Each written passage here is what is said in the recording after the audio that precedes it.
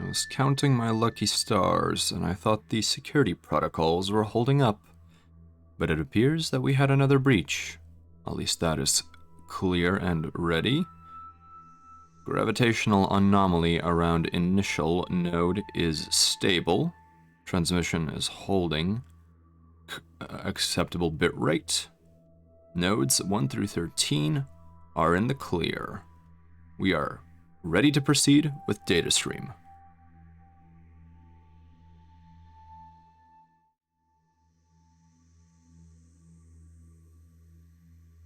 Greetings, wingmates. I hope that you are doing quite well in whatever temporal situation you are in. Well, today we will be continuing a playthrough of Kerbal's space program. Now, I am very much feeling the spirit of this game, as I have recently remembered that coming up within approximately 1 week from now will be Yuri's Night.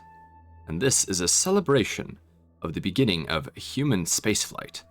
And I will be doing an event for that, and I am most certainly excited to get to that day. And I think that maybe Kerbal will actually be one of the many activities during that day. However, I will be posting something in regards to that event later down the line. Alright, so last when we were playing Kerbal Space Program, we were engaged in the rescue of Dubals Kerman, our brave cosmonaut. Not cosmonaut, apologies. I was thinking too much about Yuri's Day. Rather, our Kerbonaut. We managed to bring a rescue craft into the eccentric orbit that Dubals was trapped in, and brought him back safely. Now we will be attempting a Minmus shot, instead of the moon shot that Dubals was engaged in. Minmus is the second moon of Kerbin, and it requires significantly more delta V, although not by much. Although it is much smaller as a moon, and will be much easier to land on. So, without further ado, why don't we move on to our Min shot attempt. Here we go, to the simulation room, we proceed.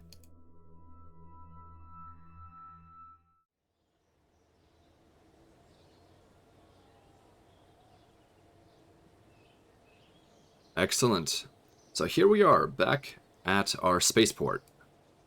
So, let's accelerate. Actually, we don't care about sunrise right now. Let's take a look at the map. So, let's go to the map complex. Oh, resume. Here we go, here we go. Tracking station, there we go.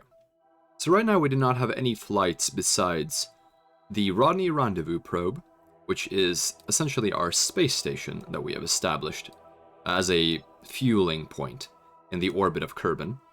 Additionally, with the old craft... Oh, let's see here. Why is Dubals out here? Oh, I see. This is a incorrect save. I thought I had loaded the correct one. 1 second, wingmates. Let me go to the correct flight where we have actually rescued our cheerful friend. So let's load a save. Let's see here. This will be the one with the longest duration. So 1 year and 29 days. There we go. That should be it. It appears that it loads alphabetically at times. Alright, let's take a look at our launch center once again. So we go to the tracking station. And now we will check. Good, good. So now there is only a ship in orbit. This is the Pantsbrunner Mark V, as friendly viewers helped name the craft. It is currently in orbit as a memorial to our failed attempt at a moonshot, or successful but incorrectly terminated attempt at a moonshot. So here is Kerbin, and here is the moon, and here is our next target, Minmus. As you can see, it is quite a ways further away. Also, it has an eccentric orbit, so if we look at the moon, the orbit is polar in essence. Or not polar, it is flat. It has almost no inclination to speak of. Whereas Minmus, on the other hand, is very much inclined, if we look at it relative to Kerbin. As you can see, the angle is... we should actually look at the angle specifically. So we will have to adjust our orbit in order to make sure that we have the correct inclination during our attempted rendezvous with Minmus.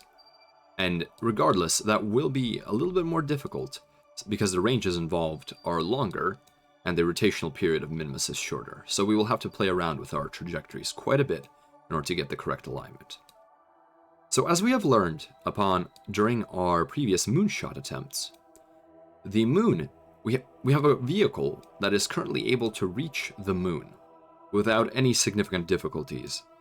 And if it was not for certain disasters which occurred during the landing on the moon, primarily our descent stage being destroyed, and our Kerbal being forced to utilize the second stage of our return rocket as a mechanism for descent and ascent. Without that involved, and especially with the lower gravity of Minmus, we should be able to use our current vehicle to reach Minmus. I cannot guarantee it, but I am rather confident that we should be able to do so. Hello, Jam3267. Welcome to the convoy. What a smart cookie. Is that in regards to the Kerbals that are manning the craft, or perhaps me, or perhaps an abstract smart cookie? I can understand all three of those options. Alright, so let's go back to the launch pad, or to the vehicle assembly facility, and take a look at what our current craft looks like. Oh, thank you, Jam. I appreciate it.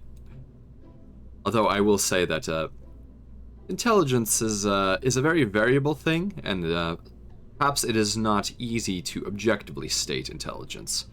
So while I may be able to explain a game that I have played multiple times, and not even in as great detail as many others in the community can, I suppose one could consider that a form of intelligence, but it is not the only kind. For example, I am not musically intelligent. If you handed me an instrument, such as a guitar, or a hurdy-gurdy, if you wanted to be a little bit more obtuse, I would be quite out of my training and my education and my intuition. I could perhaps guess how to play that music using a manual instrument, but it would not sound very good. Hello, Starship AI. Welcome to the convoy.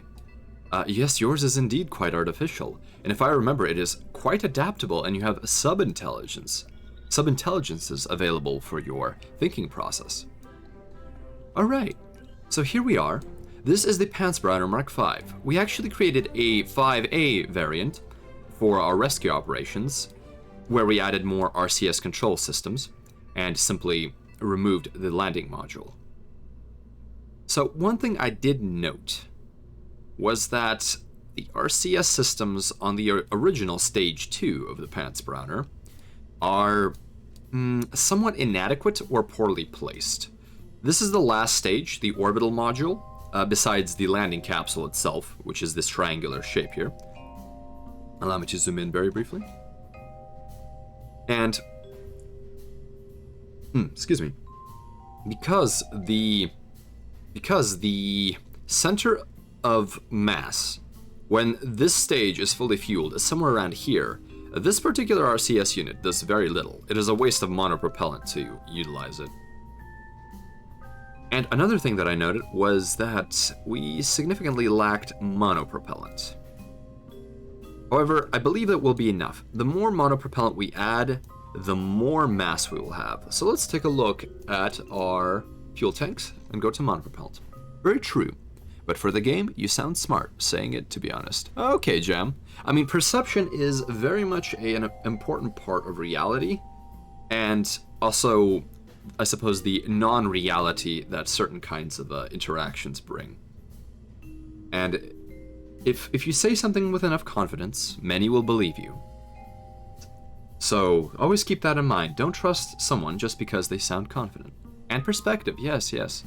Perspective is also very important to shaping the way that you perceive someone. Well, that's perspective. That's the definition thereof. But if you have one way that you came to be and that your life has molded you, you will have different feelings about someone and their experiences. So let's take a look. Our roundified monopropellant tank is a 100 kilo, or 0.1 ton, object. And I may actually use a different RCS fuel tank instead of these roundified ones. Let's see here. I could use this round monopropellant tank, but it would weigh, at the very least, 360 kilograms more than our current monopropellant reserves. However, I do want a little more monopropellant, despite the Delta V cost that would incur. Hello Shimada. Welcome to the convoy.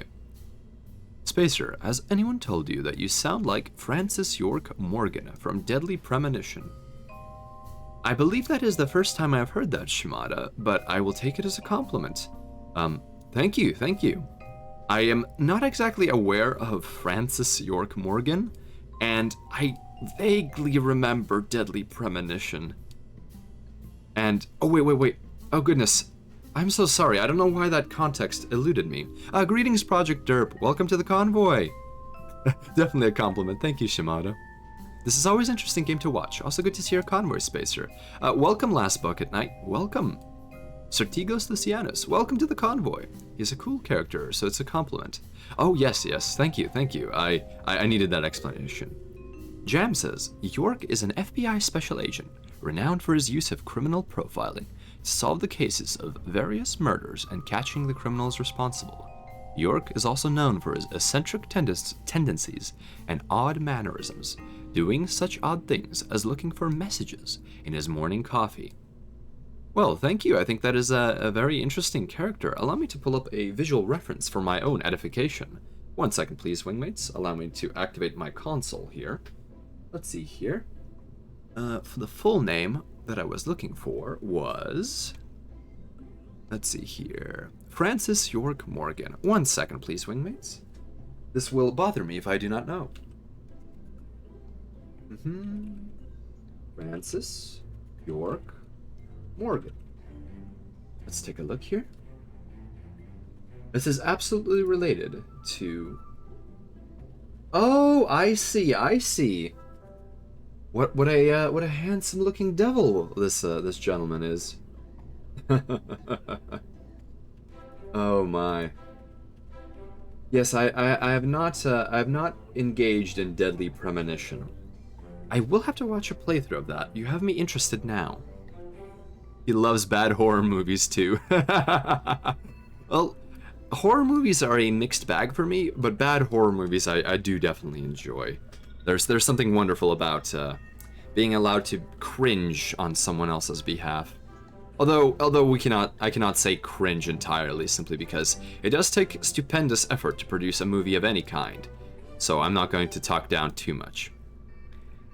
Deadly Premonition is such a weird and marvelous game. Ooh, that is more ammunition for me watching it. Elliot Ambers, welcome to the convoy. Divination through coffee. Yes, the Tiberium future, my children. Divination is the only way through. The Tacitus will show us the way. Excuse me. The power of caffeine. Ooh. The game's got some jank, but it gives its charm. Interesting looking he is. Yes. He does have a permanent expression of displeasure, it appears. Okay, so I think that the Pounce Browner Mark V is essentially ready for action. However, I may want to make some adjustments. So we have our RCS module, we have our manned descent craft, and our little seat here that will be used. I don't know how I feel about adding more monopropellant. Let's add a little more monopropellant. So let's give this particular component triple symmetry, and that will increase our monopropellant store significantly without adding excessive mass. However, we will suffer a loss of delta V from this. Let's see here. Massive swig of Dr. Pepper.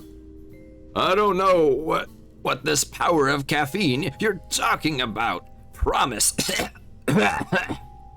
Yes, Last Bucket Knight. I do not know either what this power of caffeine is. All right. Let's take a look. What can we improve here? So we have the lovely struts here that we always wanted. Our staging appears to be vaguely correct. Where's this motor? The motor is here. That is perfectly fine. We will be detaching this descent vehicle.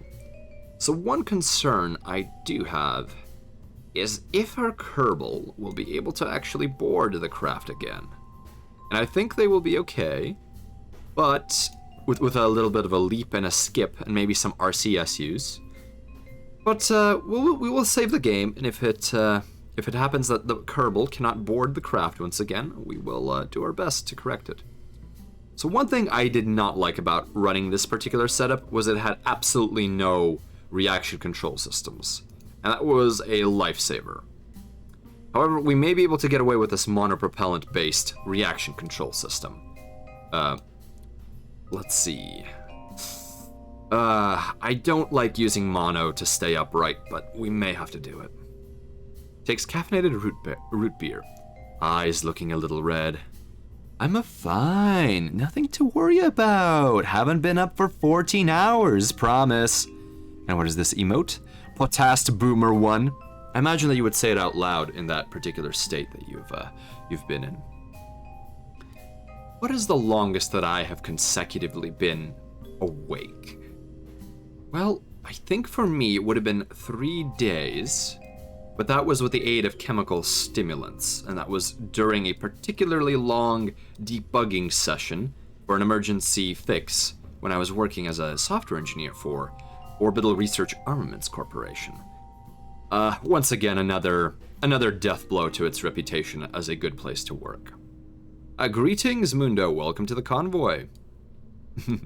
Especially in that tone. Alright, so I want to have as little weight as possible, but I really... Here's the thing, if we add a reaction control system, we will be forced... Let's just add more monopropellant. Let's make this triple symmetry. There we go. I am happy with that. I am happy enough with that. We will add this monotank closer to the center of mass. There we go. That should be acceptable. Alright, here we go. So, wingmates, I do not wish to cause you any grief, so what I'm going to do is I'm going to actually take a look at how much delta V I need. Let me pull up this chart here. So, Kerbal space program delta V. Let's take a look here. We have a delta V planner. But I don't want a planner because I simply don't have the parameters available right now. Ah, perfect. Here we go. Here we go. All right. 1 second, please, wingmates. Allow me to add this to the screen. 1 second. Okay, let me add a source. Let's use a browser source. I hope this will be okay. Let's see. Oh, image. There we go. Open broadcasting software is fantastic, but sometimes it is non-trivial to add certain things. Alright, let's hope this works. That needs to be a little bit bigger. Let's try this. Well, acceptable, acceptable. At least I won't have to download it. Wingmates, can you see the chart? Alright, let me take a look at it myself. So as you can see here, this is a delta V chart for finding out how much delta V you require to reach any particular destination in Kerbal Space Program if you are doing the correct kind of maneuver. So let's see here. To reach the orbit of Kerbin, you will need at least 3,400 delta V in terms of meters per second. And to reach the geostationary orbit, you will need an additional 1,115 meters per second of available delta V. And to those joining us who are new to this, delta V is the essentially calculated ability for your craft in order to change velocity. And this comes from how efficient your engines are at producing, I suppose, mass that is headed backwards away from your craft, or in any direction really, and how fast that mass is going. And that is essentially the basic principle. For every action, there is an equal and opposite reaction.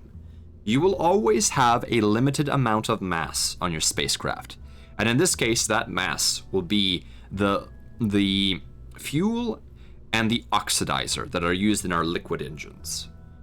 And this means that every single gram of that mass, of that fuel, will have to be thrown out the back of a rocket with a given velocity in order to impart a opposite reaction and to give momentum to the rocket. Because in a closed system, which in our case will be considered the rocket and its fuel, and by rocket I am saying both the fuel tanks and everything else on board it that will not be thrown out the other end, that in a closed system such as this, and we are using this for academic sake, I understand that there are many factors at play here, but let's consider the system of a rocket.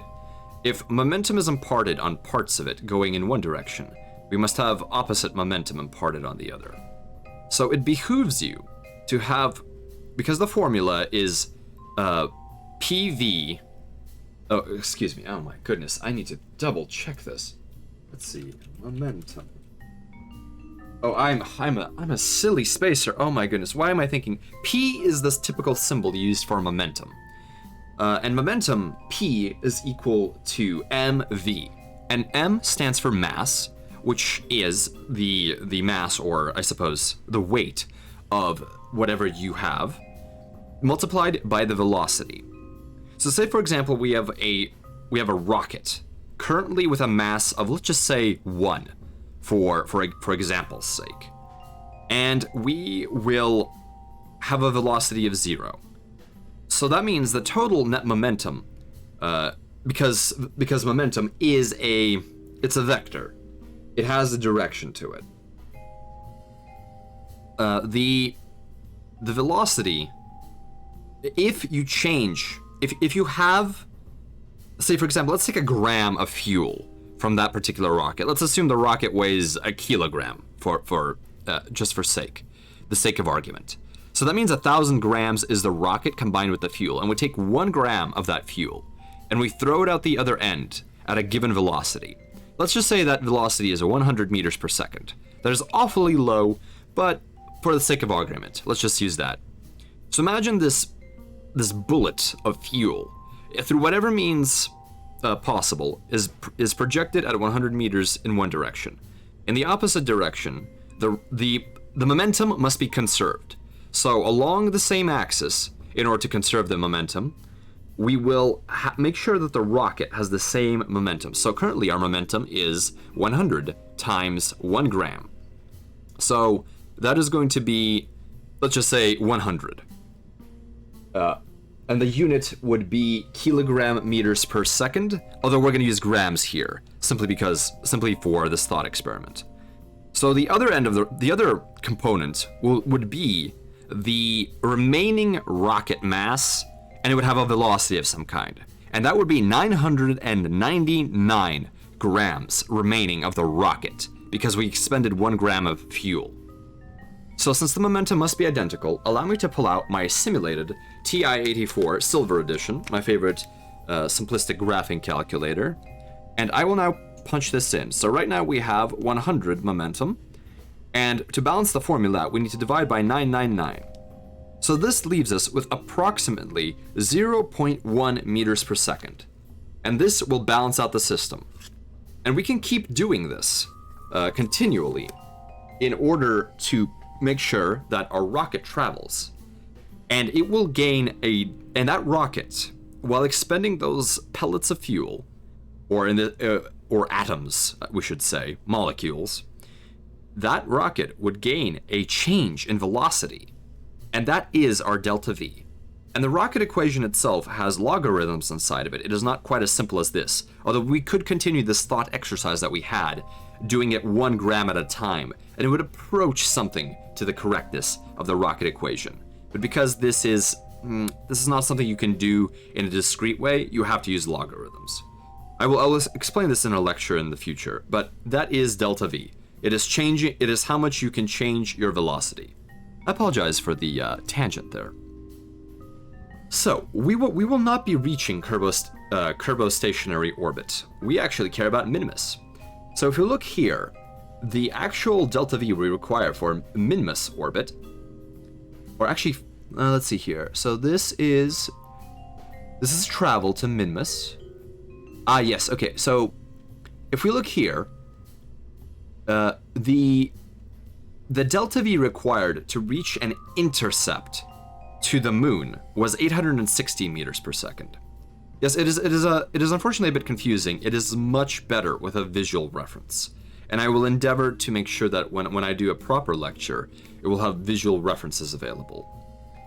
And if ever this is explained in a classroom, it is generally done utilizing some kind of, I suppose, mechanical glider system in order to help with the visual aid. So let's see here. So as you can see, the amount of delta V in order to reach moon intersect and then to circularize it is the net sum of 860 plus 310. And then we have the surface needs 580 meters per second in order to descend to it. So for our flight plan, we need to consider how much does it take to reach an intersect using the minimal amount of burn in order to reach Minmus. Well, as you can see here, it is 930, which is more than the moon, and additionally, there is a potential plane change delta V. And the reason it is maximum plane change delta V, as indicated by this key here, is that the cost of changing how inclined your orbit is significantly greater the further you are away from the body that you're orbiting in a conical system. And when I say conical, I am referring to patched conics, which is a two-body problem that is solved in order to create solutions for orbits. It is not exactly accurate, simply because this is a multi-body problem. And you may have heard of that particular phrase in science fiction, three-body problem or multi-body problem. And that refers to the fact that every single object in the universe, technically, has an effect on every other object. And to simulate that using traditional mathematics is rather difficult. Also, wingmates, I apologize if my audio is doing something silly. Please let me know if I need to adjust my levels. I hope that I am not clipping, but I have been adjusting the simulated audio capture device, so there are some teething problems. So as you can see here, we want to make sure we do not have to expend that extra 340 potential plane change delta V. So we want to make sure we align our plane of orbit as soon as possible. Then we have a circularizing burn that will only cost us 160 meters per second of delta V. And then the landing itself will be rather cheap with a 180 delta V. Oh great, I am glad that it sounds just fine. Thank you very much. Okay, so overall the net balance is that potentially we will need more delta V, but I believe that with what we have, we should be able to reach Minmus. Thank you, Jam. Okay, so let's turn off this particular image and go back to this. Okay, here we go.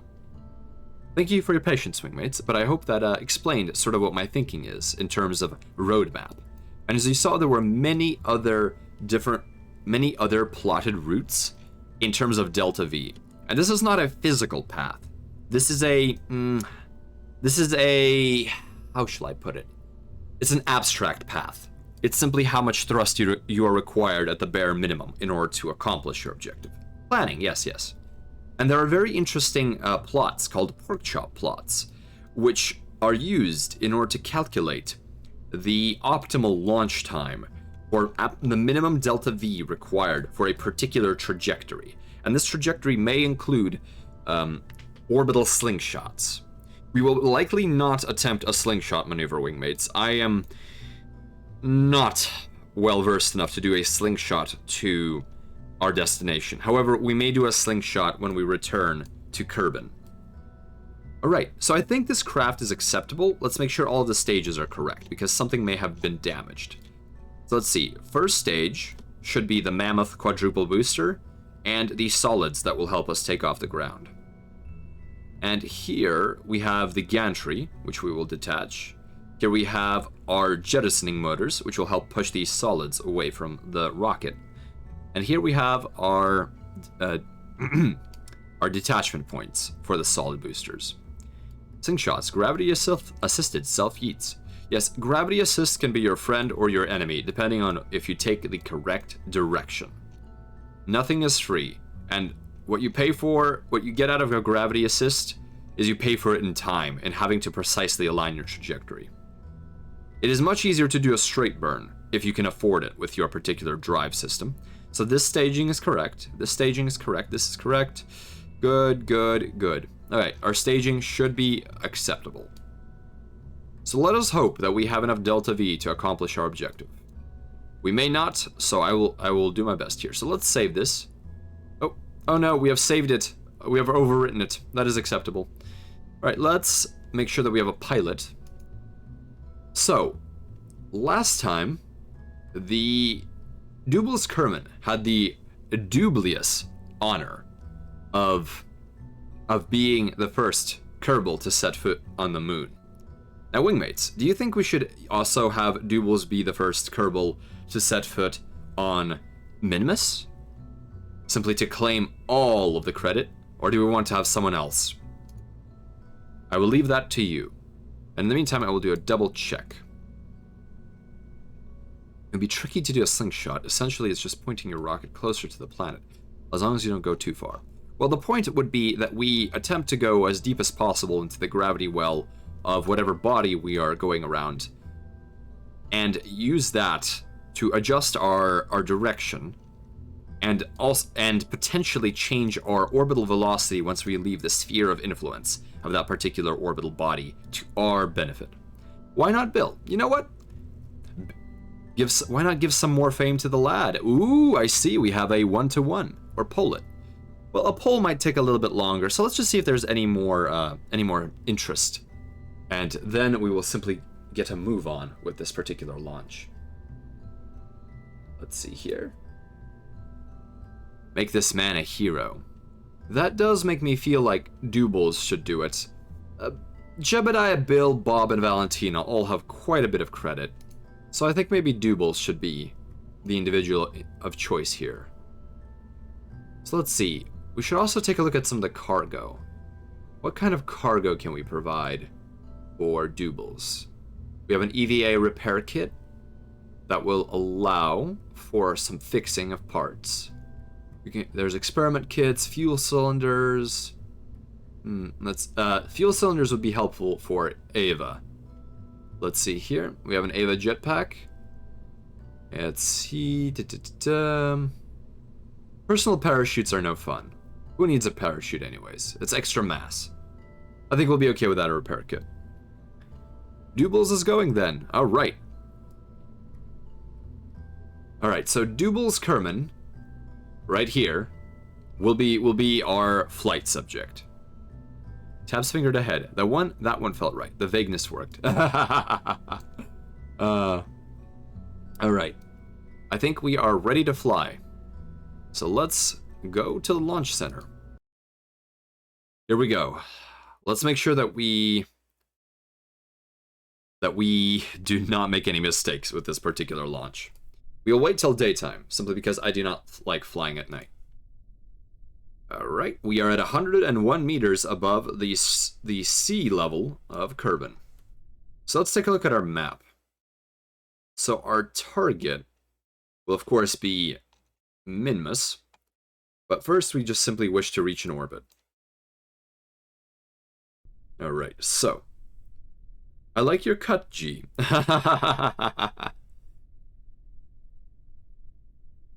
Oh, let's see. So the screen is a little bit large, so you cannot even see Dubious.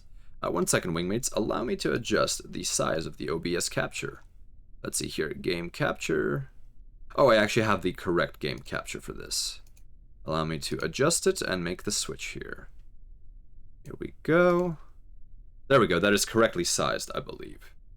Please let me know if it's a little bit funny. Alright, let's go back to the correct mode. Here we go. Oh, hello, Egg! Thank you for the raid. That is greatly appreciated. Wingmates, I hope that you're ready to defend the vessel.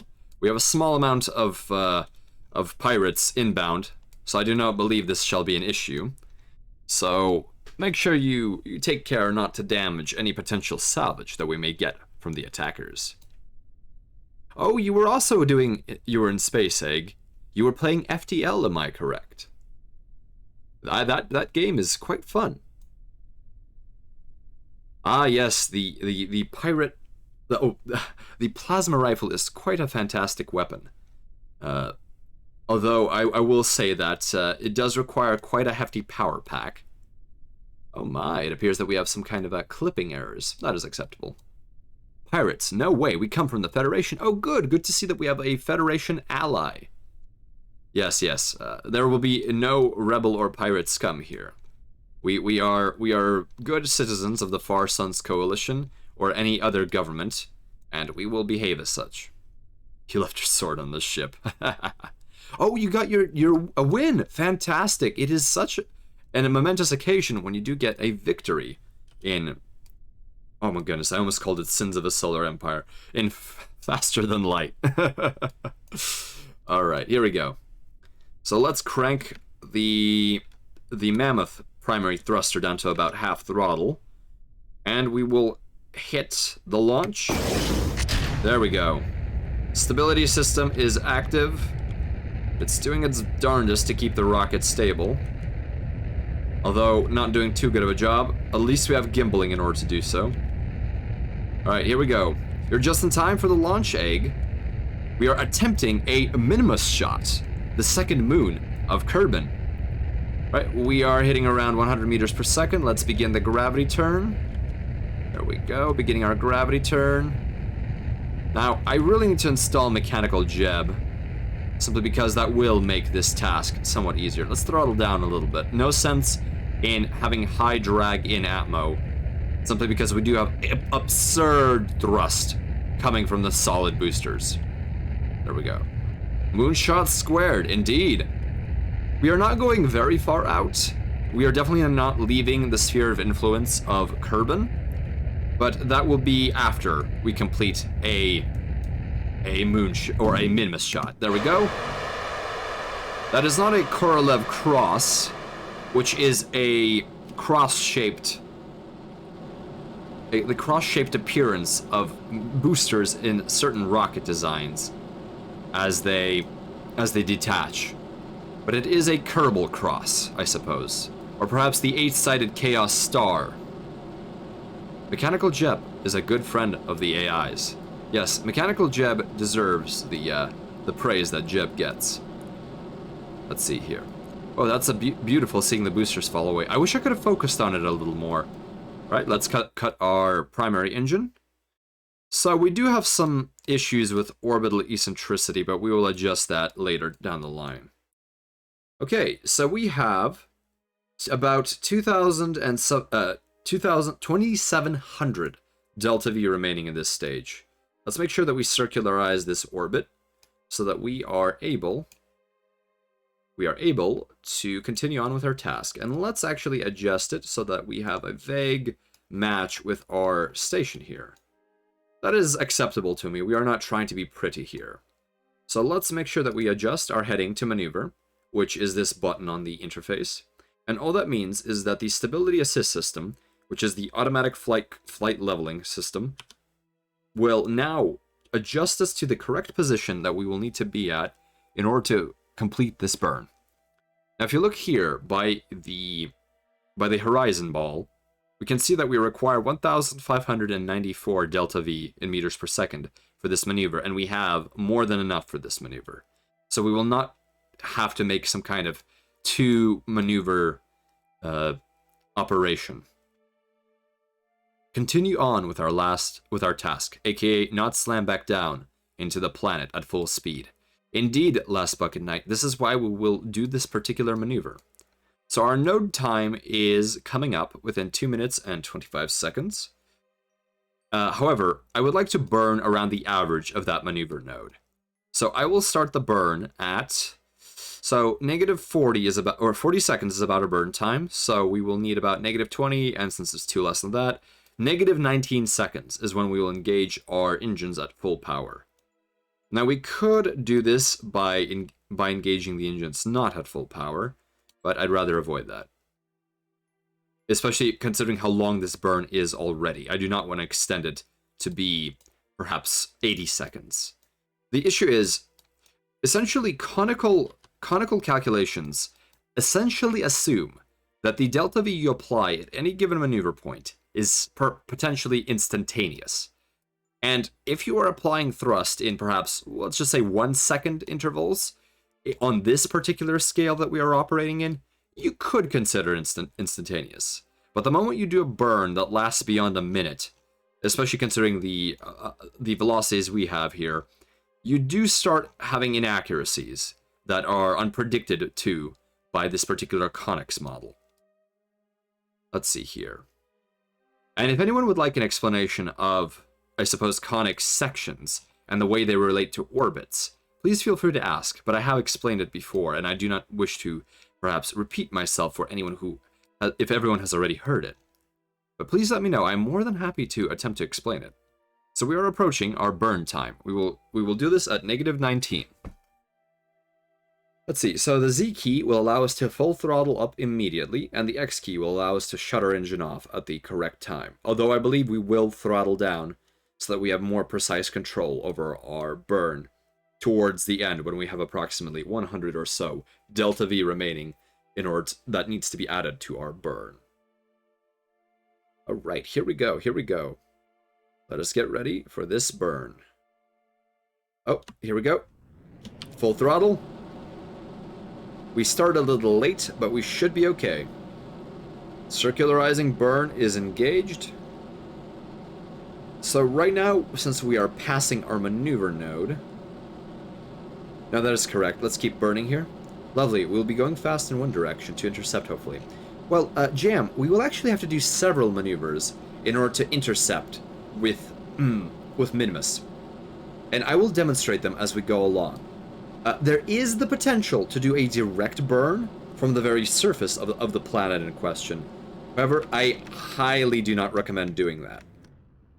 Simply because the engines in this particular, rather, I suppose, akin to the 20th and 21st century spaceflight systems simulation, you simply do not have the specific impulse in your drives in order to accomplish that with the limited amount of propellant that you have, especially taking off from Atmo. So you must instead do these particular maneuvers and not do a brachistochrone or direct trajectories. Hello, amico. Hello. Welcome to the convoy. It is good to see you here. How are you today? I've been having difficulties keeping track with everyone because so much is going on. Were you streaming today? I remember seeing that the Niwa channel was on, but I do not remember who was on because I was not able to stop by. Many things happening with maintenance and some contracting issues, which I am doing for my next cargo burn. Alright, so we have circularized our our orbit. So now what we will do is we will click on Minmus and set it as our target. Now let's take a look at these ascending and descending nodes. Now imagine, if you will, that you have two planes. One plane is the orbit that we are in, this blue disk. And the other plane is the orbit of Minmus. Now, if you think about two perfectly flat planes in a space, you can have them parallel to each other, meaning they will never touch. Or you can have them intersect. And if two planes intersect, the two infinite planes intersect, that intersection will always be an infinite line. So in this situation, this is that particular line. And it is exactly at this one of these ascending or descending nodes, which is essentially the place where this line intersects with your orbit. Excuse me, wingmates.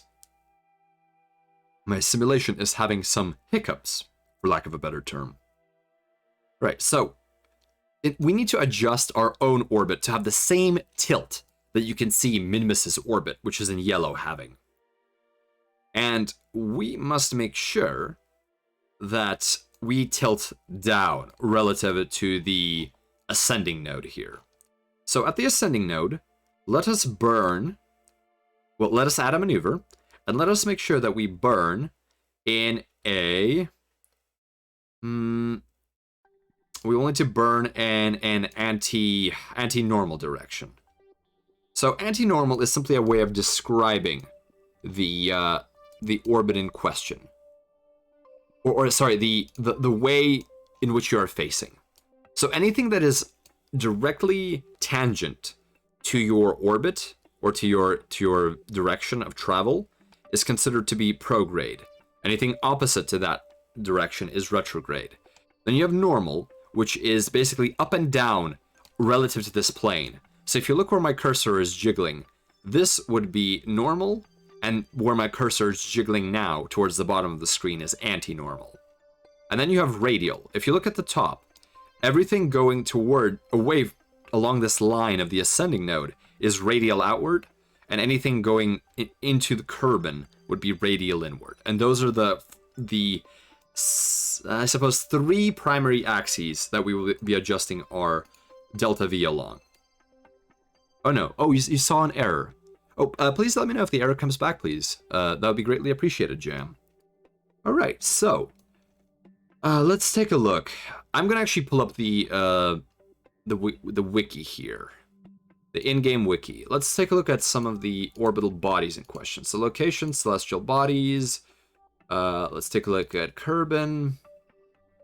Let's see, we have 2 moons. They don't have orbital inclination here.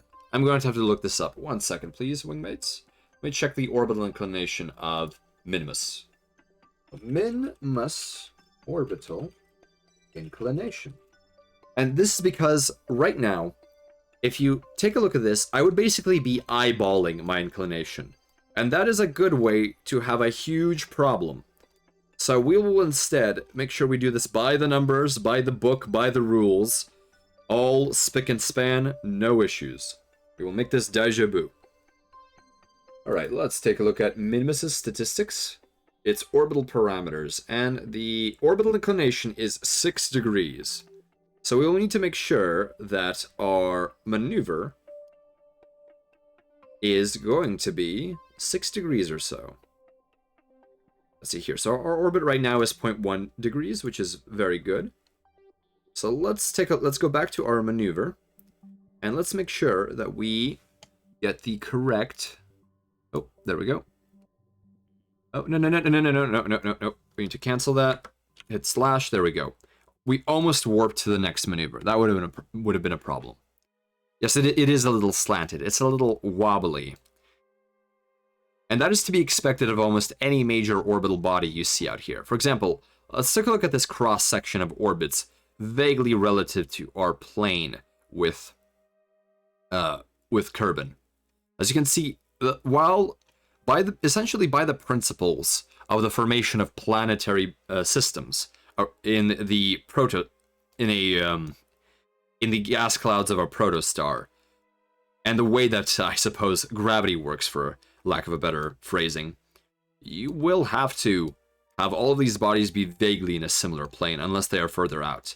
As you can see here, Elu has an incredible orbital inclination, but it is helped by being one of the furthest objects out there that takes years in order to reach. And this is our little pocket of the cosmos. Just a very, very small region of space that we will be exploring. Although region and space doesn't matter. The only thing that matters is how much delta V you have. That is really the primary means by which you determine how far something is. How much delta V and how much time do you need? So let's make sure we keep adjusting our inclination here. So let's make sure we get a 6 degrees. Let's see, let me get the maneuvering editor here. Okay, here's the advanced orbital info. So our inclination is almost correct. So we will switch to this. Oh my. Let's see here. Well, something has happened, so we are going to clean up our maneuver here. So let's add maneuver. Let's try this again. So what we want at the ascending node is we want to make sure that we burn enough that in our advanced maneuver data information, let's see here. Advanced orbital info. Our inclination is 6 degrees. So here we go. We are adjusting it. That's going to take some time. So let's adjust it quicker. Inclination will be 6. Let's see here. 1 second, please. And there we go. We are at 5. So let's keep adjusting using this small slider. And why did we lose our target? There we go. So let's keep adjusting our maneuver. Oh, come on. Awaken. There we go. All right, let's use this little incremental slider tool to keep adjusting our inclination. We are getting there. We are going to get there. Space is cool, but massive. Indeed, it is more empty than full of anything. Okay, so as we see here, we are now hitting that point where we are matching inclination, so much so that the calculation is changing. So watch this, wingmates. We have hit 6 degrees or so, although we are missing some decimal points here. Let's actually try to keep going and keep adding more thrust in the anti-normal direction. As you can see, the ascending node and descending node begin to rotate. And that implies that we have actually overshot. So let's go back and make sure that we come back to the proper node. As you can see, right here, we have hit a point where our ascending node and descending node do an interesting flip-flop maneuver. So what we want to actually do is make sure that flip-flop maneuver occurs in, I suppose, actually it's acceptable to have it like this. I think our eccentricity is oh no. We accidentally moved our maneuver node. Let's move it back. Let's crank it back. Oh no. Oh, this is simply not going my way, is it not? All right, let's adjust this again. Apologies, wingmates. I'll try to do this a little bit quicker. There we go. Ascending node. Ascending node. Will you behave? Let's make sure we're at -6. So this will be quite an expensive burn, unfortunately, in terms of our Delta V budget, but it is less than the maximum that was predicted. However, there is, of course, a minimum that is out of atmosphere. Okay, here we go. I think that will be acceptable. Makes funding science projects to space worth it.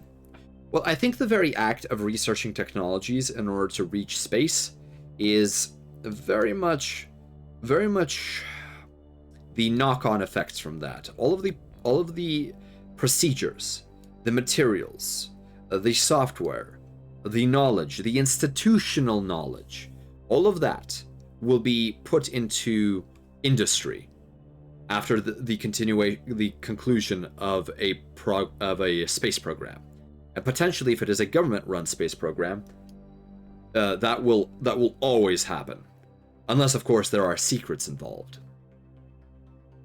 Right. So now we are preparing for our next maneuver.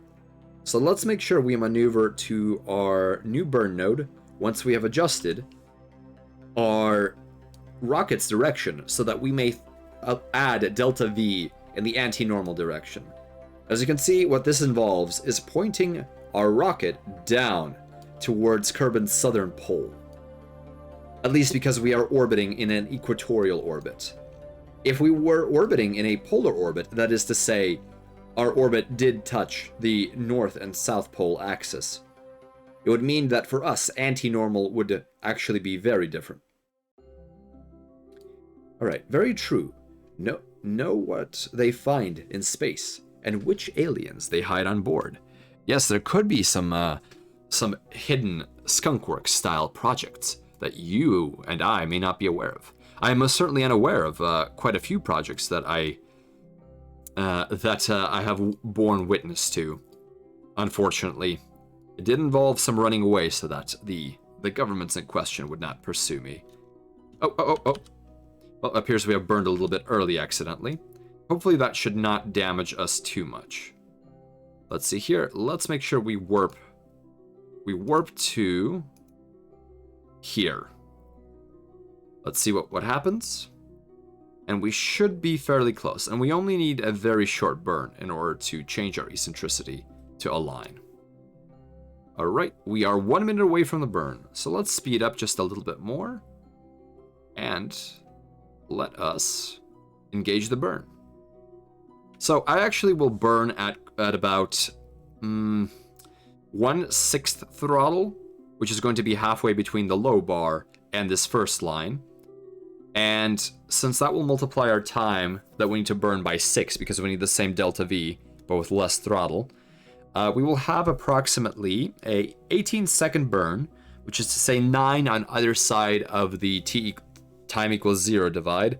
So we will be burning 3, 2, 1, 1/6 throttle. All right, here we go. The burn is engaged.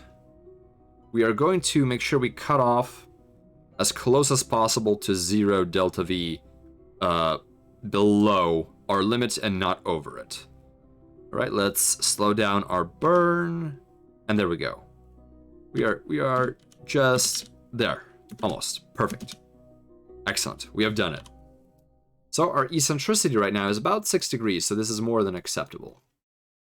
So now we need to make sure that we intersect Minmus. So this means, generally speaking, this means that we need to start. Basically what we will do now is we will have another burn occur that will throw us in a ballistic trajectory. We are not trying to make a circular orbit with Minmus. We are simply trying to have a ballistic trajectory to Minmus. Perhaps a hyperbolic one, but most likely elliptical. So let's begin adding a maneuver here, some degrees before the horizon of our launch here. So let's do a prograde burn, and as you can see, this is, oh dear. So we are running into an issue that we will not likely have enough delta V to complete this maneuver all at once. So we may need to add something in order to complete the maneuver. This would be most unfortunate, but it won't be much. So actually, let's try to make that not happen.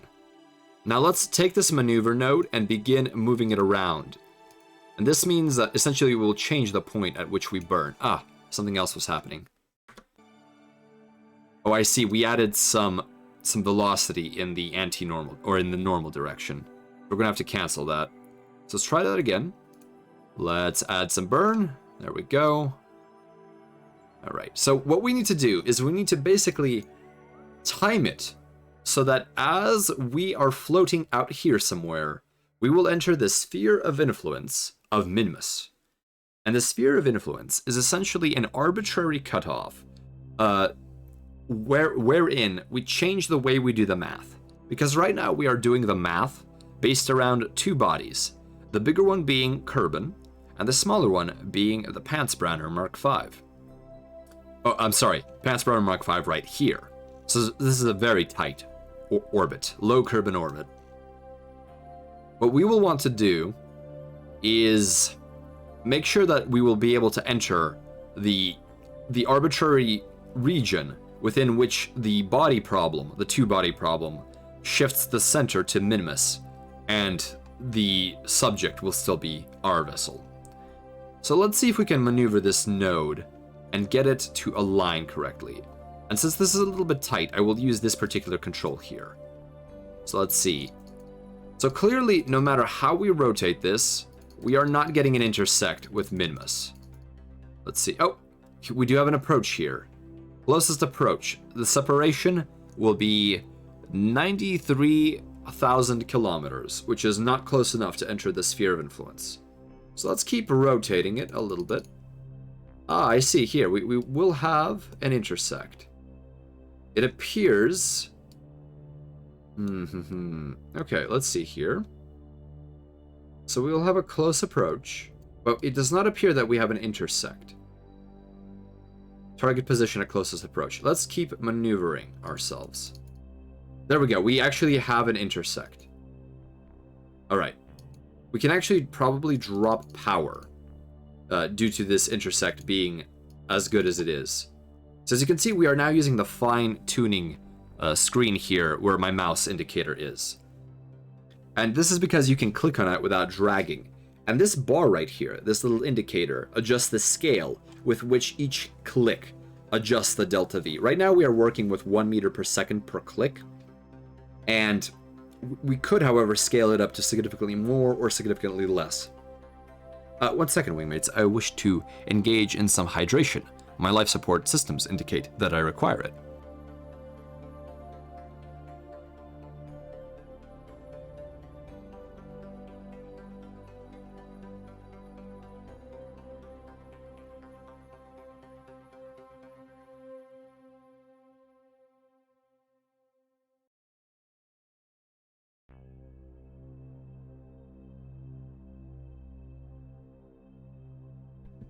Alright, I have returned, wingmates. Apologies about that. Oh, is the game audio audible to you? I could make it a bit louder if you're enjoying the droning background music. I believe it is in fact royalty-free music, or it may have been purchased outright. Thus it is no longer royalty-free, but available for a fairly cheap license. Alright, so we can reduce our velocity. There we go. We keep adjusting it, and that is too little to even enter the sphere of influence of Minmus. So let's take a look at what's going on here. So we will have a 1 hour period between us entering Minmus's sphere of influence and between us exiting it. So let's see here. Hello, Simi. Welcome to the convoy. How are you doing today? We are currently attempting a Minmus shot. We have done the moon, and now we have set our sights a little bit higher. So right now we are 3 meters per second above our budget. Let's see what happens. Oh my goodness, we are just a few meters per second shy off of completely utilizing this particular stage. So let's do a little over calculation, and let's actually begin adjusting the position at which we start. We may actually be able to get a longer period to intersect with Minmus. And we want our velocity to be as slow as possible, so that we very lazily can enter the orbit of Minmus. So I think this will be acceptable, but as you can see, the sphere of influence of Minmus is incredibly small. Alright, so... And we will unfortunately not be entering very well. So if you look at this green line, so the orange line is in essence what will happen as we do our transfer orbit. And the green line is the end result of us doing our transfer orbit and what would happen if we simply didn't do any burns on the other side. And this would mean that we would exit Minmus' sphere of influence and be influenced by its gravity, causing this particular green orbit to occur. So hopefully that will not happen, but that does mean that if it does occur, we will have an altered but safe trajectory. Now we could, of course, make it a little bit prettier. So let's see what we can do. We can do some anti-normal burns, perhaps, because at this point, even the smallest adjustments will allow us to make a better or worse intersect. Let's do some radial burns. The radial means that we are burning away from the direction of the body that we are orbiting. As you can see, it is leveling us out, and I would actually prefer to have an orbit that is as level as possible. And to do that, we will apply some of this radial burn. We are currently doing it in small little increments. There we go. Well, that is about as good as it appears that we'll be able to get it. Okay, let's keep adjusting it. Let's dial back a little bit. There we go. A lot of this is playing around with the numbers, unfortunately. We have almost leveled out this particular orbit. You just have to go back and forth, click here, click there, and just hope for the best. Okay, there we go. Okay, that should be sufficient. And as you can see, when we looked at the delta V map previously, we did actually note that the delta V needed to enter or to reach Minmus was 830 or so meters per second. Hello, Niwa. I'm glad to see you with the convoy. Please, get comfortable and lurk. Enjoy a refreshing beverage if you would like, and that goes to you, wingmates. If you have anything you prefer. This is a good time for it. We are being quite comfy today. So, before we do anything else, let's not make a mistake, and let's save the game. So, let's save game, and we will call it Minshot 1. Because we will have more than one save for this. So, Minshot 1. There we go. Saved. Perfect. Greetings, Wazimat. Good old hard cider on a night after work, my friend. That is an excellent choice. Is it a apple cider, or perhaps from another sort of fruit? Nothing beats some good old wah. I see, Project Derp. You also enjoy water. What kind of water do you enjoy, Derp? I may have asked this before, but I know there are quite a few varieties. Cold, hot, iced, perhaps carbonated. Hot and carbonated with some ice. There are people with very interesting tastes out there. So as you can see, we roughly have our return trajectory matched with our insertion trajectory, which is more than acceptable. So I think we will engage with this particular burn. Deionized water is nice. Interesting, Egg. You enjoy deionized. What is it about deionized water that intrigues you so? Oh, and Narc 101, if I haven't said hello, welcome to the convoy. That looks like a very comfy little emote that you have there. Unless Vermont grows something different. I see, Wazimat. I see, Wazimat. Well, I'm currently not aware of what Vermont grows, although I do have an inkling. But I suppose I will trust your knowledge. Cold well water with ice cubes. Oh, very nice, very nice. Highly mineralized. Just yoking with you, Spacer. I have regular tap water. Yolkin. Oh my goodness. Yes, I was a little concerned for your well-being, since deionized water is slightly destructive to most materials, simply because it will absorb anything. It will turn them into ions that it wants. Okay, so that burn time is in 30 minutes, so let's warp to the maneuver. And we will have to use a little bit of our second stage in order to accomplish this maneuver. Unfortunately, one of the issues with stock Kerbal Space Program is the moment you separate staging, you will suddenly find yourself in a world of pain, because your maneuver will be dropped. However, we do know about how much more Delta V we require, so we will hope for the best here. Let's do this. Let's do this. Alright, we are currently rotating our craft for the position of our burn. We do have quite a bit of radial aspect to our burn, and it will be interesting to see which way the rocket is pointing during this burn. Okay, we are almost aligned, and once we are aligned, because physics does not work during the time warp, we will then begin our warp to our burn. To our burn node. Okay, alright. And a warm greeting to any lurkers or other wingmates who are stopping by or just taking a look. Hopefully this operation will go swimmingly, although we are not swimming at all. Alright. Let's warp to our maneuver node, or as close as possible. I know we can warp to maneuver, but I like doing it the old-fashioned way. So let's not add a maneuver here. That would be a second maneuver, which would not happen. Warp here. So burn time will be 42 seconds. So we want to make sure that we start at least at 21 seconds before 0 time. So we are 5 minutes away. 4, 3, 2, 1. Let's... Oh, we need to start. There we go. Alright, we are engaged in our burn. We are engaged in our burn. We are about to run out of fuel.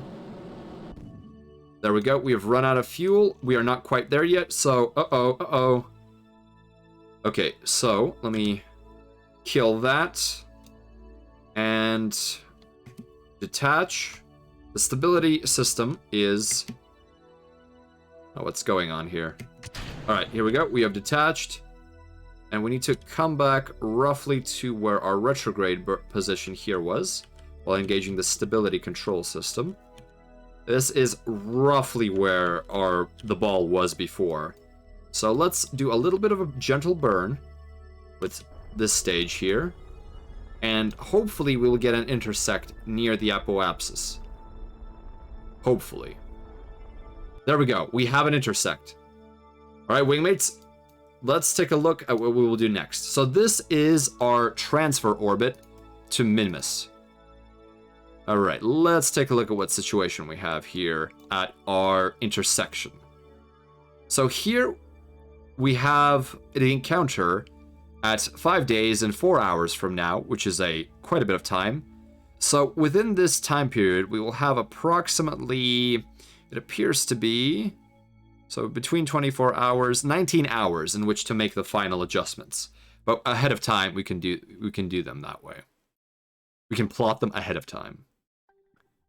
For you lurkers, oh, thank you for rubbing the heads of our lurkers. Very appreciated. Time to hit the rock. Egg, is that a clever way of you saying that you're going to hit the hay? Although I do not think that a rock would be not be good for you. But we certainly will not be hitting Minmus. It is actually very difficult to collide with a celestial object if it is like this. If anything, you're trying to find a needle in a haystack in terms of your solution for your trajectory, rather than the haystack finding you. No, more about hitting the moon. Oh, goodness. I was a little worried there that you had a very negative attitude towards getting some rest. Finally, this day is over. Let's hit the rock. If only I could crack. So let's add a maneuver here in the future. We will simply do a retrograde burn. Oh, that's prograde. Oh my goodness, I sometimes mess up with these symbols. Let's do a retrograde burn. So let's do retrograde. There we go. Adjusting our burn. Let's use the slider because this is taking a while. We will need around, I believe it was 100 meters per second. Oh, okay. It seems that we will have to circularize a little bit differently. We may not actually circularize correctly. So let's cancel that maneuver and begin our adjustment here. So Minmus encounter, and on the periapsis with Minmus, we will add a maneuver that will be prograde. Yes. We may actually have a slow enough velocity. This is very silly. You know what? We're going to plot right as we arrive at Minmus. Actually, let's keep playing around with it. So what if we burn anti-normal? What if we burn this way? Okay, never mind. Cancel that. Let's try again. Something is a little bit funky here, and I'm the one at fault. So we are burning backwards. There we go. So we will need 240 or so delta V in order to at least get a basic orbital entry around Minmus. There we go. Apologies, I was simply freaking out at the orbits that were appearing. Let's see here. Jam is such a kind and generous person. All those pats. Indeed. Do not be stingy with your pats, wingmates. Pats are appreciated by many sentient species. Although do be cautious, some of them are rather more aggressive than you would anticipate. Okay, let's do another retrograde burn. Okay, so that is barely enough to circularize. And we are in the business of barely enough. That is how our life works here. Oh, and your carton is comfy, heated even. Well, I'm glad that you have such nice conditions. You love getting sleep. After all, it's one of the most important reps you can do. Indeed, Egg. While I believe in that philosophy, I unfortunately do not follow it in my own person at times. All right, so let's maneuver to let's adjust our physical alignment to the calculated position that will be required for this maneuver. And this is what math is for. I would have no idea which way this craft would have to be facing at this particular maneuver node. So we are approaching complete alignment. So now we are running with our second stage, and we have 839 delta V remaining. And my goodness, I really hope that we actually have enough delta V to complete this operation. Alright, let's go back, and let's go to the next maneuver node. Let's warp here, because this will take an entire week of travel in order to reach this location. Oh, I should delete that maneuver node. It is not what I wanted. Let's see here. Right-click. I always have difficulty deleting these nodes at times. 1 second. Click again. I always forget that you can do it right there. Alright. So, at this position, we will warp here. And that will take 5 days. So, the game will calculate the appropriate speed warp for us. Oh, as you can see, this red line that was occurring indicates that we were actually running out of communications range. And if we were playing in not sandbox mode, that would actually be a problem. We would have had to essentially establish a communications relay satellite, perhaps further out than the orbit of Moon. And that would be very important in order to succeed with these missions. If you are out of communications, you cannot do certain kinds of science. Alright, let's see here. And that is a fairly new feature, at least to me, the communications range. However, since we do not have a probe, which is automated, and we have a pilot, our dearest Doubles Kerman, we do not care too much about that. So we are still 2 hours away from our burn, so let's warp a little closer to our burn point. So let's warp here and show our wingmates what is actually happening. So we are about to hit the SOI of Minmus, and as you can see, the body that we are now orbiting is Minmus, but the orbit that we have around Minmus is this ellipsoid here, and that is essentially because we are going too fast to actually orbit Minmus. So what we will be doing now is we will be circularizing our orbit. Let's see here. All right, here we are. So let's keep the warp going. Warp a little faster because we have 39 minutes till our next maneuver node.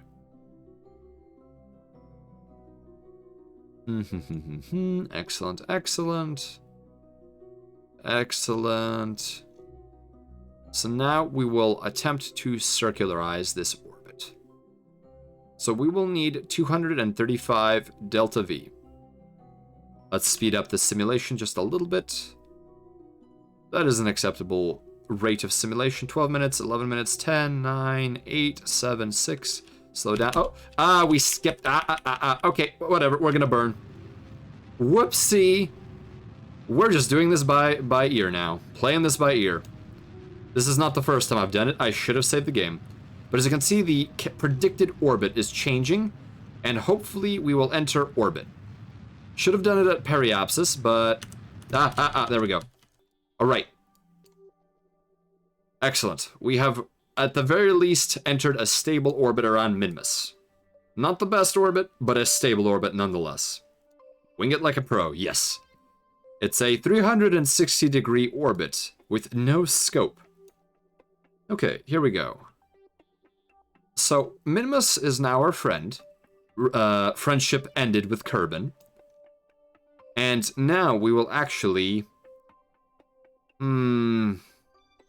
Okay, so...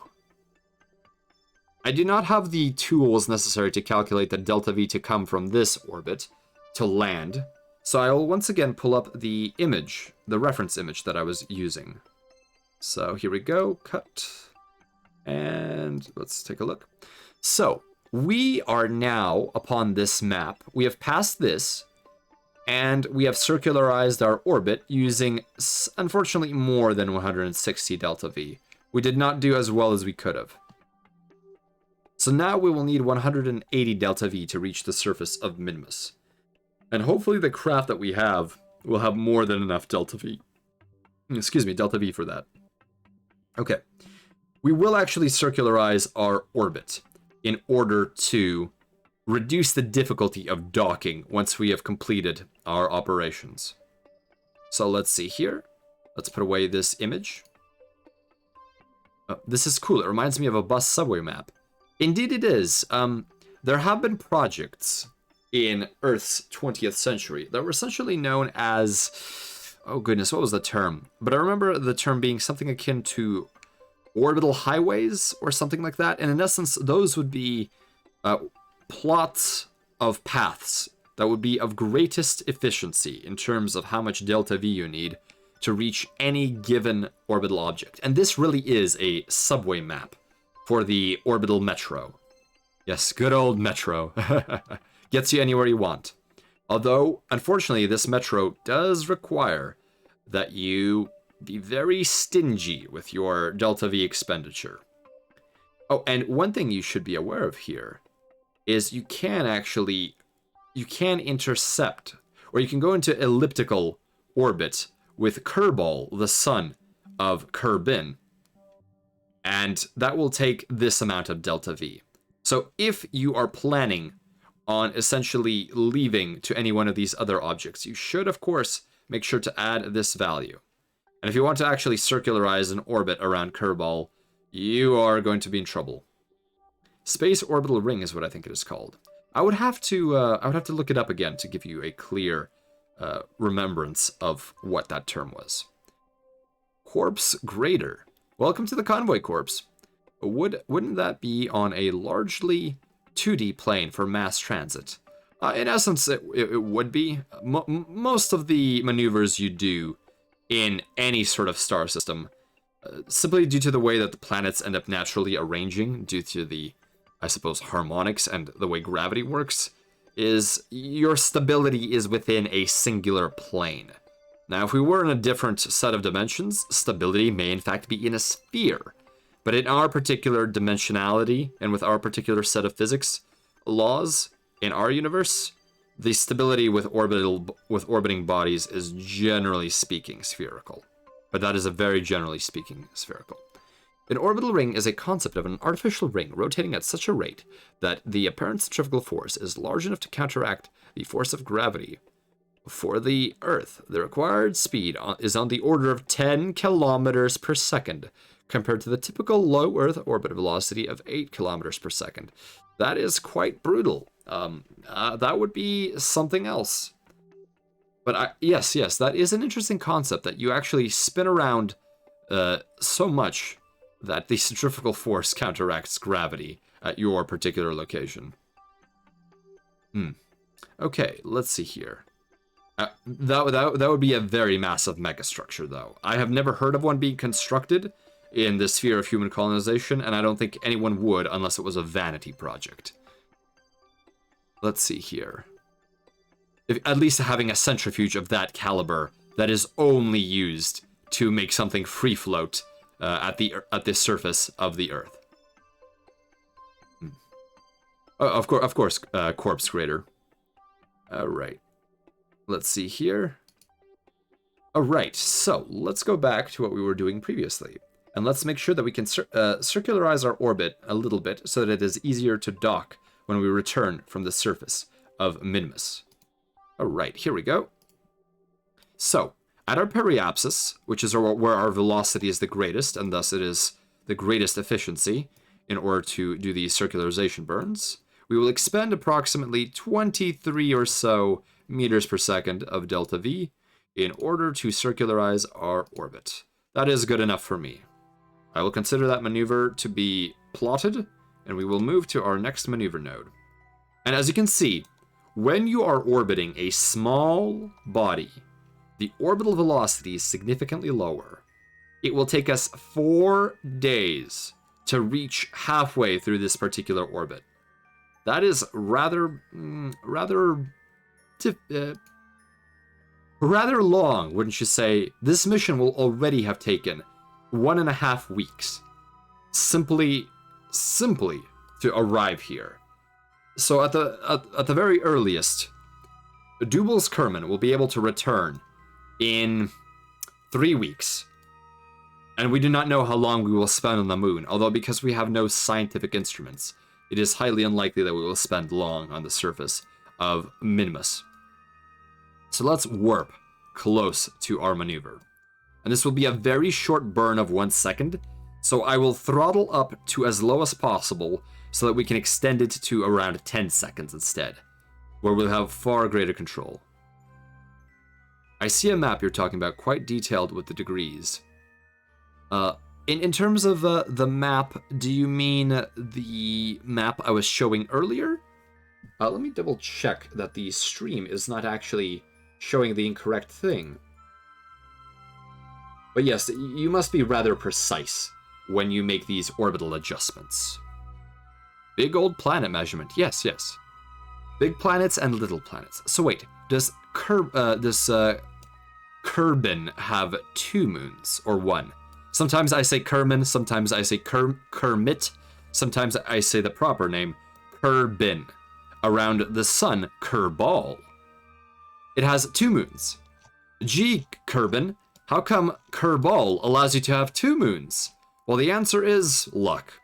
So there is Kerbin in its orbit around Kerbal, and around Kerbin orbits Moon and Minmus. Moon is right there, and Minmus is what we're orbiting right now. We are doing an expedition to this particular planet. Oh, don't be sorry, Last Bucket Knight. I completely mangle the pronunciation of these words. I think they are intentionally obtuse. Yes. Let's see here. A specific map within the universe. A map within the universe. Oh, as in the place of where humanity as at large is within our particular galaxy? I apologize, I am having some moments here. Oh, that maneuver is invalid. I forgot to make it warp instead of maneuver. There we go. Warp here. There we go. And as you can see, Minmus is currently orbiting Kerbin. And as you can see, Rodney Rendezvous is absolutely having a moment there. Simply because it is orbiting much tighter. Whereas it will take potentially, I would imagine, on the order of half a year. I do not know what the orbital period of Minmus is. Allow me to check for you, wingmates. This should be interesting. So the orbital period, which is how long it takes for a particular object to go around whatever it is orbiting, is essentially 50 days for Minmus. So that is quite the lunar period. Let's see here. With lines going through it. The detailed, we can see around us in space. I'd show the image. Oh, thank you, Jam. Thank you. Let's see here. Oh, yes, yes, yes. Very much so, very much so. These sorts of diagrams really put your perspective into scale.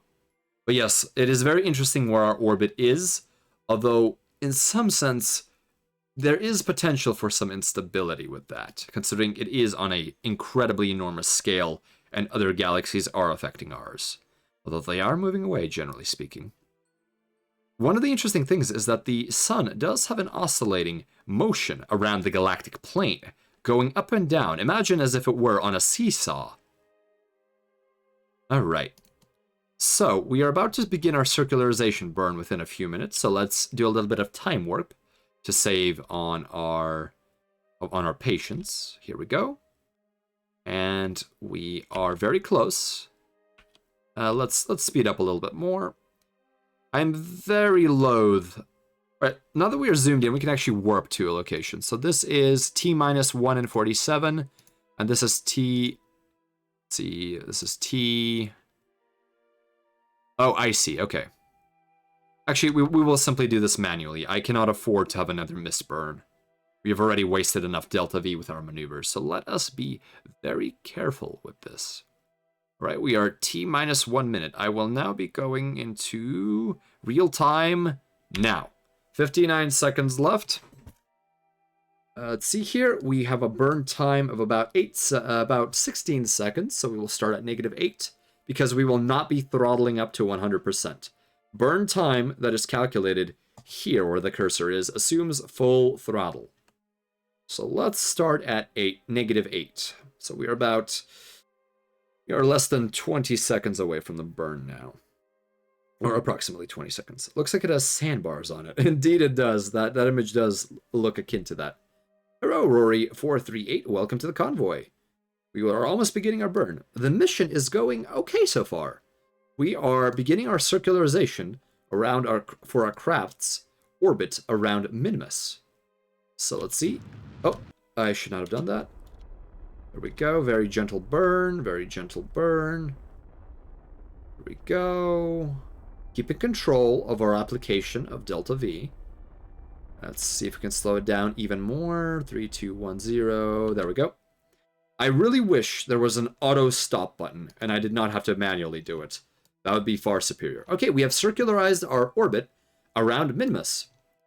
This is Sandbox, Rory.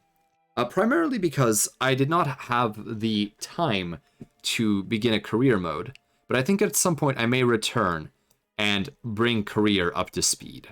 But for now, we are simply getting through the basics and engaging in interplanetary exploration. I hope that is acceptable to you. But if not, that I very much understand. I know that it is so much easier to cheese it in Sandbox. And hopefully, yes, we will be able to land on Minmus soon. So I think this is an acceptable orbital elevation. So, yes, we should have enough Delta V on the landing craft in order to accomplish what we are doing here.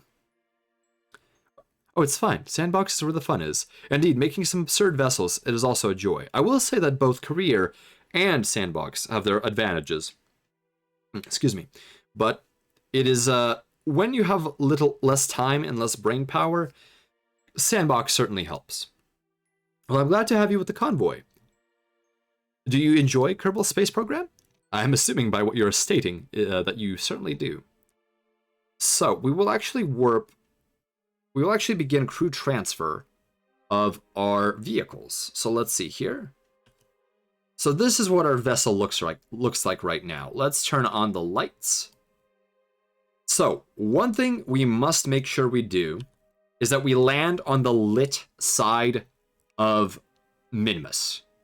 And this is because I believe I have forgotten to put landing lights on the descent craft. So, landing in the dark would be a bit of a difficult thing to do. However, because the Minmus is so slow to orbit around Kerbal, we should have plenty of daylight remaining. Actually, let me check what the rotation of Minmus is. Let's see here. Rotation period. The rotation period is 1 day. Oh, so we do not actually have that much time. Once we have landed, that is. However, let's begin a crew transfer. So let's go onto the map while we are still in sunlight. And let us leave with Doubles here. Or wait, can I do a crew transfer simply? I do not think I can. This is one thing when you haven't played the game in a while, you forget what is possible. So let's control from here. Control from here is a different thing. Yes, indeed it is, as I thought it was. Let's see here, and we can decouple. Perfect. So let's make sure that we can transfer Doubles onto the lander. Minmus isn't tidally locked. Yes. That was a fine point that I have neglected. So the rotation of Minmus is essentially independent of anything. So whereas the moon will always face Kerbal, as in the way that the Terran moon always faces Terra, the Minmus will actually rotate around its axis at a rate that will not match, and so that the facing will change over time. However, the only facing we will really care about is the facing we have to the source of sunlight.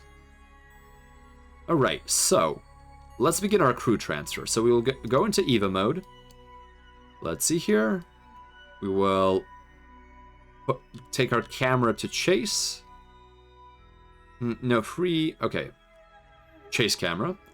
And we need to transfer to the seat over here. So we will let go. Actually, we will turn on the light on our helmet. Come on. Come on. There we go. Let's zoom in a little bit. All right, so the light on the helmet is on. Let us let go. And we will engage our thruster pack, which is using the RCS key. We will adjust our perspective. Ooh, my goodness, I've forgotten the means of actually having... Oh. Let's make sure we stop our maneuvering here. I've forgotten the means of rotating the camera, because that would also rotate the way that we are facing. Let's see here. I have to switch. Let's see here. I am not the best at EVA controls, because they are different from docking mode, and I find docking mode to be somewhat more intuitive. But hopefully we'll be simply able to latch on to this chair here. Alright, let's go down a little bit. Go forward a little bit. Grab. There we go. Oh, we have bounced off. Let's stabilize ourselves. Cancel our velocities. That was a little bit aggressive. We have gone berserk. Here we go. Being very gentle here. If you rotate the camera, EVA pack should rotate automatically. It appears that because I have set the camera a little funny, it will... No. Oh no, we are drifting away. I should have saved the game. We'll be fine, wingmates. There we go. Alright. We're just flying around here, no big deal. No big deal. We have to right-click on the chair to get the schmuck in the chair. Yes, I have forgotten how the rover chairs work. Okay, we have a grab, and we will have to right-click, board the chair. But while not standing still... Oh, latch on, come on. Back to the RCS. We'll need to go forward. Go. Down, down, down, down, down. Oh no, we have added rotational velocity to the craft. This is not good. This is not good at all. I should have saved. You live, you learn. Alright, come on. Let's go up. Let's go up. Let's go latch onto the ladder very quickly. Come on, come on. It is very, very silly how this is one of the most trivial operations, and yet somehow I've managed to mess it up royally. Alright, come on. Up, up, up, up. Up, up, up. Up. Down, down, down, down. Up. Oh my, oh my. Oh, we are in deep trouble. Amazing. Amazing. Alright. We have vaguely stabilized. And we're gonna have to wait till this swings around again. I really wish I could use docking mode controls for this. I am much more familiar with them. Right, let's back up. We're going to run out of monopropellant. I can already feel it. Ooh, okay. Should work even when you're not standing still. Game is trying to troll you now. Time warp should also be capable of arresting the rotation. Ah, yes, we could do a bit of that. Oh. There we go. We have bounced off of the craft. Thank you for that tip. That has greatly helped.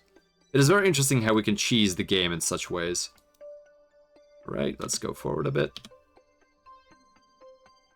Let's slow down. Let's take a look how much mono we have left. Okay, we haven't burned too much mono, luckily. I thought I was going to run out here. Thank you, Rory. I have completely forgotten about how time warp really makes this game pretty funny at times. Alright, we will save after we complete this EVA. Although we should have completed this EVA long ago. Right, gently latch on. Come on, my friend. Yes, there we go. Now we can climb. Right, and board the seat. Alright, we finally have control over the craft. And let us align it. Let's turn on SAS and align the craft prograde. There we go.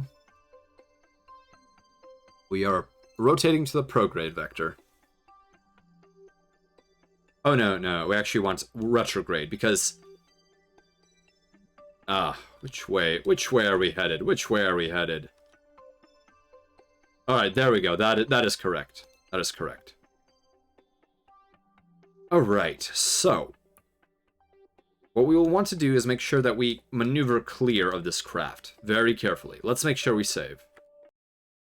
Yes, we will need to quick save far more often. And if I recall, quick save is 5. Let's make a proper save, though. So let's call this Min Shot 2. There we go. And saved. I will need some more hydration, wingmates. 1 second, please. You probably want to get rather close to Minmus before attempting your landing. So one of the things is, I think potentially we may have more Delta V.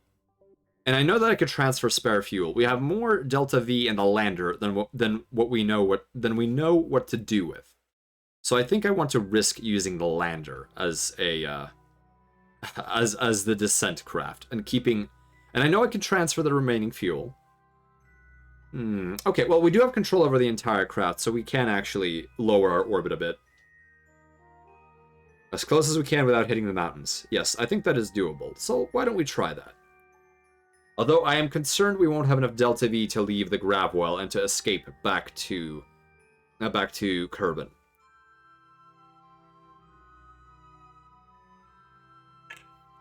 One of the issues I've been having trouble with is I've been unable to transfer fuel properly from one tank to another. If I recall, it means that you right-click on something and then you right-click on another object. Ah, there it is, there it is. For whatever reason, the menus I was using before were not allowing me to do this before. That's fine, that's fine. Let's just simply chalk it up to human error, I think, because it was human error.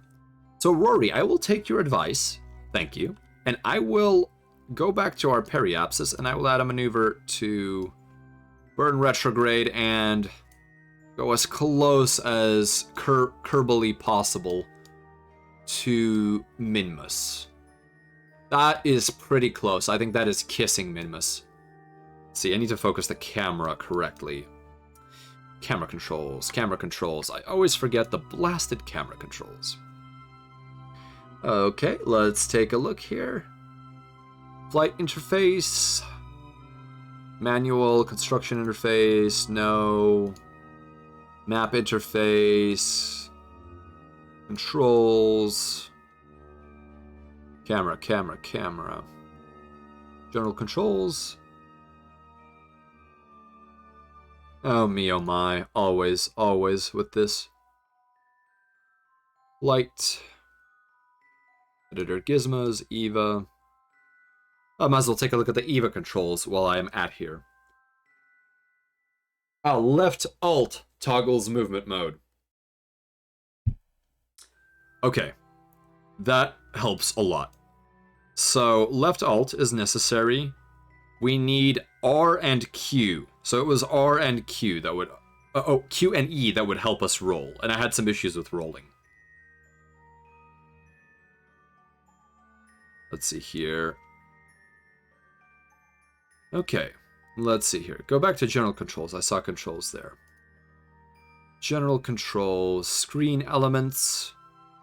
Let's see here. Quick load. Quick save is F5. Quick load is 9. As always, there's the camera. What I need is rotate my view, and I forget if there is even a rotate view control. Because I would like to axially spin the camera, as opposed to moving it around up and down. There isn't. I suppose I was used to playing Sins of a Solar Empire where technically you can roll the camera, even though there's no good reason to do so. Okay, well, I think we'll be okay. What I really wanted to do was zoom in on Kerbal. So let's actually go back to the map and let's focus on Minmus. Let's see here. There we go. I just needed to double click on Minmus. I am a fool. Alright, we are getting pretty close to the surface. I think I won't risk any further. Alright, so let's align to our maneuver, and we will need 38 meters per second of Delta V, which should be in our budget. I hope it's in our budget. I am very concerned. Okay, so let's jump to this next maneuver node. I think the planet data should tell you the maximum height of the mountains. Alright, let's take a look. Surface, let's see here. Physical characteristics. Equatorial radius. Let's see. Mean anomaly. No, no, no.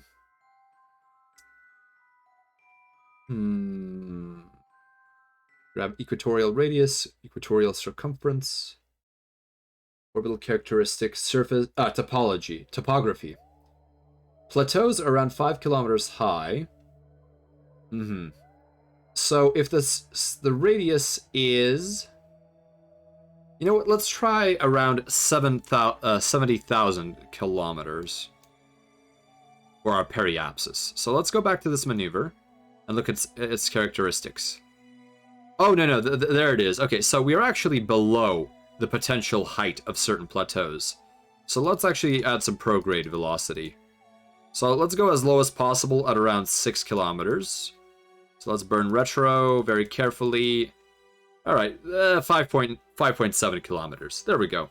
I think that will be safe enough. I'd aim for 10? Okay. I will take that advice. So let's set ourselves to about 10 kilometers above the surface of Minmus. And to anyone else who has experience with Kerbal Space Program, please feel free to backseat. I appreciate any input. All right, here we go. We are aligned. Let's make sure we realign ourselves to the maneuver. Jam, thank you for being with us for as long as you could. I wish you a good burn to your jump node. And I hope that that jump goes well. All right, here we go. Let's begin. Let's warp to the maneuver. And this will be a very short burn, so I will do it very gently. Let's go around here, warp here. All right. And now I will focus the camera back on the vessel once we complete the warp. Tanks, main. Right, here we go. Node is in a few minutes. Let's see here. Now that I have focused the camera on the blasted planet, I have forgotten how to focus the camera onto the ship itself. Oh, good on me, good on me. Oh, this is how it goes. Alright, I'm embarrassed enough that I will have to look it up. 1 second, wingmates, allow me to punch it into the data pad. Here we go. KSP, focus, camera. There we go, let's see what the results are. Refocus camera. Refocus camera. This is simply embarrassing, but I will not lie. I need to find this out because otherwise this will be quite annoying. Okay, let's see here.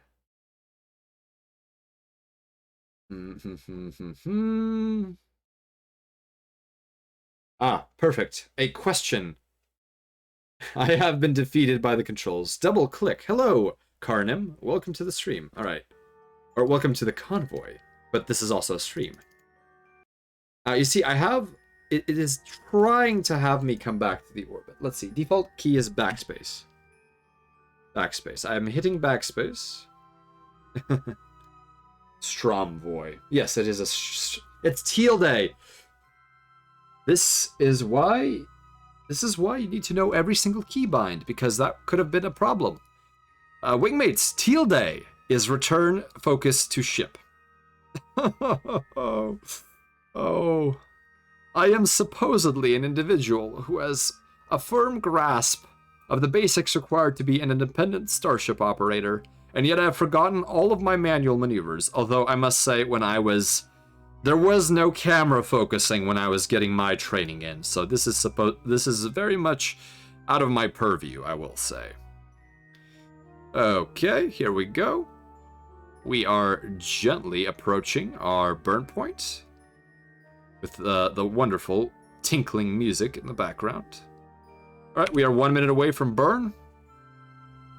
You sound more and more like the senior engineers I work with. Well, I did have engineering experience of some sort with Orbital Research Armaments Corporation. Ah, goodness me. All right, since we are going to go at around roughly 1/15 of our throttle, we will probably start burning at around -15.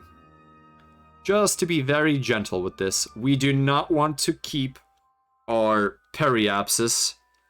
We want to make sure our periapsis is around 10 and not lower than that. We will take Rory's advice, because that would be a problem if we collided into a plateau during our operations. Oh, save the game, save the game, save the game. Oh, not load save, save the game. All right, let's call this Minshot 3. Minshot 3. Save the game, that is the chant. I need to have Streamlabs, the bot. Oh, we should be burning. All right, let's gently burn. Gently burning. What is happening here? Alright, we have missed our maneuver node, unfortunately. Oh, what? What? What? That is not correct. That is very incorrect. Hopefully this has not killed us. Alright, we're going to need to add a maneuver and burn retrograde. What is happening here?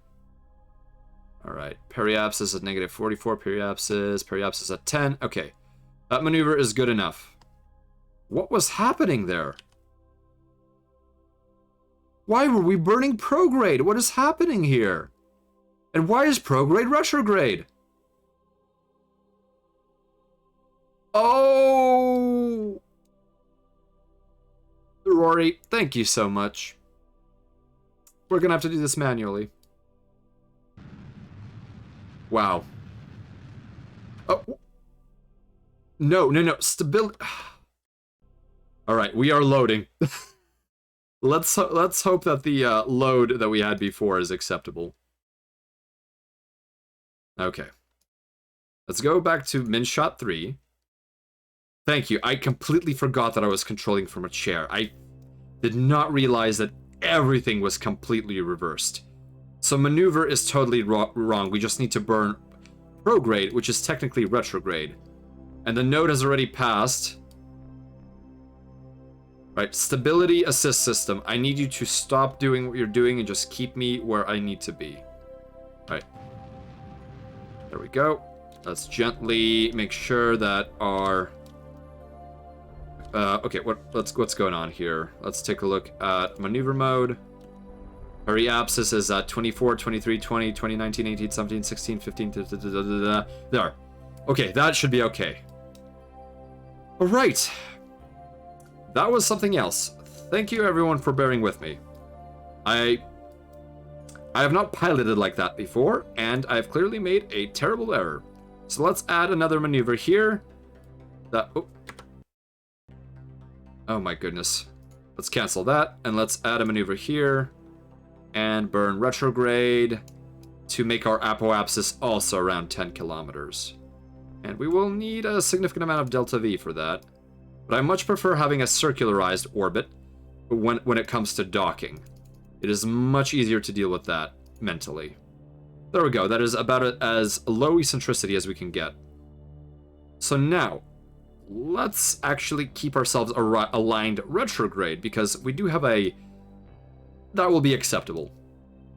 My cleric for Dungeons & Dragon is half finished. With this, I'm going to sleep. Good night, y'all, and sweet dreams. Good night, Project Derp. Thank you for being with the convoy for as long as you could. Your presence was greatly appreciated. And to any wingmates who are getting very tired or have things to do, please feel free to leave the convoy. That is no problem. Alright, so let's warp here to close to the maneuver node. We will be going very fast at that point. There we go. Retrograde. I want to be retrograde. So now our stability assist system should keep us... Let's visually check. Let's see, which way are we headed?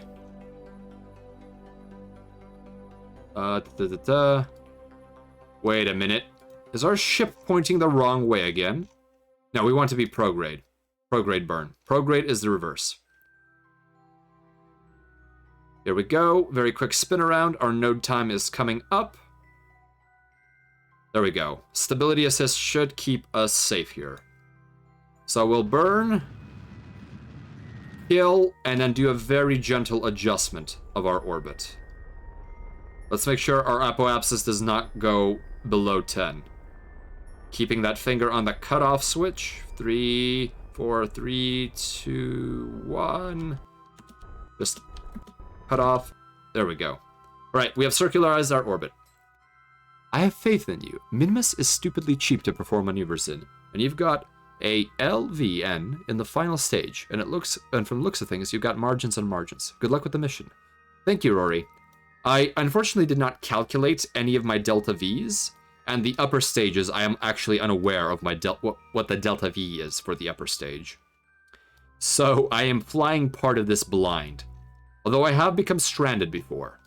So if I get stranded again, I will rebuild the craft to actually have the correct amount of delta V. Right, so we have completed our operation here, and we can begin planning our descent. So what we will do is we will make sure...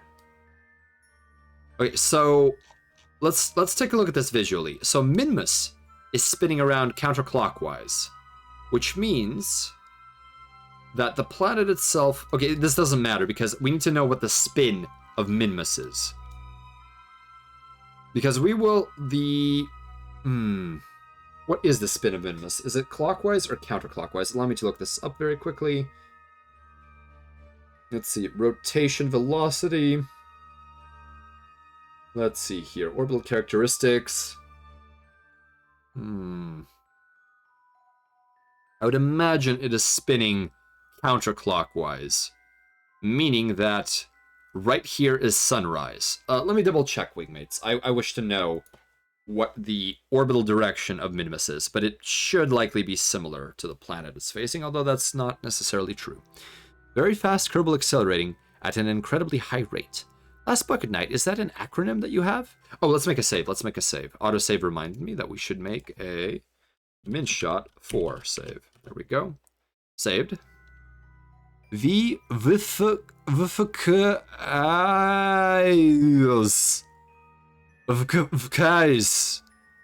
that's quite the mouthful acronym. Okay, let's see here. So, let's make sure that we get the rotational direction correct. Minmus rotation. There we go. So we have a day period, and even if we land and we end up in the dark, we will of course make sure that we let's see here. Minmus rotation. Assuming counterclockwise is positive velocity, I'm going to assume that is the case. So the sunrise of Minmus would be here. Although what we can do is we can actually use our physics. No, too fast. That is giving me issues. I need to have been focused on Minmus. All right, so Minmus does spin counterclockwise. There we go. No, it's just a meme spacer, eh? A reference to a commonly shared image of a dog with intentional over-blurring edited to make it look like it's moving extremely quickly. I think I know what you're referencing, Last Bucket Night. If you would like, please put the meme image, as long as it is safe for terms of service for Twitch, as a link. That would be much appreciated. I do enjoy a good meme, and considering my nerves are about to be stressed by this landing, I would certainly appreciate a good meme. Okay, so sunrise is right here, so we want to land as close as possible to sunrise as we can do. So let's see what a deorbit burn would cost. Let's start the deorbit burn approximately here, and do a vertical descent burn because I want to kill all of my horizontal velocity. All right, let's maneuver that this way, and we'll do another burn. So it's going to be around 315 meters per second of delta V. So, in the meantime, allow us to detach our craft. Oh, thank you. Thank you for the link. Let's take a look here. Ah, very fast dog running at incredible speed. Very cute, very cute. That is indeed a very quick Labrador Retriever. Hopefully I have my species right. The breeds of canid that have been developed over the course of the colonization efforts is quite vast and stupendous.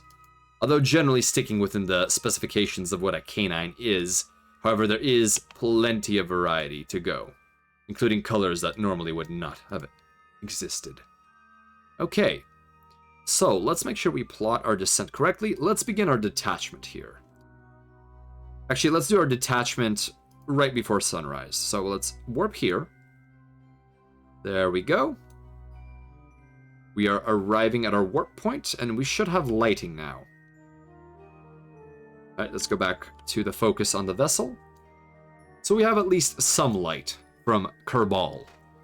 So now that we are here, let us actually rotate the vessel while we still have RCS, so that the cockpit is facing in a more pleasant direction. There we go. We are now in line with orbital plane, and we can decouple. Let's see here. Decouple node. Oh boy. We will have to use time warp to stabilize that. There we go. Alright. Oh, hopefully that won't collide with us. And of course it did. Let's see. We need to switch to this other vessel. There we go. Let's use RCS to stabilize ourselves. Okay, let's go retrograde. Hopefully we'll have enough mono for all of these operations.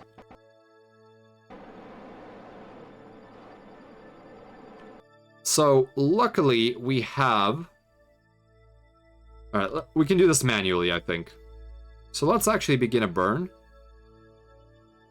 Oh, the engine is not ignited. There we go. Alright, we are beginning a retro burn. And we are cutting off our engine.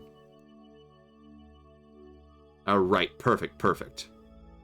So we are beginning our descent and leaving the orbital module far behind. Oh, where is my focus? Please, please do focus, camera.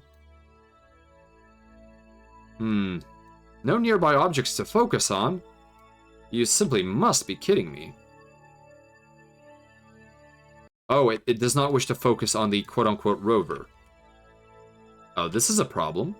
Oh, there we go. We have restored it to focus.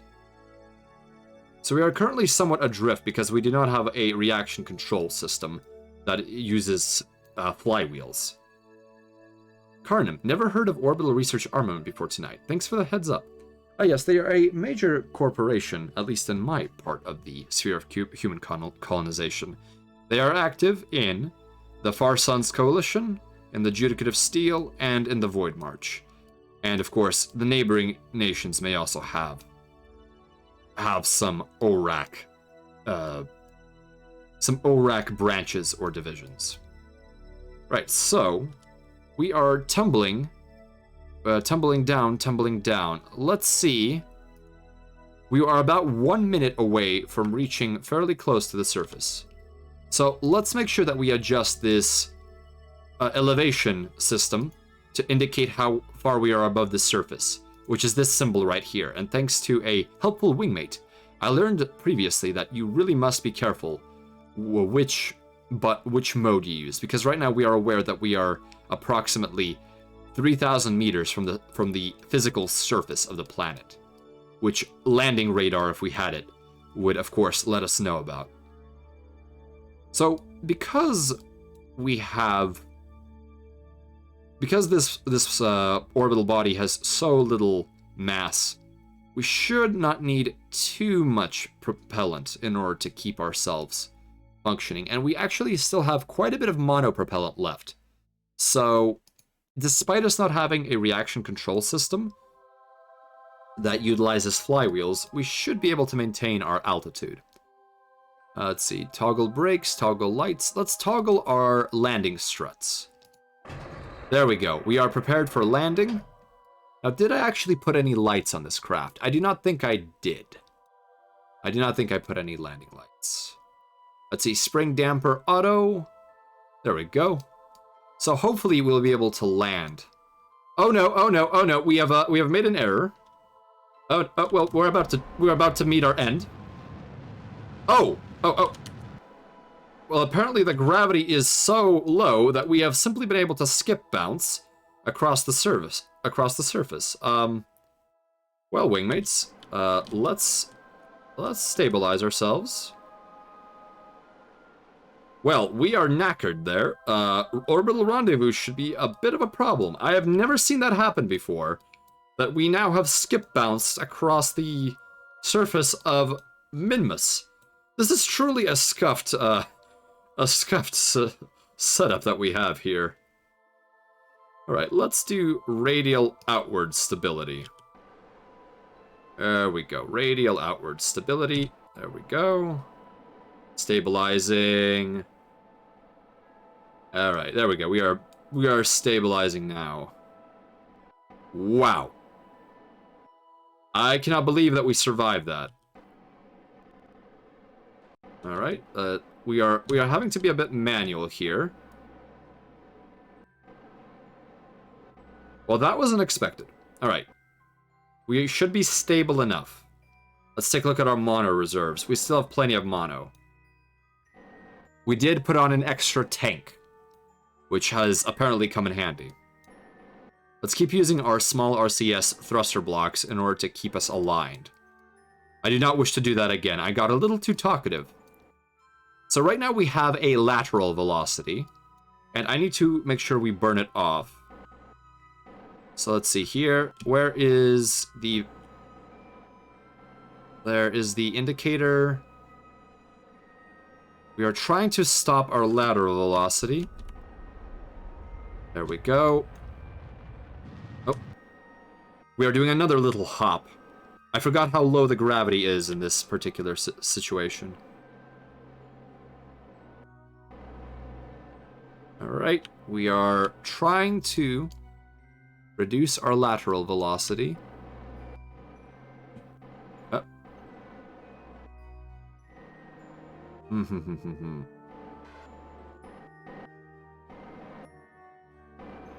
Ah, goodness. Apologies. Alright, here we go. We will simply have to wait till we reach another opportunity to end this skip bouncing that we're doing across the surface. Let's see, did we... So we are still on the boundary of day-night. Alright, how is our monopropellant reserve doing? We've burned a little bit, not too much, not too much. Alright, we are once again reaching that point where we are very close to the surface. There we go. Oh my goodness, why do I keep bouncing off of this? Well, it looks like we're just going to travel across the surface of Muna. Why do I say Muna? Minmus. Alright. Come on, come on. Slow me down, slow me down. Actually, what I can do... Alright, we are finally going down again. What I can do is orient myself a bit sideways. Gently burn the primary drive. There we go. Kill the drives, kill the drives. We are tumbling. We are tumbling. That is acceptable. Let's cut RCS because the gravity is so low, we may be able to right ourselves even without the assistance of... You know what? That's a landing. We'll call it a landing. Oh my, this is something else right here. And the physics is having a moment of its own. Oh, please stabilize, please. The struts are compressing and decompressing very rapidly. You spin me right round, baby, right round, like a record, baby, right round, round, round. Indeed. Alright, let's turn on RCS and try to push ourselves off. No, unfortunately we will not be able to do that. Let's see if we can push ourselves off laterally. Not quite. Whoops!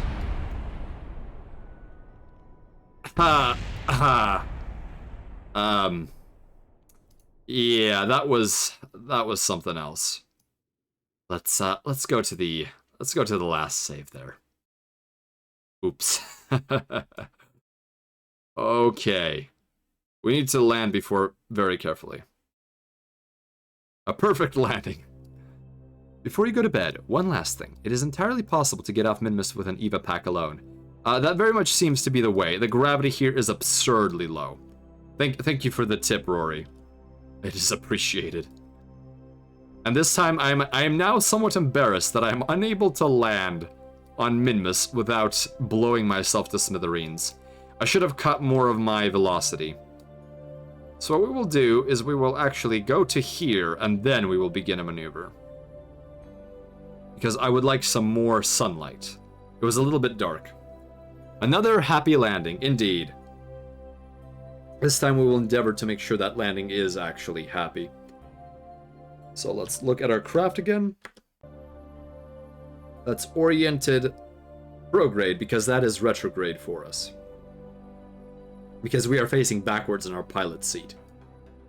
Okay, here we go. So we are aligning correctly. And we should be ready to back away. Alright, let's see here. We can... Well, let's save the game. Let's do a quick save. There we go, we have done a quick save. Now let's decouple and use time warp to halt the rotation. Alright. I said halt the rotation. Alright, we're moving on to the next craft. Alright. We need to back away immediately. This is a serious problem. Hopefully we will not be destroyed by this impact. Alright, let's turn on RCS. But either way, we have made our way away from the craft. So we will not collide with it like I once have. Because as we do a retro burn, we'll be going slower than this craft. Thus we will collide into it.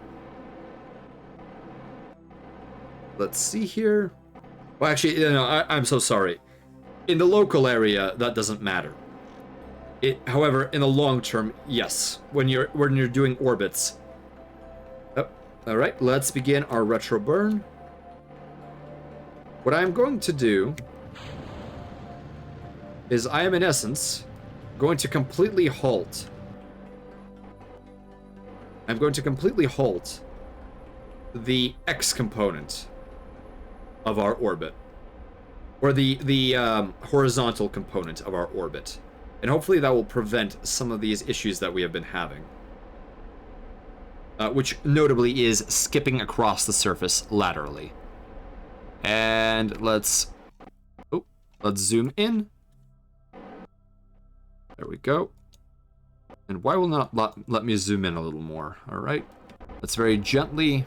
Oh, good night, Rory. Thank you for all of the tips. I hope that you are going to rest quite well. Thank you for being with the convoy. There we go. Right, now we are dropping like a rock. Because we would have had to cancel that velocity anyways. Right, we're going to turn off RCS for the time being. So now, everything we are doing, every drop we are doing is completely by gravity alone. Alright. I'm going to face prograde. And use our RCS to... Oh. Retrograde. Sometimes it is not fully intuitive which way you need to be facing. Alright, let's let RCS stabilize while we extend the legs. There we go. Landing legs extended. Hopefully this time, this landing will be a little bit smoother. Alright, here we go. So I think we may end up landing on a crest, so I will push us sideways a little bit. Hopefully that will be just enough to make sure that we do not land on the middle of a rock. And we are 4,000 meters away from our landing point. We are staying aligned, which is good. I'm going to turn off RCS for the time being. I think we do not need it in order to stay stable. Hello, Shadow Trooper 3301. Welcome to the convoy. Good to see you here.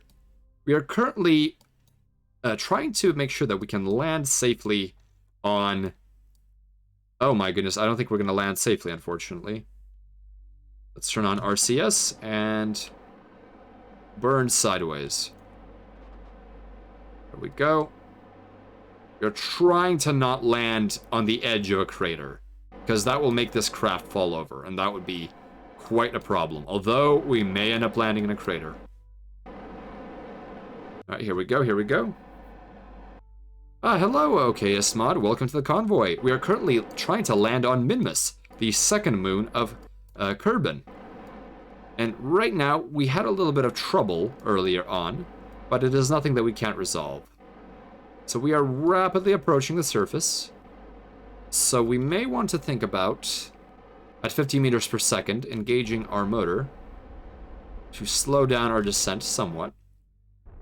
We go, slowing down our descent. Alright, giving a few braking burns, keeping it around 50 meters per second or so. We are at 1.5 kilometers above the surface, and hopefully this is level enough, or else we will have to try again. Right. Full throttle. Alright, cranking her up. We are very close to the surface. Very close, very close.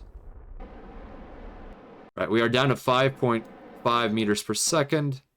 Very acceptable descent rate.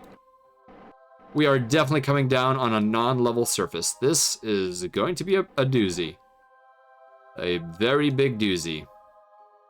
Hopefully our legs will be able to handle this landing. Rando Nuring, welcome to the convoy. Gendo pose. Alright, we are 500 meters from the surface. And we may actually drift to a more level spot, although at this point, it is not for certain. The planet may be actually rotating underneath us at the present time. Hopefully RCS will prevail. Oh, we need full burn. Oh, no. Stability assist. I want to be... I made a grievous error again. Alright. Let's try this again. Alright. Alright, stability assist, you are no longer...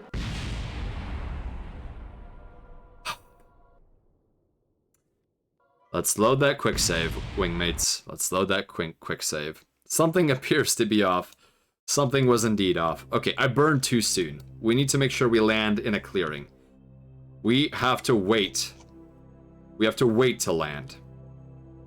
Alright, let's separate the ship once again.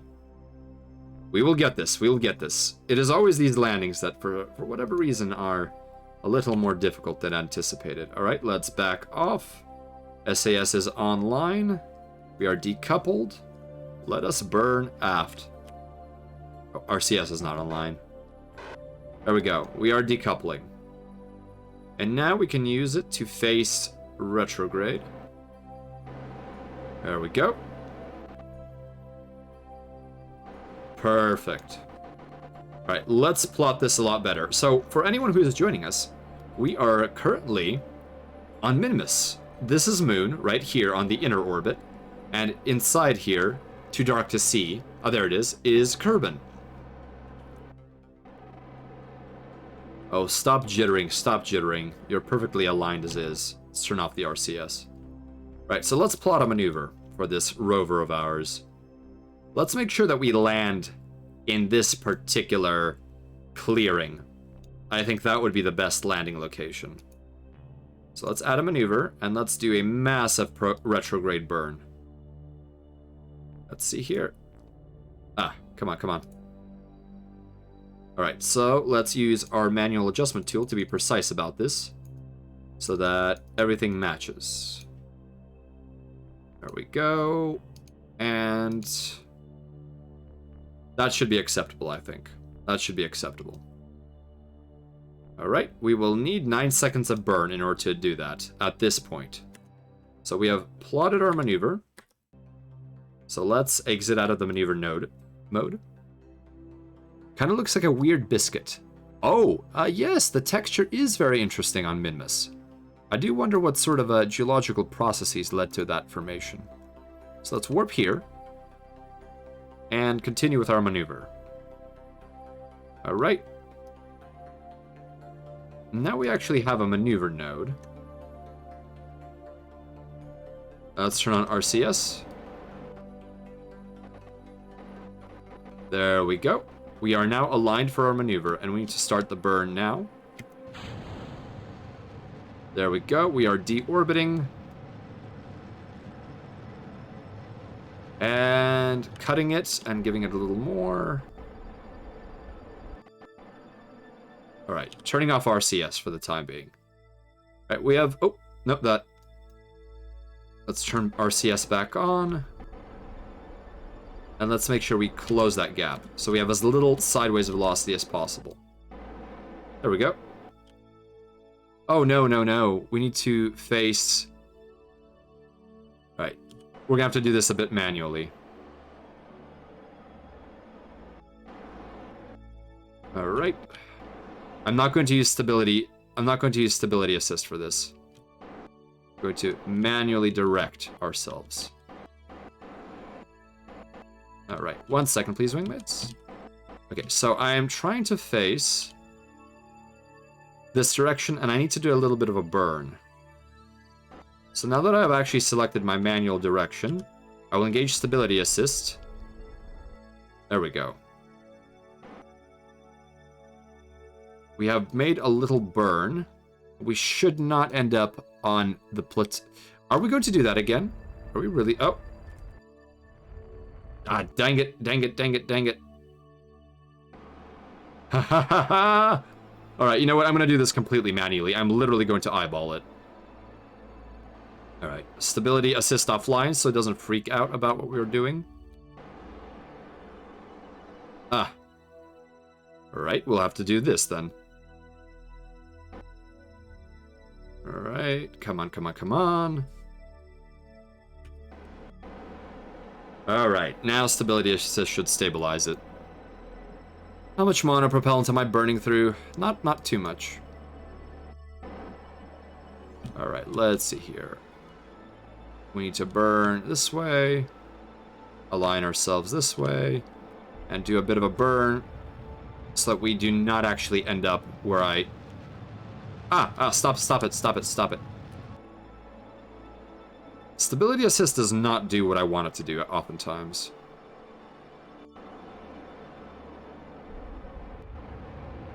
There we go. Do my bidding. So now we're going to do a horrible hop. This is going to end very poorly. Very poorly indeed. And we have wasted quite a bit of fuel. Cue the interstellar music. Unfortunately, this is not quite that epic. Alright, let's do a little bit of time warp. Alright, make sure we get into a retrograde position. How far are we off the surface? Alright. So we need to switch back to RCS and go retrograde. And now we're going to do our best to cancel our velocity. So let's take a look at the map. We need to cancel our velocity. Here we go. There we go. We have canceled our velocity, more or less. So now we need to make sure that our bearing ball here is facing correctly this way. There we go.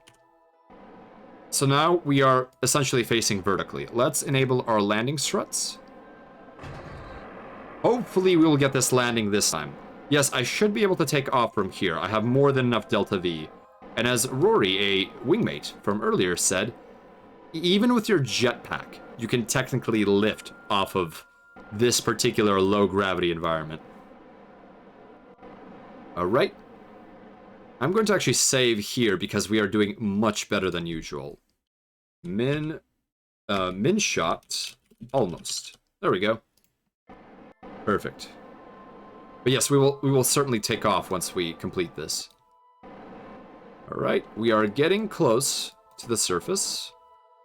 So let's speed up the time a little bit. Oh no, we cannot, unfortunately, speed up because we are too close to the body in question.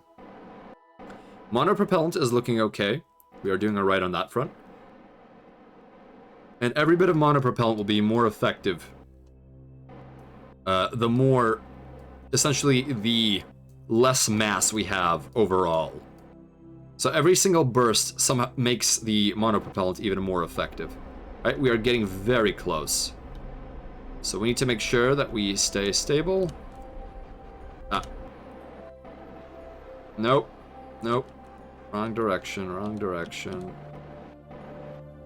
There we go. 20 meters per second at 200. 16 meters, 15 meters, 14, 13 at 1,150. Need to bank forward. Oh, no, but bank forward, bank forward, bank forward, bank forward, bank forward. No, kill the engine. Kill. Alright, we need to stabilize ourselves to the surface. There we go. Alright, we have a bit of a lateral component. Let's try to brake using RCS. Right, RCS braking appears to be going successfully. Alright, let's... Stop tilting, please. I see the issue. Our thrust axis is off-center. So in fact, we're going to try to use RCS in order to stop here. Oh, too much of a hop. Too much of a hop. Yes, this is not a gimbaling engine. Or it does not gimbal enough for the way that our center of mass is currently laid out. That is the biggest flaw. So we will have to counteract with rotation, unfortunately. Alright, gently does it, gently does it, gently does it. We are at 50 meters.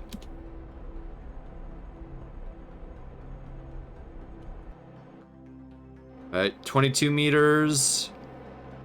Just a gentle kiss, just a gentle kiss. 2.4 meters per second at 13. Holding steady, 9 meters. Cutting off. Adding a bit of throttle, cutting off. RCS, stabilize me! No. Ugh. RCS. And now you can't even get me off the ground. Oh well, we'll deal with it. Let's see what happens. Well, another fission mailed. Alright, let's leave this craft. Begin our EVA. Remove slot, interior overlay. Oh, that velocity was the problem. We basically clipped. So let's see here. We should leave our seat. Oh goodness, this will be a problem. Alright. Houston, there appears to be an issue. Well, we have vaguely made a landing, so... Oh, what is happening here? Why is Doubles walking several meters in the air? This is something new. Okay. I have never seen this before. And, oh my goodness, this is horrifying. Something is very cursed here. I cannot get back into the ship. Let's see if enabling RCS will do anything. Alright, what if I jump? What? Wingmates, when I jump, I fly into the air, and I cannot come back down. It appears that Minmus has unusual physics phenomena. Oh, dear, this is very bad.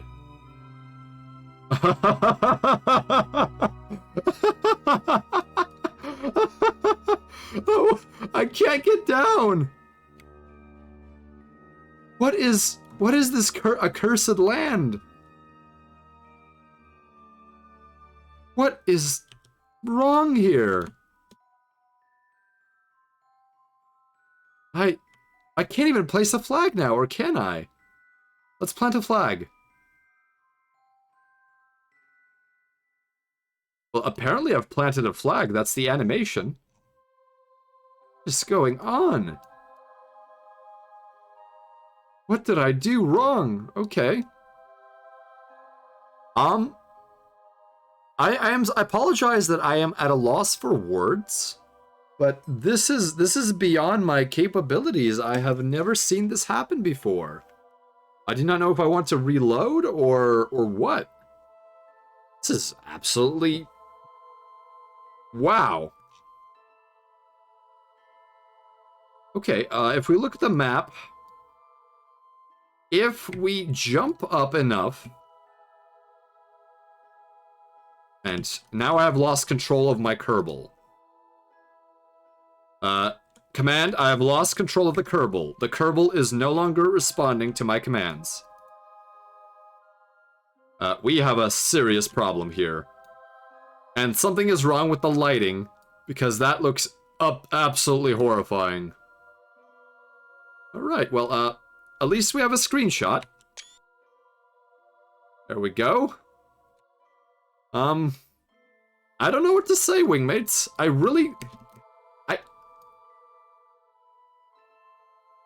Okay, what can we do here? Lower visor. Well, at least we can't see the horror that was happening with a lowered visor. Let's raise that visor. Oh, remove helmet. Aw, there's no atmosphere. Ava report. Feel like a superhero when you jump in low gravity. Okay, that's great. We took a surface sample.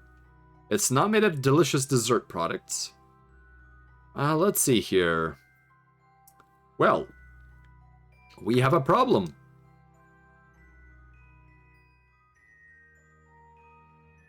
We have a very serious problem. I think we're gonna have to reload and try a different landing zone.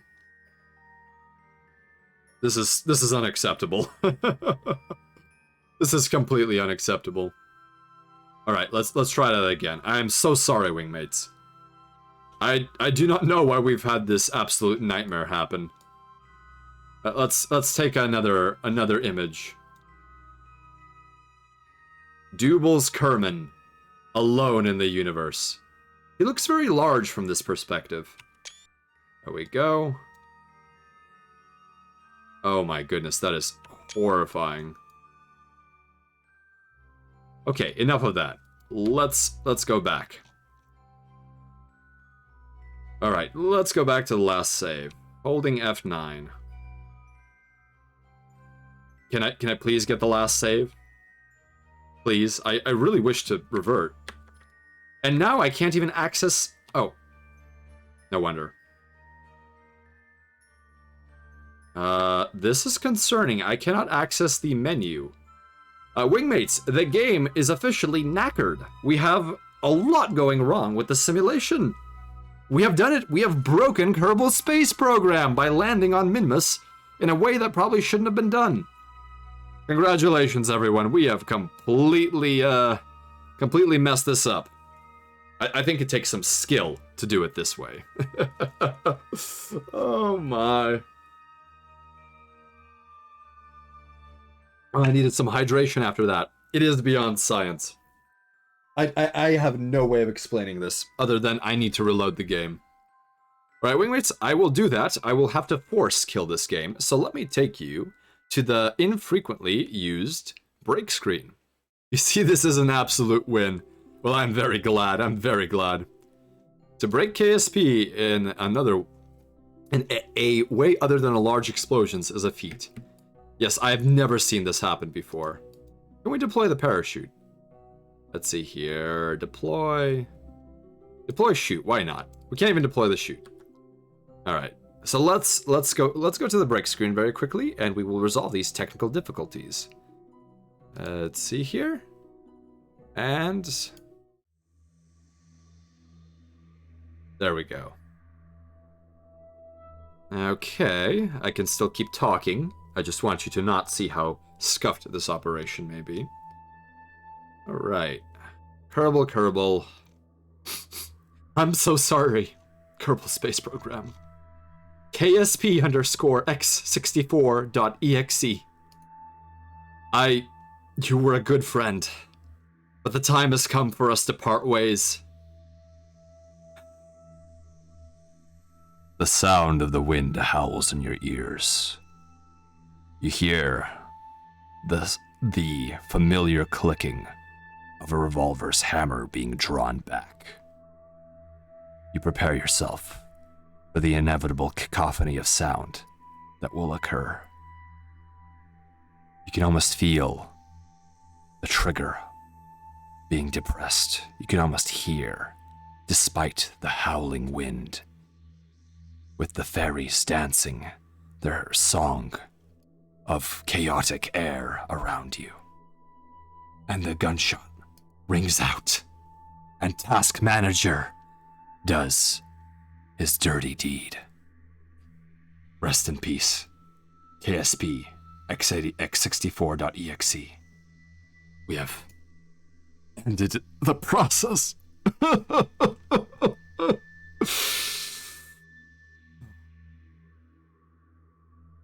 Horrible. It always pains me to take down a program like that, but sometimes that's all you can do, is send KSP to the glue factory. Welcome to the Convoy Paper Bag channel. Unfortunately, you came at a somber time for our existence. Oh, alright. But moving on to better things, we will now engage another Kerbal Space Program executable. Here we go. Well, that should give you a small chance to check your Twitter. No, I will not check the Twitter until this particular data transmission is complete. Although, okay, Asmod, that does make me concerned as to what kind of possibilities there are on Twitter if there's something foul afoot. Alright, we are coming online. We are loading. There we go. Ah, excellent, excellent. Here we go. Adding a K to every word. Might as well switch back here.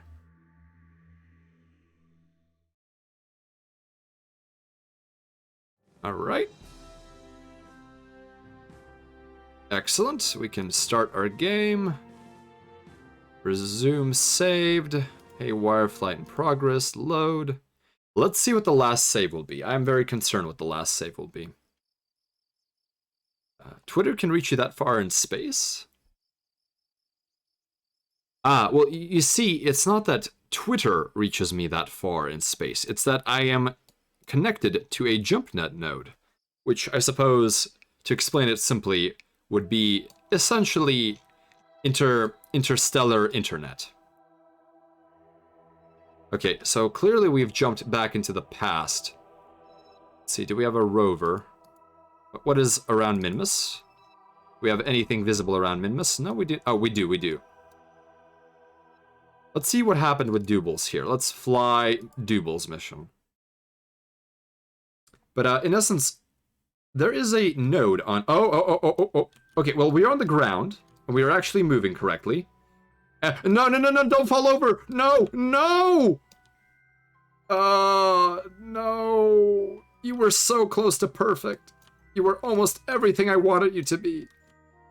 You had to. You had to do this. Can I even board?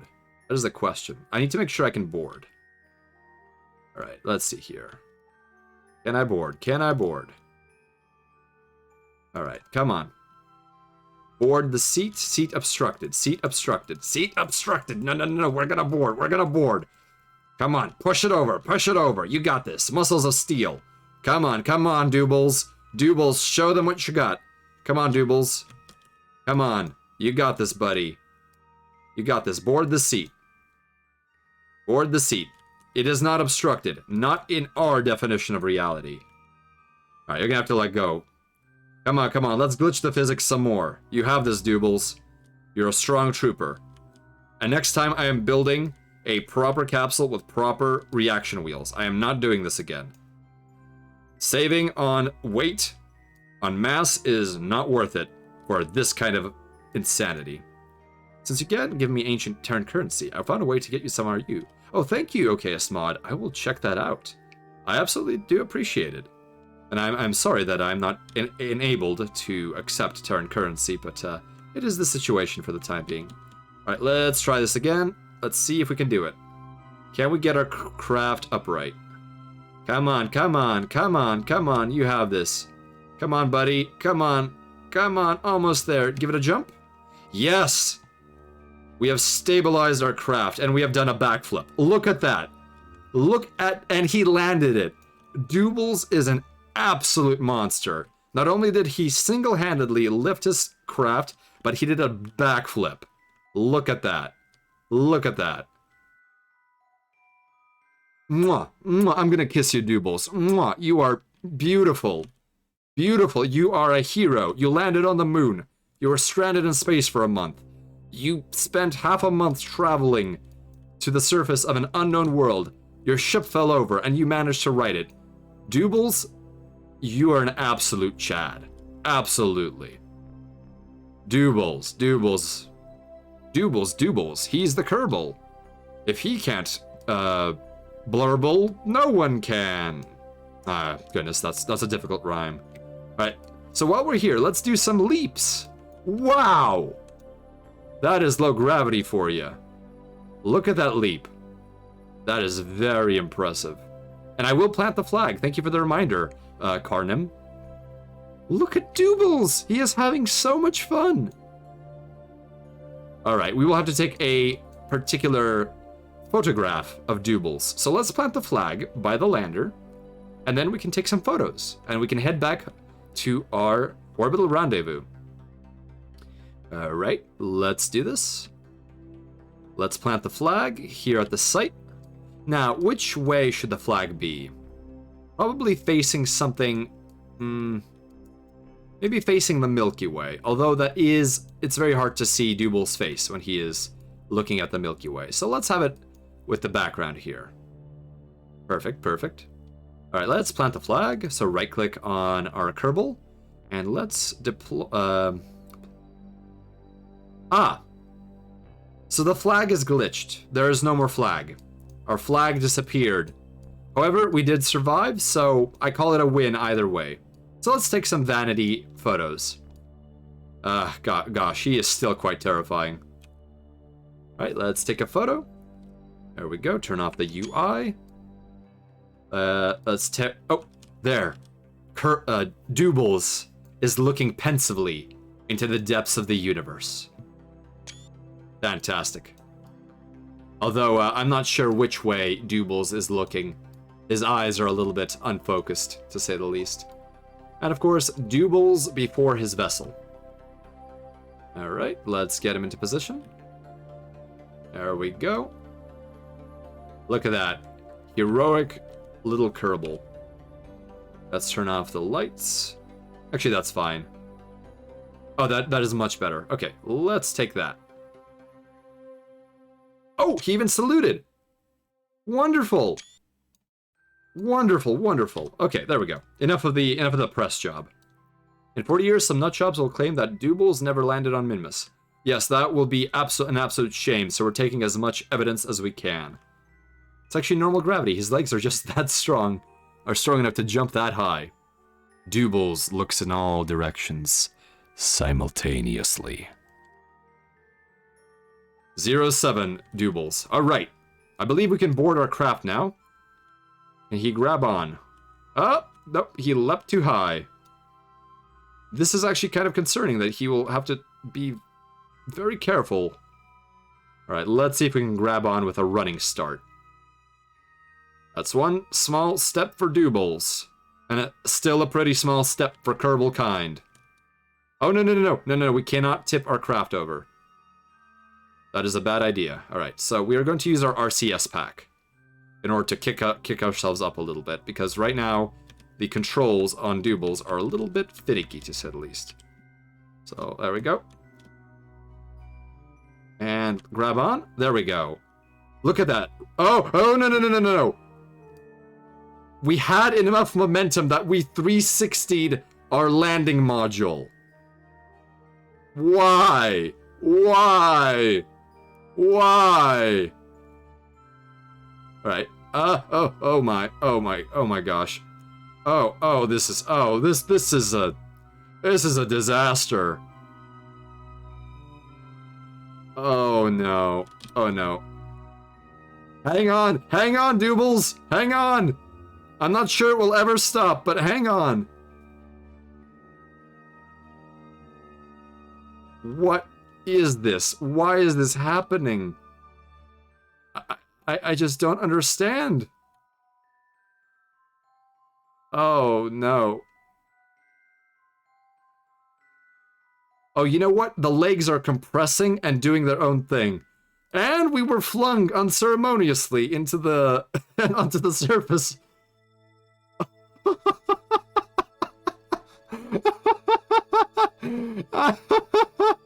Oh, this is so utterly awful. Oh. Okay, use your RCS pack, Doobles. You can do this. Stabilize yourself. What happened there? Oh no. That was just dismal. Oh my god. Doobles might die. That was something else. I did not anticipate for such an event to occur. Alright. Come on, Doobles. You can make it. You can make it, bud. I wish I could time accelerate you. I have to do physics warp. Come on, come on. Alright, we're gonna use our RCS thruster pack. We're gonna take off. We're gonna thrust forward. There we go. That's the way to fly. And we'll turn off our RCS thruster pack. Elegant landing, Doobles. Elegant landing. But I think it'll get you where you need to go. Ah!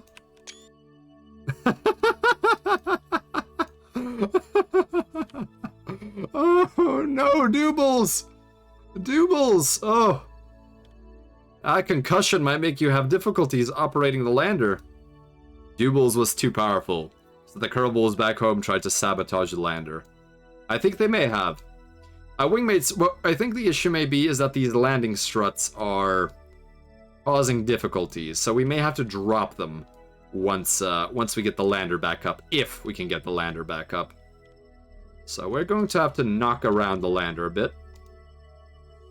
Alright, Doobles, let's put your Herculean strength to good use again. Let's just physics glitch this into behaving.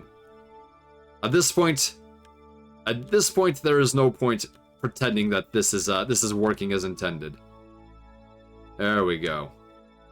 No, stay upright, stay upright. Come on. Get, no, get. No, stop that. Okay, we're gonna have to try this again. All right, come on. Push. We might even do a jump. Yeah, that little jump will give it the momentum it needed. And backflip.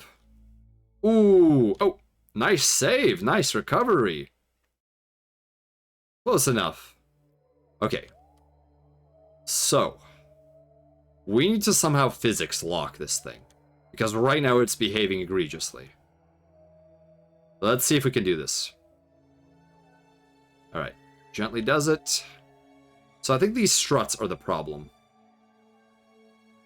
Unfortunately, we can't adjust them in any way. Let's see here. Oh, okay, so we actually can pilot the rover like this. Let's see if we can lock the struts from this angle. Let's see here, same visual deployed, deploy shielded, same vessel interaction, aim camera. No, we can't lock the struts. Let's see here. Same vessel interaction, that's a different thing. Okay, let's go back to Doobles. Okay. Let's board the vessel. We will once again need to use our RCS because the ladder is too short. That or Doobles is too short. It's a bit of a manlet problem. All right. Oh, he can climb. There we go. No. We're gonna board the seat. What happened here? Come on. Come on. We can do this. We can do this. Come on. Ah, just a little more. I don't know what's going on with you, but... Oh, alright. If you want to behave that way, We're just going to have to use our RCS pack. Apologies, Wingmates. This is more complicated than I anticipated. In the sense that we're going to have to gently glitch our way to the craft so that we don't do a hop. There we go. Do a little bit of a jig there. There we go. All right, let's turn on our RCS pack and zoom up a little bit. Zoom up. And we fell over. Brilliant. Come on, let's get up again. All right, let's try this again. RCS offline. No. Why did you do that leap? No, why did you... All right. You know what, then? Fine. We will land atop the lander, and then we will board the seat that way. How do you like them apples? Oh, please don't fall off. No. All right, let's try that again.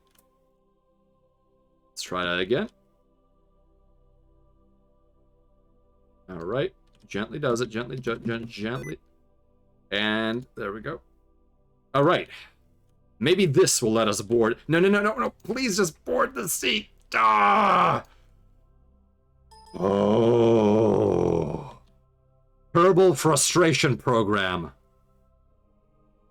All right. Don't blame the game. Blame your skills, or lack thereof. Blame the game, not the player. Or, yes, blame the player, not the game. Okay, let's board this. There we are. At long last, we've boarded. All right, wingmates, let's take a photo for posterity. There we go. The moment before liftoff. All right. So let's take a look at what our sitrep is. So here is the... We've done it. Worst case scenario, the lander tips over and spontaneously combusts. With the physics interactions on Minmus, I would not put it past the game to do that. Alright, so let's make sure that we... Okay, here's what we're going to do. We are going to save the game, because this is getting very hairy. So this will be... min shot 5. Alright, saved. Alright, so we need to make sure that we can intersect with this orbit. We have more than enough delta V for this operation. The annoying part will simply be docking. Alright, so let's put our camera in... Alright, what's the lock mode? I do not like lock mode. Let's put it on chase. Okay, and let's turn on stability assist. And here we go, throttling up. Alright, we're gonna have to turn off the throttle and stabilize ourselves. Here we go. Very clearly, this craft cannot handle itself. Oh my goodness. What an unstable system. I will never again not rely on not having flywheels. Flywheels are so much better than using RCS for control. Right, let's see here. Let's get a proper alignment. And very gently, with hopefully the stability assist system being able to keep us in line, lift off from the surface. So let's make sure that we can circularize our orbit. And there is no vacuum, so we should experience no loss in apoapsis. Oh. That is an acceptable height, in my opinion. So let's temporarily turn off RCS and do a maneuver at apoapsis, which we'll reach very shortly. And let's do a burn to circularize our orbit. And we want our periapsis to be... to both of them to be around 10 kilometers. So let's go to the graphical editor and drop that all the way back down. Oh, no, this way. You have to burn this direction because of the way the craft is aligned. Okay, apoapsis and periapsis are roughly where I want them to be, so that is okay. So let's make sure we do this burn. Our node time is coming up. So let's arrange ourselves to maneuver. Turn on RCS.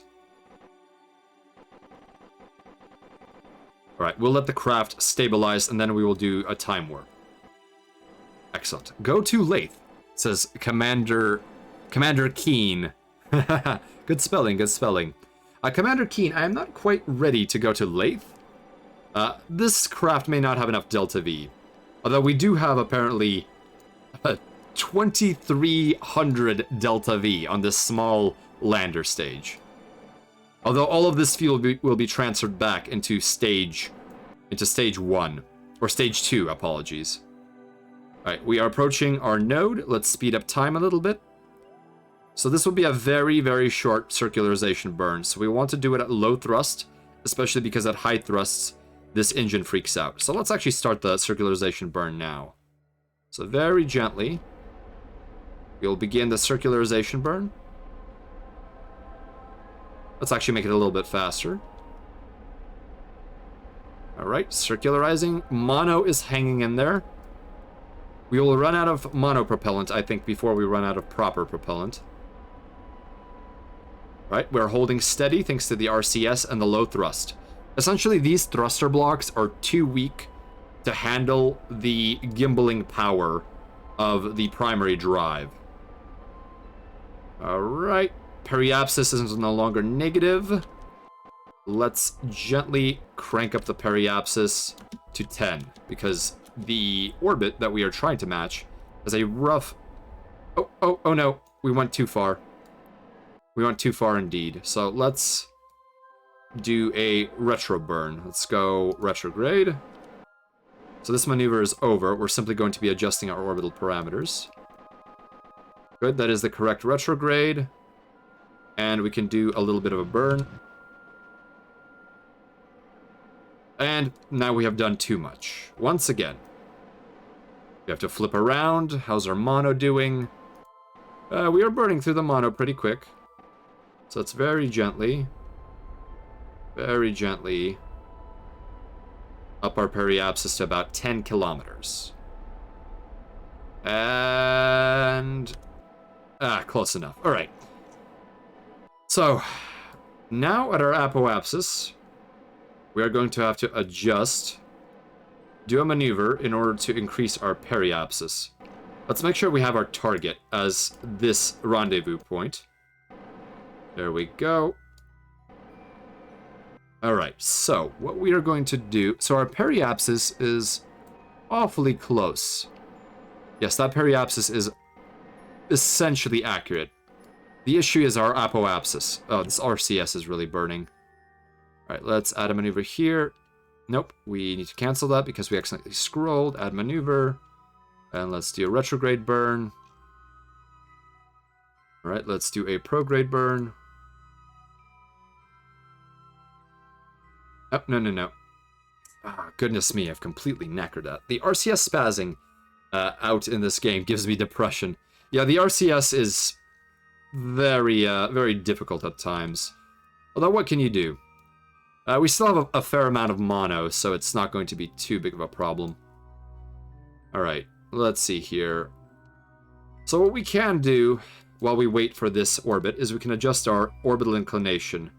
So at the descending node, we need to make sure that we adjust our inclination. So add a maneuver.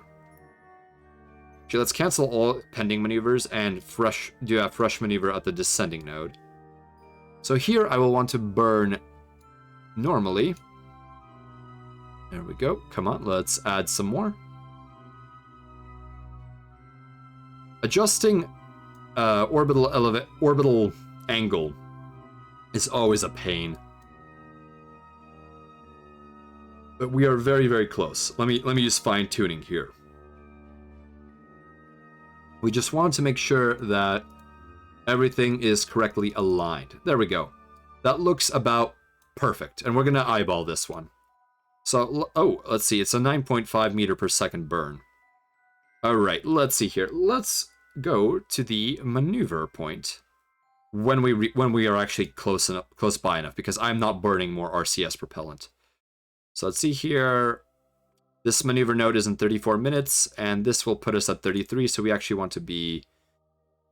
You know what? It is okay that our orbits are not aligned because we are completely out of phase. And I'm not going to do a pro move because we already have a janky enough craft. I will simply wait. That is what I will do. I will wait till our orbital phasing aligns. Unless we are perfectly desynchronized, in that case we are in deep trouble and we'll have to adjust our orbit again. So warp here. We'll have a few minutes left before our maneuver node. There we go, and we should be able to match the orbital inclination after this burn. And it's a burn time of 0.4 seconds, so we really should be doing it at the lowest power setting possible. There we go. Excellent. Alright, so let us make sure. So we have a burn coming up very shortly. Let's get aligned to the maneuver node. Activate RCS node. Or RCS thrusters. Here they go, spazzing out as they always do. Please, calm down, friends. Calm down. Alright, there we go. And now we're going to lock it using physics. Or using time warp. Which is how it works exactly. Alright, we are a few minutes away from the node, so we're going to take it very carefully. And we will save after this burn, because this is a lot of steps that we don't want to mess up again. Alright, here we go. Burn time is approaching. We are at T minus 1 minute now. Alright. Let's begin our very gentle burn for orbital alignment. Be very careful, be very careful. Let's go to the... let's actually keep an eye on this. Keep a very careful eye on this. Right, we should probably start at around... it's 1/15th, so it's times 15, so about half. We should start at like, -5 maybe. -5. I think -5 might be an okay point to start. Yes, yes. So we are almost there. 5, 4, 3, 2, 1. And then we are now at 0, so close enough. There we go, gently, gently. There we go. We have done it. We are essentially aligned with our eccentricities. So, since our periapses are roughly aligned, I think that we can actually begin plotting an intercept course. So right now we have a pretty horrible misalignment. So what I will do is I will add a maneuver roughly between our periapses, and I will actually wait. So I will go to this maneuver node and I will increase the orbital count, just so we can see where the next possible intercepts would be. And it appears that we can actually get a pretty good alignment 1 day from now.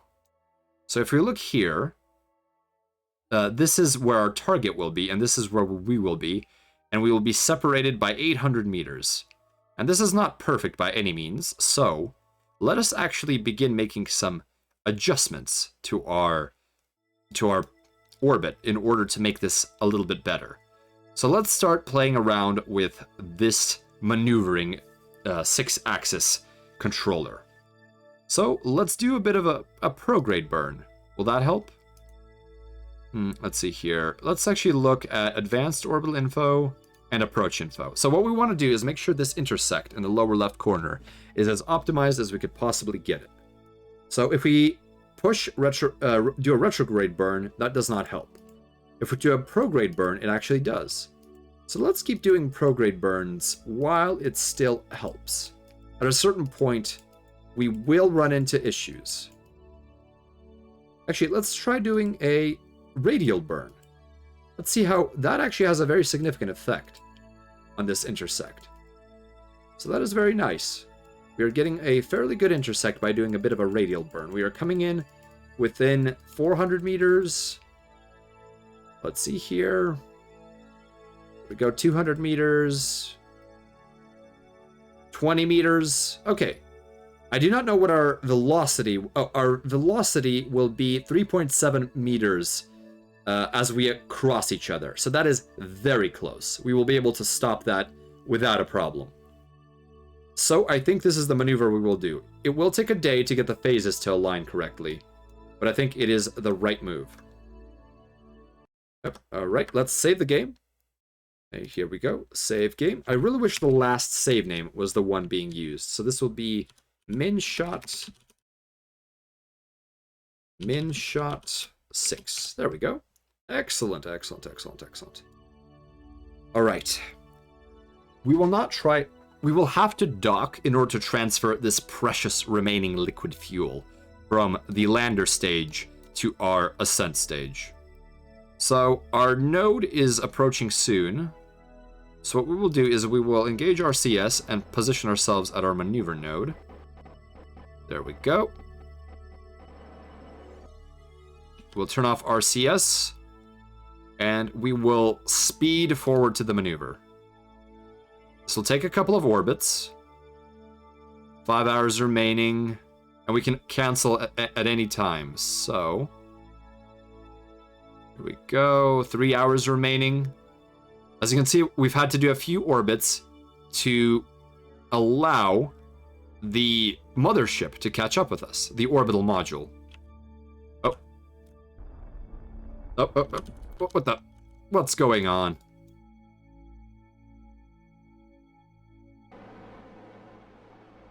Alright, something happened there.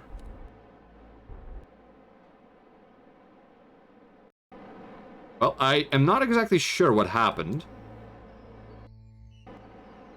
Alright, something was a little bit funny there. Apologies. Alright, so our node is in 30 seconds, and we will do our burn then and there. And currently our separation is predicted to be very good. Intersect at distance, inclination. Let's see here, orbit, maneuver. And intersect is still at 26 meters. Alright, so we need to do a very gentle burn.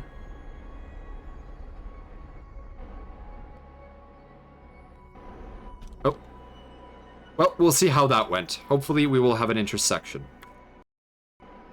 And it's coming up so fast. Right, we are drifting towards, so now we will set this as our target, and we will use relative maneuvering here. We will rotate towards our target, and we will change our camera to locked mode. And because this is jarring, we are going to actually rotate around. There we go. That's much better. Okay. So hopefully we will have enough monopropellant to complete this maneuver. Let's save the game before we do this. Let's do a quick save, actually. Quick save. There we go. Oh, our ship is bobbing up and down very dangerously. So the relative velocity between us and our target is 5 or so meters per second.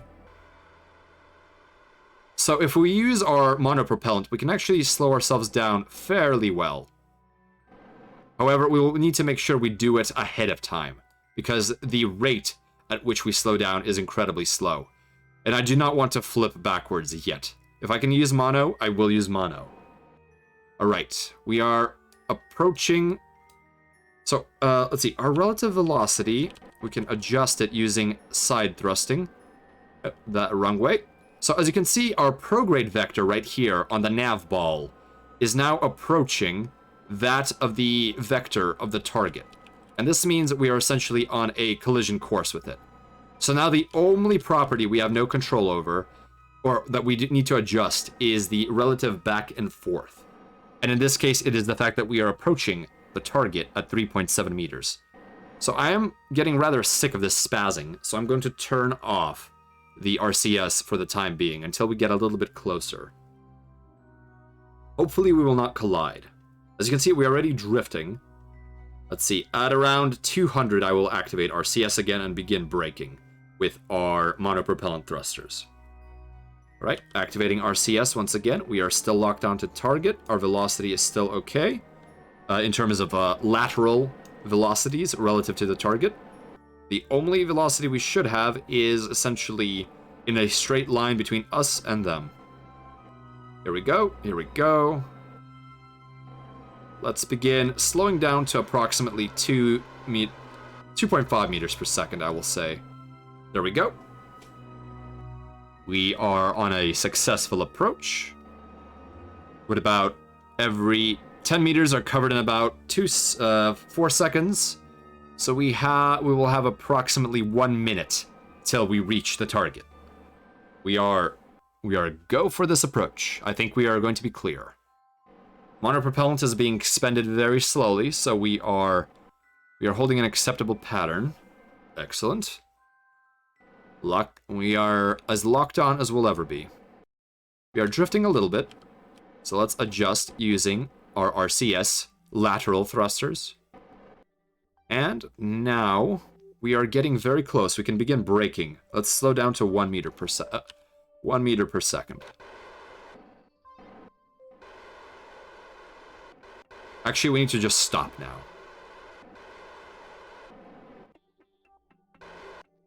There we go.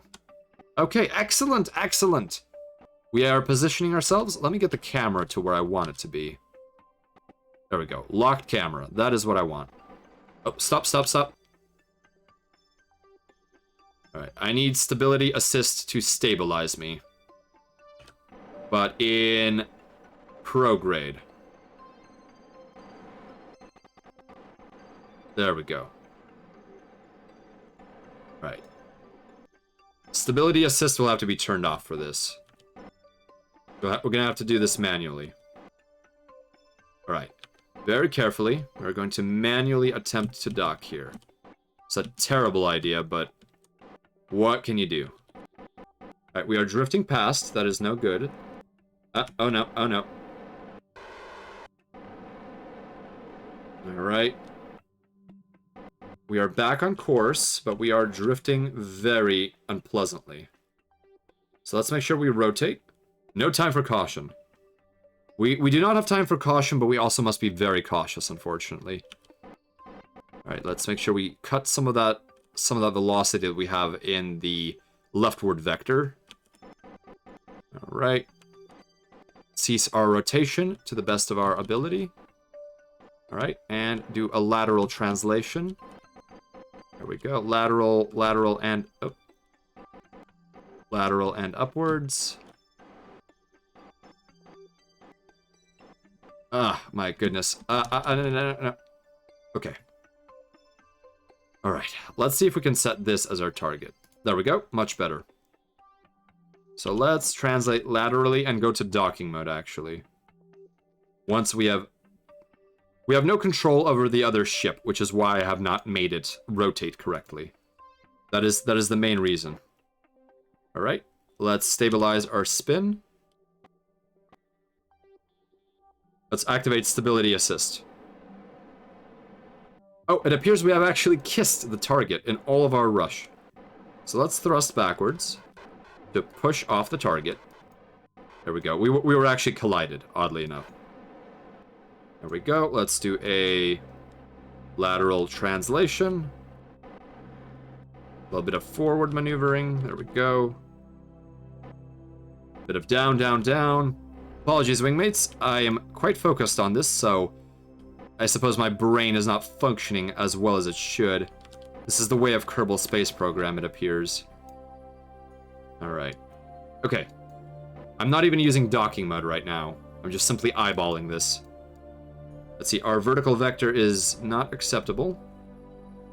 No, up. There we go. Alright, just a little bit. Let's check our horizontal alignment. Oh, our rotation is not very good. And we need to thrust backwards. Maybe we'll actually get... Oh, no. We need to thrust back. Come on, stability assist, stop being so recalcitrant. Alright. Let's go forward a bit. Forward.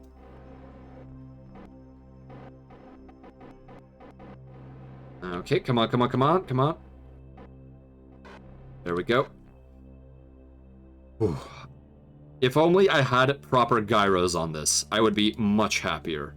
But in my infinite greed for mass, I decided not to have a proper flywheel-based reaction control system. And for this, I must suffer eternally. And we must pull back. We have to go up a little bit. We have to go up. Almost there. Let's do a little bit of rotation. Alright, rotation is almost proper. We need to go down a little bit. We need to go forward. I'm really hoping we can get a mate on this. Go right. We need to go up, up, up, up, up, up, up, up, up, up, up, up, up, up, up, up, up. Come on, come on, come on, come on. And now kiss. No, no, no, no, no, no.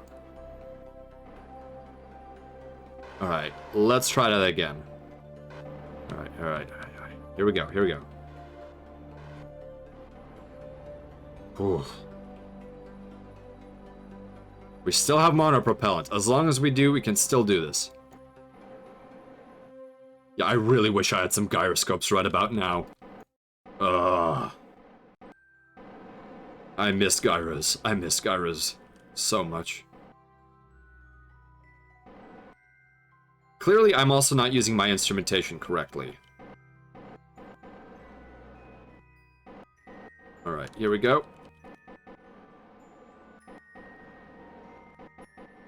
Alright. You see, if you look in the nav ball, the target is essentially exactly where it should be. And I have been neglecting to look at the nav ball. So what we need to do is we need to make sure laterally we are aligned correctly on the nav ball and keep it there. Alright. Come on, come on, come on. Right, keep the nav ball aligned. Let's go up a little bit. Alright, we're gonna get alignment at the very least. Alright, alright, alright, alright. Here we go, here we go. So now we can begin thrusting forward. And we need to not lose our vertical velocity. We need to have some forward velocity. There we go. And now it's getting dark. Very unfortunate. I did not want to dock in the dark. Alright, going up. Let's see, can I control this craft? No, I cannot. Alright. Very gently, very gently, very gently. Okay. Now, let's use docking mode. This allows me to separate my actions and have slightly easier controls. Right. So, in docking mode, we will now engage rotation only. And we are rotating correctly. Now we'll engage translation mode. The controls are a little bit easier when you use docking mode because it is a more familiar set of keys. Okay, here we go. Let's stop our sideways velocity. Let's... Oh, no, we need to go down. Let's kill our x-axis velocity. Alright, let's go down a little bit. Let's go down. Alright, let's see what happens here. Oh, turning off RCS. And I think we may have mated. Yes, we have mated the ships. Oh, I am so sorry for that, wingmates, but we have done it. Okay, we have finally mated the vessels. So, before we forget it, let's make sure that we transfer this fuel to this target. Alright, let's do this. Alright. Okay, so we alt. So we right click and then we alt right click. Alright, so we need to out all of the oxidizer and all of the liquid fuel. So we are transferring all of the liquid fuel that we have from this fuel tank to this one. Now, how much mono do we have? We have full mono available on this craft. So this lander is now garbage. We can dump it. Hello, AIU. Welcome to the convoy. Apologies that I was a little silent there, but this was a rather stressful process. But we have completed it, and now that we have completed it, we should also make sure we quick save. There we go. We have quick saved. Excellent, excellent. You're a good spacer. Better to focus, not splatter your entire crew across the void of space. I think that is a good sentiment to have. So let's actually wait till sunrise. Well, looks like we're going to have to jump out to the map in order to wait till sunrise, because I am not doing a crew transfer in the dark again. So let's warp to here, 20 hours from now, just to transfer. A mating stream. At least the craft is connected. I cannot wait to dump this awful piece of gear and finally make our way home. Alright, so let's begin the crew transfer now that we are in sunrise. So let's leave the seat of this technically what is a rover. So let's see here. Come on. Leave seat. There we go. And all we have to do is gently transfer ourselves to this hatch. Oops, so we go south. F grab. There we go. We have grabbed on and we can board. And we are aboard our capsule. Fantastic, fantastic. And we can now detach. Let's just double check that we have all the fuel. Yes, we have all the fuel. And we can dump this craft. So let's see here. Port enable staging. Undock. There we go. So that is now garbage. But at least we have our vessel. Okay. Let's engage our SAS, and boy am I glad to have normal gyroscopes again. And let's put ourselves prograde, because we will need to burn to get out of this orbit. So let's make sure that we have this engine activated. So let's shut down the engine and then activate the engine. And that has so now we have 959 Delta V with this setup without the mass of the lander. So this is most excellent. It was always garbage. Yes, yes. This is the worst lander you could have. It is top heavy. It has no RCS. It has no electronics. It is literally just you manipulating valves and using your brain to keep it upright. It is garbage indeed. All right, wingmates, we have done it. Let's make another quick save now that we are successfully docked. And let's take a photo of this garbage heap floating away. There we go. All right. And we can take this epic propaganda photograph of our vessel, the Pants Browner, against the surface of Minmus. Oh, look at that. Look at that. Absolute propaganda. We have proven that we've been to the moon. Or Minmus. Because we've already proven that we've been to the moon. Steam-powered space lander. Alright, so our next target is Kerbal. We are going to attempt to do a straight shot to Kerbal, if we can. Although, if we play our cards right. Okay, so here is what might happen. Right now, when we leave the sphere of influence of Minmus, essentially what will happen is we will enter the orbit of the next body within whose sphere of influence we are in. And that will mean that, in essence, what's the word?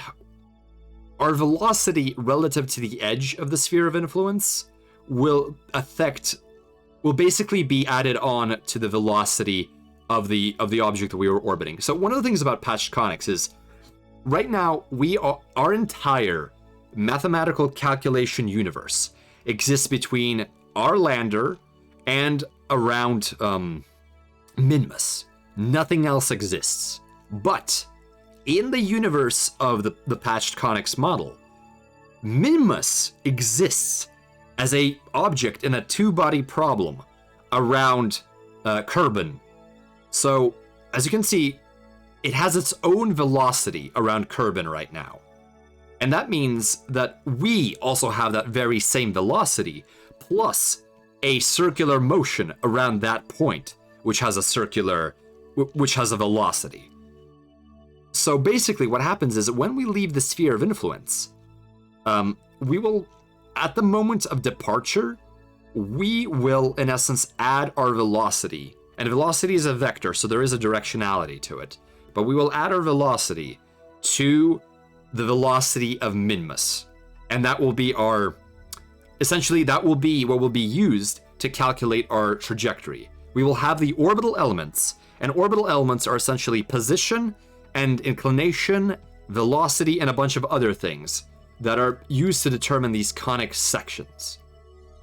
You have a very technical understanding of orbital mechanics. Well, I did have to learn at the very least the basics of patched conics when I was doing independent starship operator training for my courier ship. In essence, we must be able to calculate at the very least basic trajectories using nothing but a reference book that is tucked away in a fireproof location on our vessels, along with a slide rule that is also tucked away with that calculation book, along with a bunch of tables for things like logarithms and sinus and sines and the like. So in essence, we do have a bit of weight devoted to the bare minimum of reference materials. So in essence, now that we are aware that our velocity is the same as Minmus's, we want to make sure that when we exit, we are trying to exit, I suppose, what could be described as retrograde to Minmus. Because then, imagine if we suddenly had just a little less velocity than Minmus. It means that we have an orbit that looks very similar to Minmus's, and I can't draw it on the screen right now, but I wish I could. But that orbit would be very similar to Minmus's, and at the same time, it would also be a little slower. So it would actually be a deformed orbit. But it would be slower because our component, relative to Minmus, faces retrograde. So imagine we have 100 velocity going this direction, the way I'm throwing the mouse. But Minmus, the way I am throwing the mouse now, is headed forward. Let's just say at 1,000 meters per second. These are absolutely nonsensical numbers. And combine the two, and we will have a net positive velocity forward, where I am flicking the cursor, of 900. This is all very much for sake of argument, but that is the point. And what we want to do is have as little velocity as possible when we are leaving Minmus. Simply because we want to lose velocity so we fall deeper into the grav well of Kerbal. All reference materials are laminated on this ship. Indeed they are. Greetings, Miwa. Welcome to the convoy. And Cowdry, I'm not sure if I've seen a comment from you before, but welcome to the convoy. It is good to have you here. Let's see here. So we are going to now plot a retro burn. And we're going to do it directly. I'm not going to bother raising my orbit on Minmus. There is no point. There is no time. There is only burn.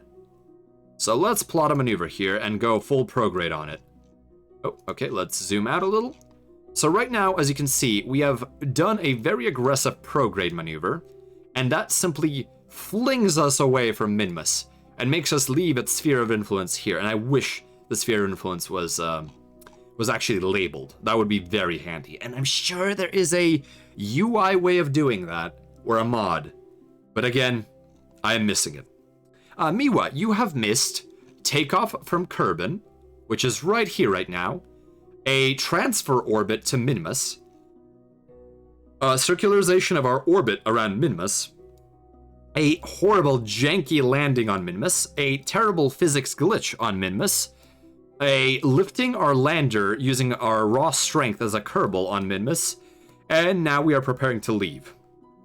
Yes, there were a couple of crashes, unfortunately, but luckily we saved the game. So, wingmates, if you watch what happens, so see, we have currently added a sideways velocity to the relative velocity of Minmus in its orbit. And this means that we have added a radial component to our orbit, forcing it to skew like this. So that is not at all what we want. But watch this, wingmates. We're going to move our maneuver node so that we simply bash through the rear end of Minmus's sphere of influence. And as you can see, look at that. Our orbit is now very, very close to what we want. Our periapsis is almost approaching Kerbal. There we go. So as you can see, and if we want to get really saucy, we can use Moon to slingshot ourselves. Although that does get a little bit dangerous, and I'm not sure I am ready for that. Although we could try to set Moon as the target. And that would be most fascinating, I think. Let's see here. So I have moon as target. The ascension to godhood on Minmus. Yes, that Shadow Trooper, that was indeed an ascension. However, I do not... This burn is a little imprecise. We may need to fiddle with it. But we have plenty of time to mull it over. All in all, it's still a life lesson that all that could end up wrong, it's going to end up wrong anyways. Indeed, Murphy's Laws have made their way to the Far Suns Coalition, and in general, most of humanity. It is a very variable set of rules that you should be aware of. Anything that can go wrong will go wrong, along with other such catechisms. Gravity slingshot, let's go! Yes, we didn't overshoot. We did not overshoot. So, in order to get a gravitational slingshot around the moon... Okay, bear with me, wingmates. So what we want is 1. We must leave Minmus in the most in the best way possible. So let's already go to our orbital maneuver bit here, crank up our scale a little bit, and begin adjusting our velocity retrograde, because we did burn a little too hard. So we are adjusting that now, because we did burn a lot of delta V for that, and I wish to burn less. However, as you can see, our orbit is no longer as elliptical as it was before. However, we can actually interdict the moon a little bit. So now this is where things get a little bit hairy. So let's see where our exit is. I want to exit the sphere of influence as much to the retrograde direction of Minmus as possible. And this, I think, is as close as it will get. There we go. Alright, so now we need to figure out an intercept with the moon. This is not going to be as simple as I hoped. Whew. Okay, here we go. Gravitational slingshot around moon. And also, we have to think about, what do we want out of the moon? So, what I think we want to do with the moon is we want to enter it. We want to enter its orbit as we are facing it. And we want to enter it on the aft side, or the retrograde side, so that it slightly curves us around and pulls us. Let's see here. Let me think about this 1 second here. So, okay, so we enter the moon's orbit. Let's see. Apologies, there's a lot of moving pieces right now, wingmates. I hope you understand. I think I may actually need to doodle this. Let's see here. 1 second, wingmates. Let's see here.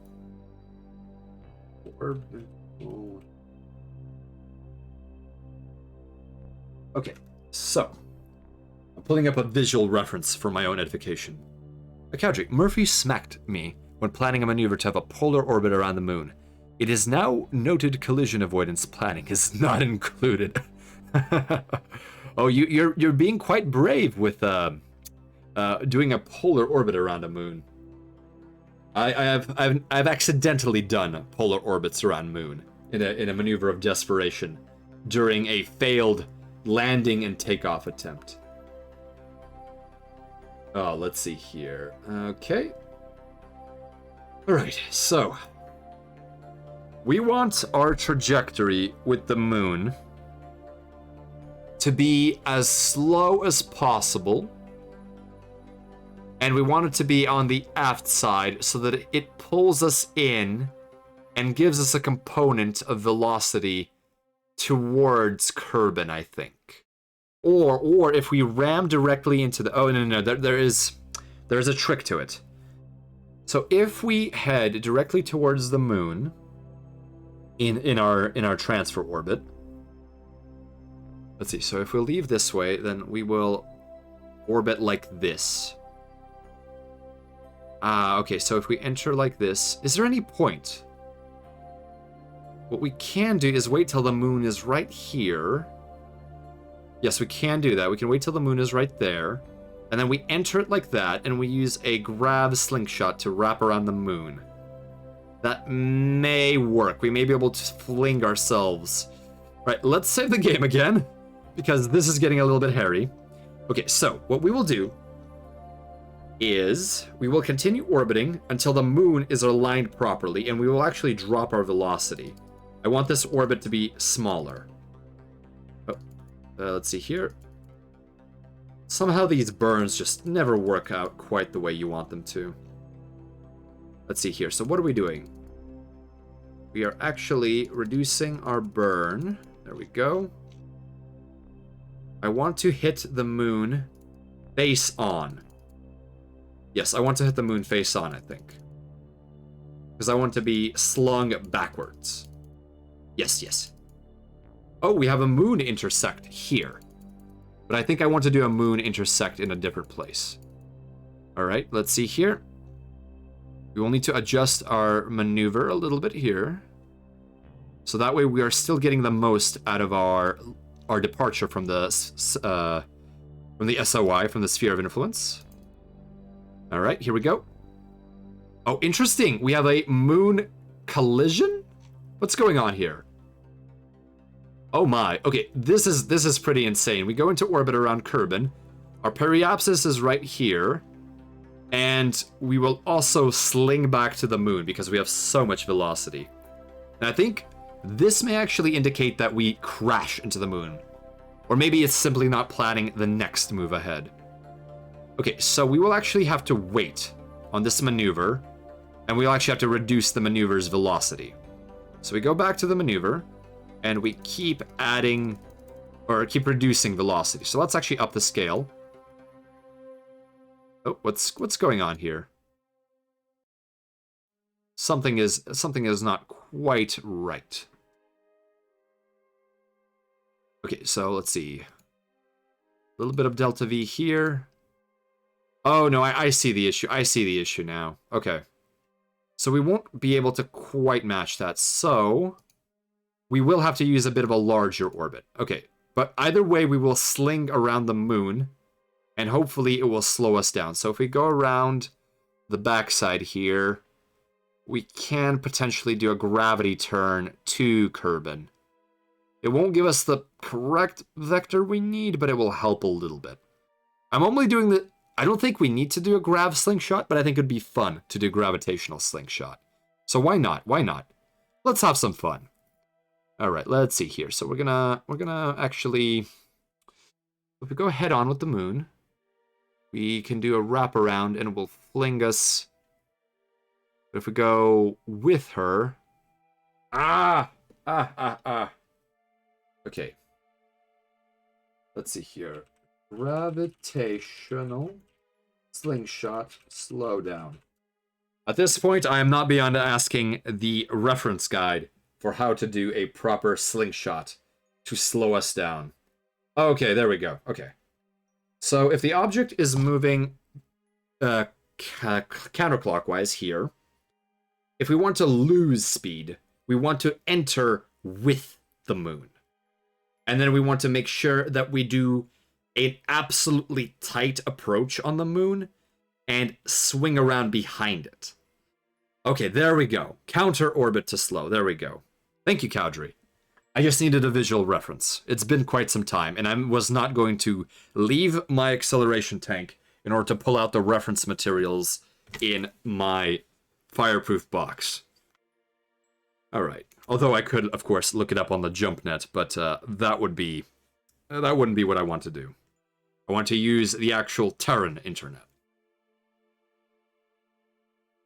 Apologies, roommates. I need some hydration. Okay, so let's see.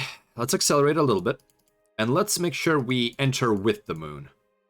So we can actually drop that a little bit. Ah, yes, here we go. We are actually starting to intersect the moon. So we need to be very close about this. So let's zoom in and adjust this maneuver so we get the most by pulling it back. Let's pull it back like this. All right, so now we will have our departure of SOI be as close as possible to the prograde line of Minmus. And now we have to keep playing with it. Let's continue reducing our burn velocity. And this is not necessary. We are simply being stingy on Delta V right now. But I wish to be stingy with Delta V because it is fun. Alright, excellent. We are getting a nice alignment with the moon. Okay, so can we take a look at how close we are approaching the moon? Alright, so moon escape. Here we will enter. Here we will encounter the moon, and the periapsis will be pretty far. So now counter orbit to slow. Cowdrey, what's the question mark in relation to? I apologize. I'm having a moment here. Okay, so we are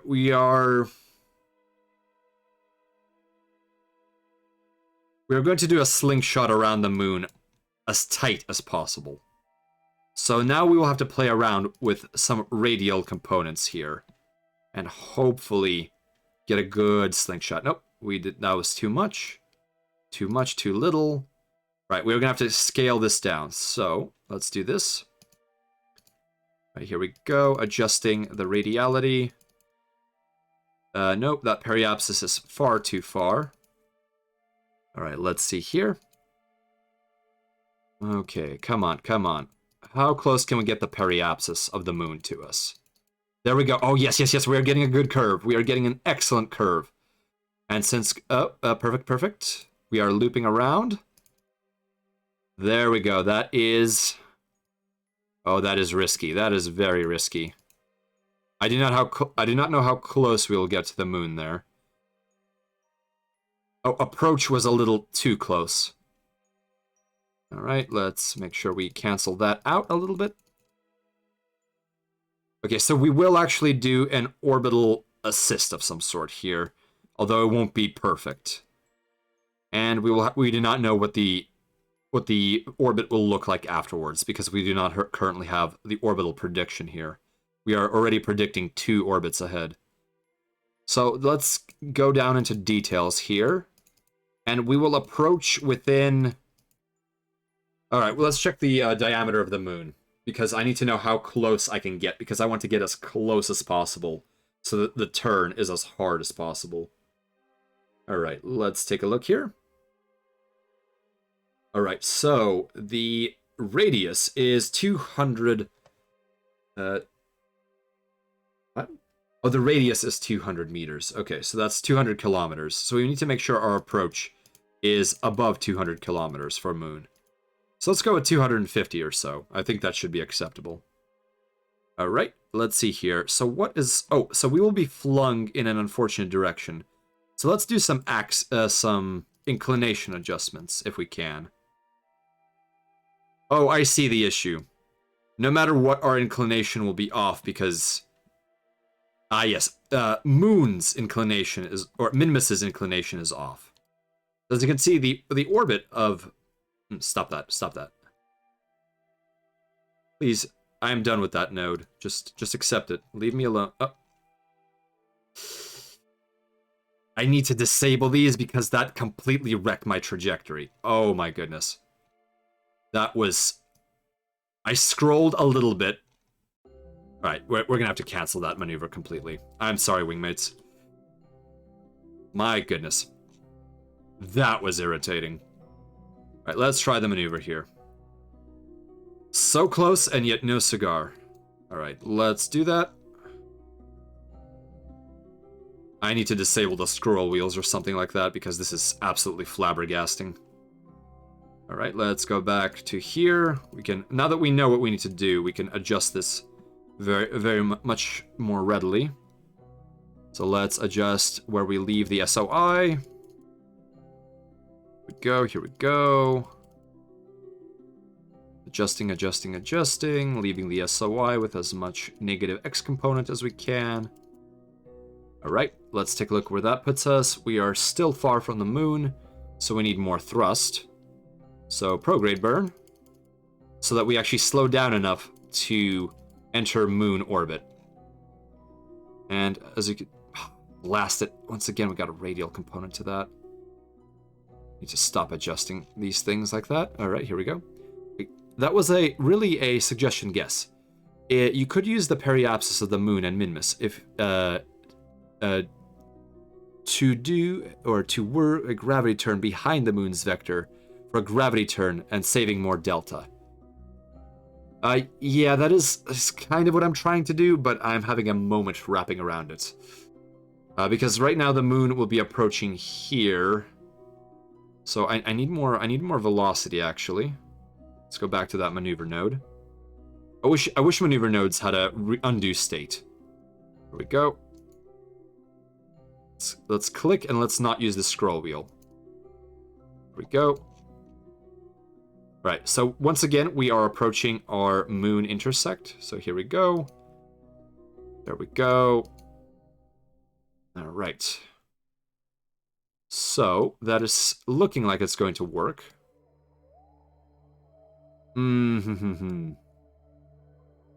Okay, so if we want to adjust our angular inclination, we would have to burn at a node of declination.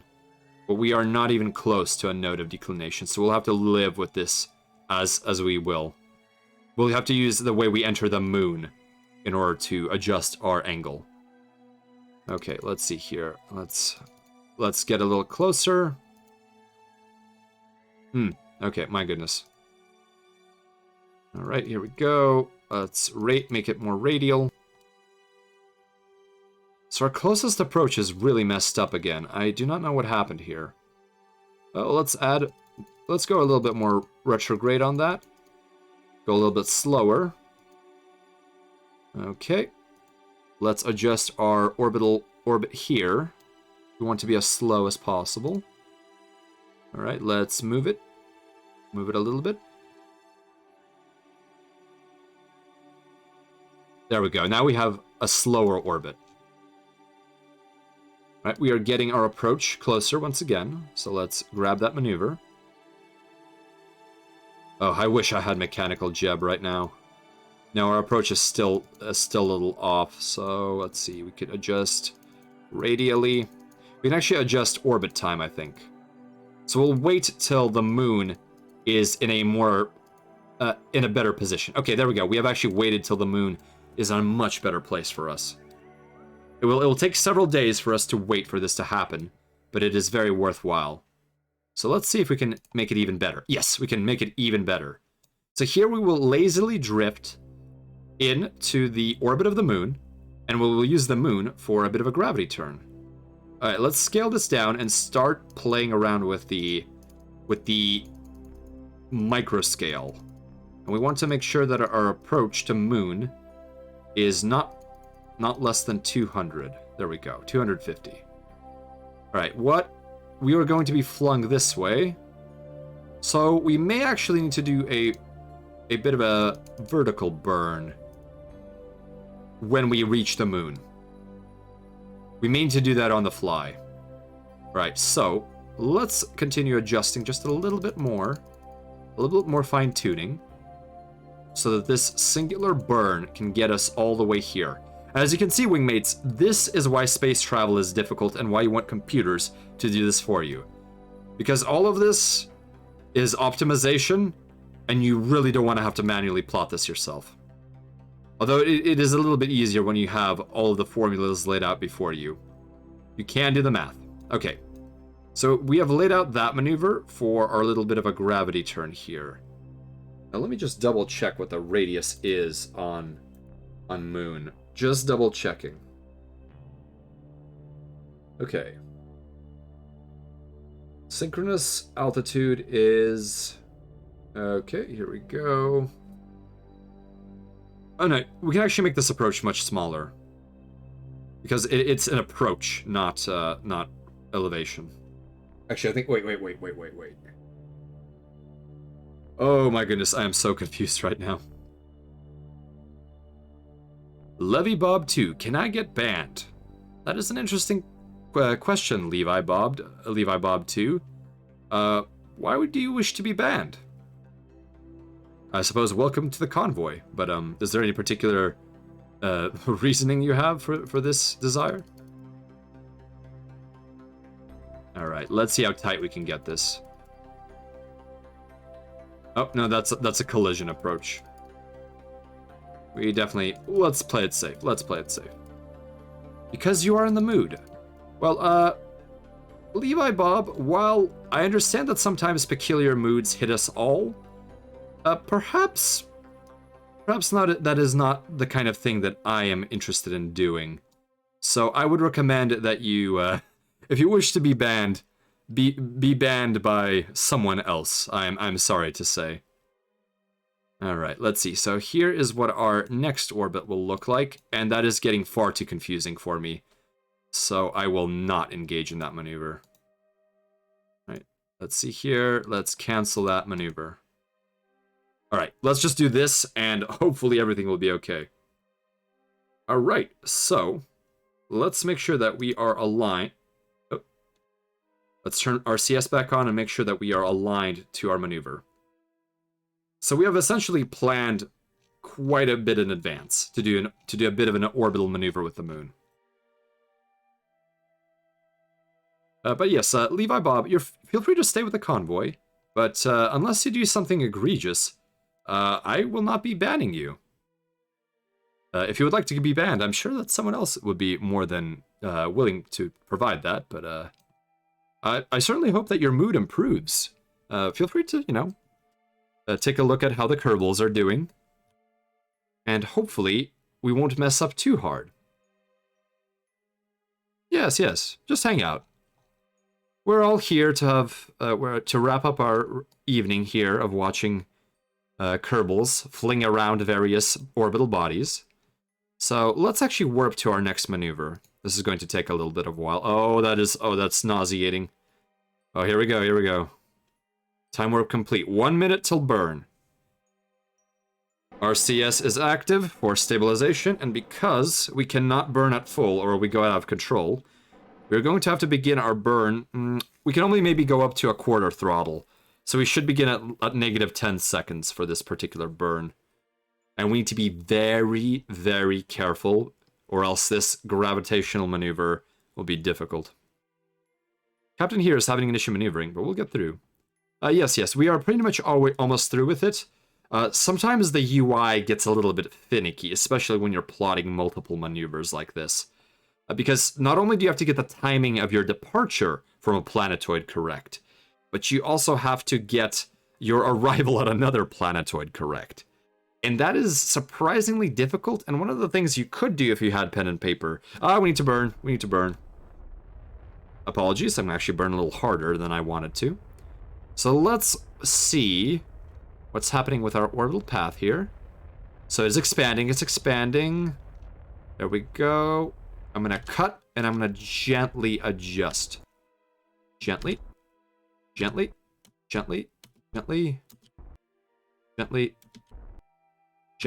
Okay, we are about as close as we could get it. All right, wingmates, we've done it. We are now going to leave.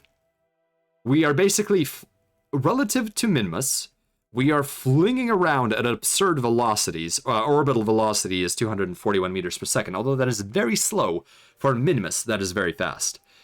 And we are going to leave its sphere of gravitational influence, essentially the point where the power of Kerbal becomes greater than that of Minmus itself. And then, our trajectory, the moment we leave there, will look like this. So why don't we watch that moment happen, actually? Let's see here. Let's warp right here. Warp here. So, here's our spacecraft flying along. Very good, very good. Let's see here. That physics warp is a little slower than I expected. Okie dokie. Let me tell you, when I was in training, this was a lot easier because the computers were doing it all for us. We had to go through a very basic course, and I've forgotten it since then. It's a simulation within a simulation, indeed. There's a lot of simulating going on here. All right, let's speed up the physics a little bit. All right, and here we go. Just a little bit faster. All right, wingmates, watch the map do a fun thing here. And we are about to reach that yellow line, and we are escaping Minmus's influence. And now the formerly yellow line is our blue line, which is our current trajectory. So now we are doing a transfer orbit to the moon. So now we can begin plotting our next maneuver. So I'm going to do my best not to mess this up. I need to get a better zoom here. Okay. One of the issues I do have is sometimes the zoom is not what I want.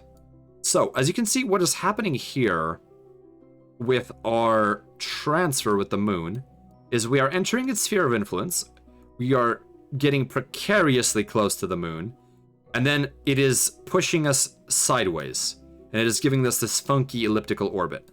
So I believe at our periapsis of the moon, we will actually do a maneuver. One, I think that we will, okay, let's see. Oh, this is very abstract. We will actually attempt to level out our orbit a little. Oh my goodness, how much delta V did I expend doing that? Well, that doesn't matter. As long as we re-enter the atmosphere somewhere on Kerbal, it's all gravy.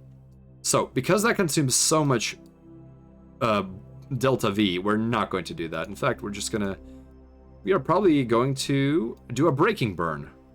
So, retrograde. Let's do a retrograde braking burn. And what will happen here if we're doing a retrograde braking burn? Oh, interesting. So if we do enough of a retrograde braking burn, we will actually go into orbit around the moon. And if we had our lander craft, there's a small chance that we could actually land both on the moon and on Minmus simultaneously, because we had so much delta V. But instead, I think that we will do our best to simply slow ourselves down, using the moon as a booster for that. Alright, let's see, there we go. And a gentle adjustment of the orbit, there we go. And let's see if we can adjust it like this. And a radial component. What's this radial component going to do? No, I don't want to do that. Alright. So let's cancel that maneuver and try it again at the periapsis, add maneuver. So retrograde burn. We could circularize with the moon, but we don't want to. There we go. Alright, perfect. Oh, no, I should not be burning more radially. Right, I'm gonna turn up the scale here and play with these. So burn prograde, burn retrograde, there we go, burn prograde. Okay, there we go. So we will leave the moon here, and we'll have this particular orbit.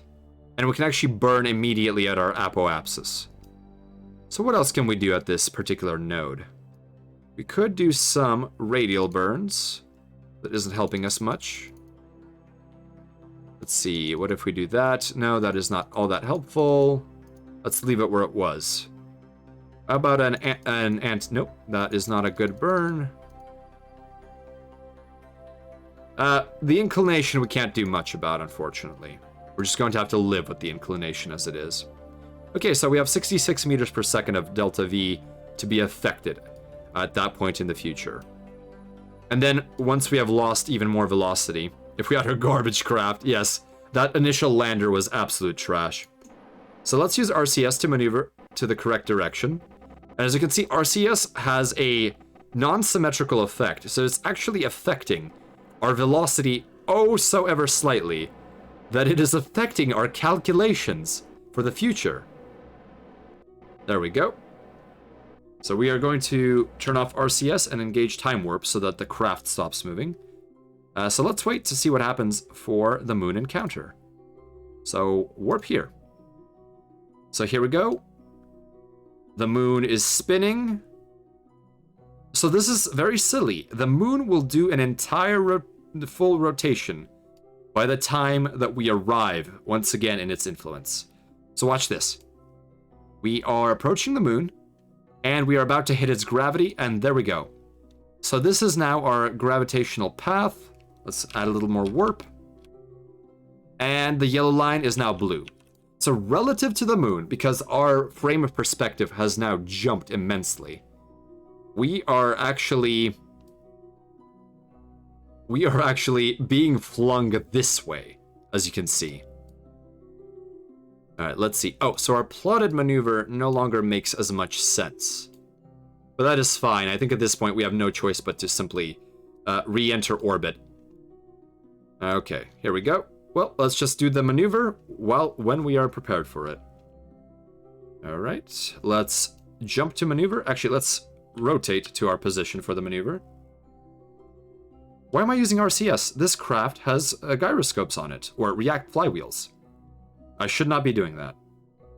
So let's maneuver to our next point. There we go, we are set. And let us continue on with the burn. Time warp to the burn. Oh. Do behave. Alright, here we go. I won't do that, I will simply warp to it. There we go. So we are being slung backwards around the moon, although, unfortunately, we entered too steep.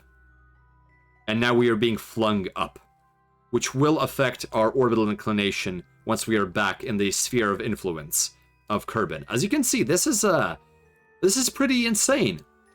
It takes a lot of three-dimensional thinking to do this correctly when it comes to orbital inclination. And I'm not going to claim that I'm the best at it. Alright, maneuver is coming up. It's going to be a very short burn.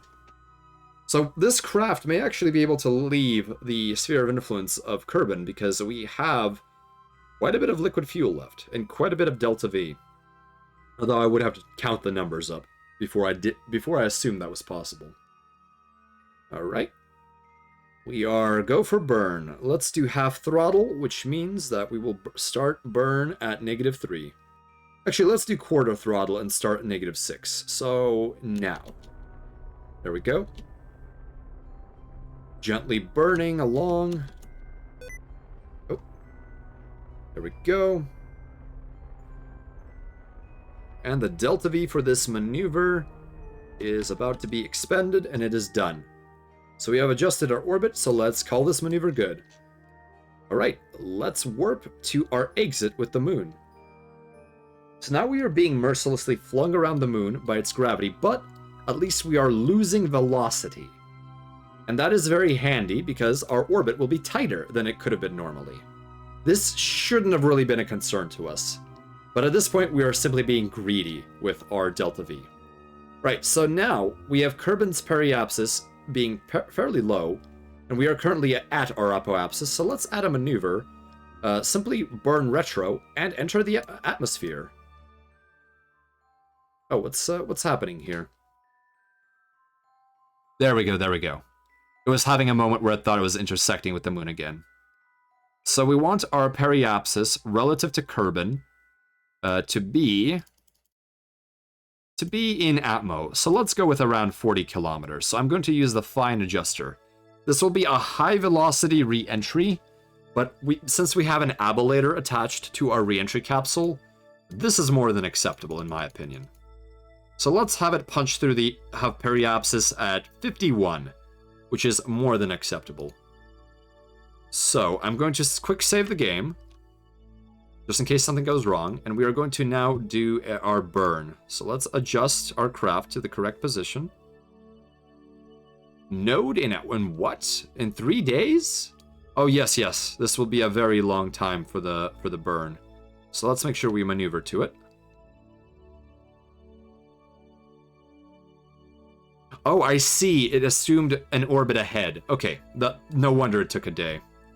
Alright, so let's begin our retro burn very shortly. Good thing we can't bounce off Atmo here. Yes, yes, that is fantastic. If we could bounce off Atmo, we'd be in deep trouble. And so we will engage in our retro... We will engage at quarter throttle, so... 48 seconds total of burn, so we should start at -24. So we are almost beginning our burn. Alright, here we go. Burn time is approaching in 6, 5, 4, 3, 2, 1. Quarter throttle. There we go.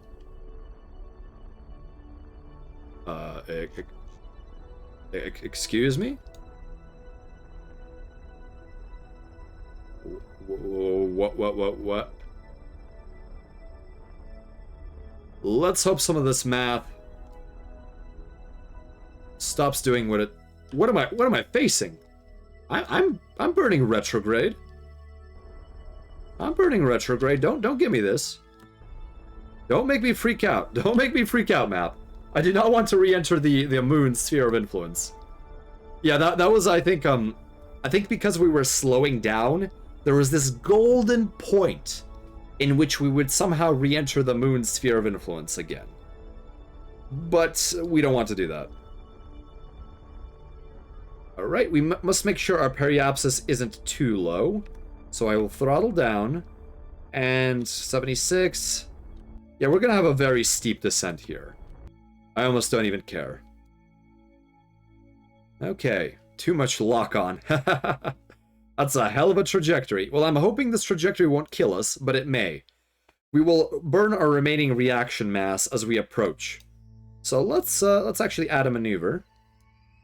And that maneuver is called Burn Retrograde as much as possible before we enter. Simply because we have so much reaction mass here. So let's just warp. Alright. So our orbital velocity is probably going to peak in the several thousands, maybe 2,000 to 3,000 meters per second, which is far past supersonic. We are going to be hypersonic, and in regimes that no sensible being should be inside of. Okay, here we go. All right, let's point retrograde. Let's make sure that the craft is doing what we want it to do. And let's just expend all of our liquid fuel, slowing us down. Alright, full burn. So we are trying to kill our orbital velocity a little bit so we don't burn up too much. So right now we are burning at... We have 500 delta V remaining, so we're just going to keep burning till everything we have is expended. Ooh, oh dear, that gave me some conniptions. Oh, that looks beautiful. Beautiful, beautiful. All right. All right. Throttling up. So we have about 1,000 delta V here. So we should be able to have a rather steep ballistic entry as opposed to a skip. And this is the nerve motor, which uses a nuclear reactor in order to heat the reaction mass going through it. As a result of its properties, it has one of the highest specific, specific impulses of any motor, which means, in layman's terms, it is the most fuel efficient. It gives you the most delta V for the weight of your propellant, but its biggest flaw is that one, it is one of the heavier motors available for its thrust, and two, it has very dismal thrust. And that is quite an issue. Having bad thrust means that your maneuvers must be calculated much more in line with that. Let's use stability assist to actually put us purely retrograde. There we go. So as you can see right now, we are very much curtailing our trajectory because we are burning off everything that we have. And we may actually land in daytime. Which would be very nice. Because Kerbal is spinning this, spinning this way, so we will be landing during the evening, it appears. But nonetheless, this will be one of the few times we have landed during any kind of appreciable light. But this is what it looks like up close. Oh my, bright as the sun. Just in time for a late dinner. Oh, I'm glad that you're having some food, Niwa. Alright, so we are entering Atmo, and we haven't burned through the remainder of our rocket fuel. Alright, we have detached, and we will not engage SAS. Alright, let me disable these aerodynamic overlays. Highlight, enabled, disabled. So right here, we have this property called ablator. And essentially, ablator is this material that shields us from the heat of re-entry. Oh, look at that.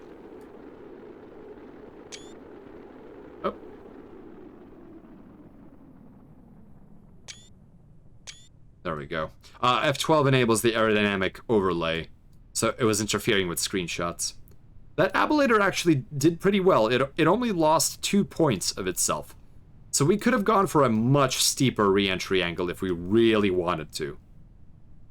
What's the difference between prograde and retrograde, asks Ichigo RSA. Welcome to the convoy, Ichigo RSA. Oh, and T-Poot 4005. I didn't see that. I apologize. Welcome to the convoy. Oh goodness, and Steelheart, did I say hello? Welcome to the convoy, even though we are approaching the end here. Prograde is in the direction of your orbit. So if you say, I am burning prograde, it means that my rocket is pointing in the direction of my orbit as I am burning. And retrograde, let's pop our chutes. They are within safe deployment parameters.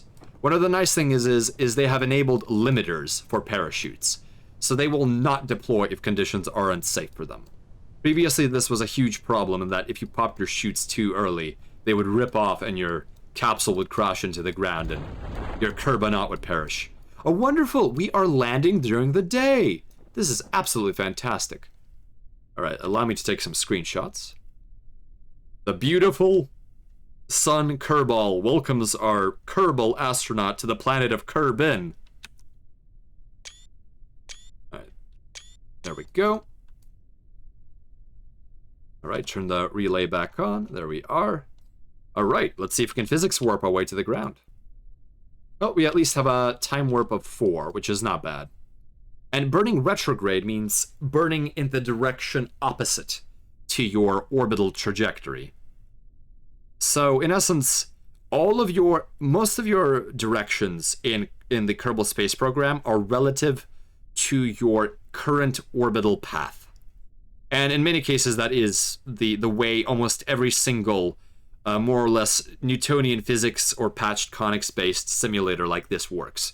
Is you have prograde, retrograde, which are on one axis, then you have normal and anti-normal, which is, if you imagine taking a pancake and stabbing it with a fork vertically. That is the normal direction. And the one that you can see from the top would be considered the... Oh, we can turn off stability assist. And we can turn off physics. All right, we have landed. We have landed on this historic site. Fantastic. Let's take another screen cap. Zoom in a little bit and take a screen cap. Excellent. And we'll have our brave astronaut step out. Let's do an EVA. There we go. Let go. And we will have our fella here pose with his capsule and take off your helmet, amigo. There we go. Duble's Kerman, the bravest Kerbal that ever flew. Look at that, a completely fearless face. On 2 different worlds, he has walked. And the first thing he does when he gets a breath of fresh Kerbin air is he panics. I'm watching you land with a glorious soundtrack to Dyson Sphere program playing in the background. That's fantastic. That's a great soundtrack, Lead Poisoning. Finally, back on the friendly ground. Indeed, Shadow Trooper, we have made it. We have made it. And look at him, looking directly at the sun. Just as all good Kerbals should. I can't get the best shot of him doing that. Oh, he's doing a little jig. I'm sorry, I'm just very stoked that our little friend here has survived so many adventures. I certainly hope that Doobles here can visit quite a few places. All right, I think we can recover the vessel. Let me save the game just in case. Let's call this Minshot End. Saved. And we can recover the vessel. And that is a mission accomplished successfully. If it will load, of course. Oh, and Doobles is ready for his next assignment. Hopefully he will also be the first Kerbal to leave the system. Alright, there we go. Fantastic. So let's quit to the main menu and shut down the simulation. Back. And here we go. We quit. There we go. Fantastic. Let's move back to the O'Neill space station that we so very much enjoy. Here we go.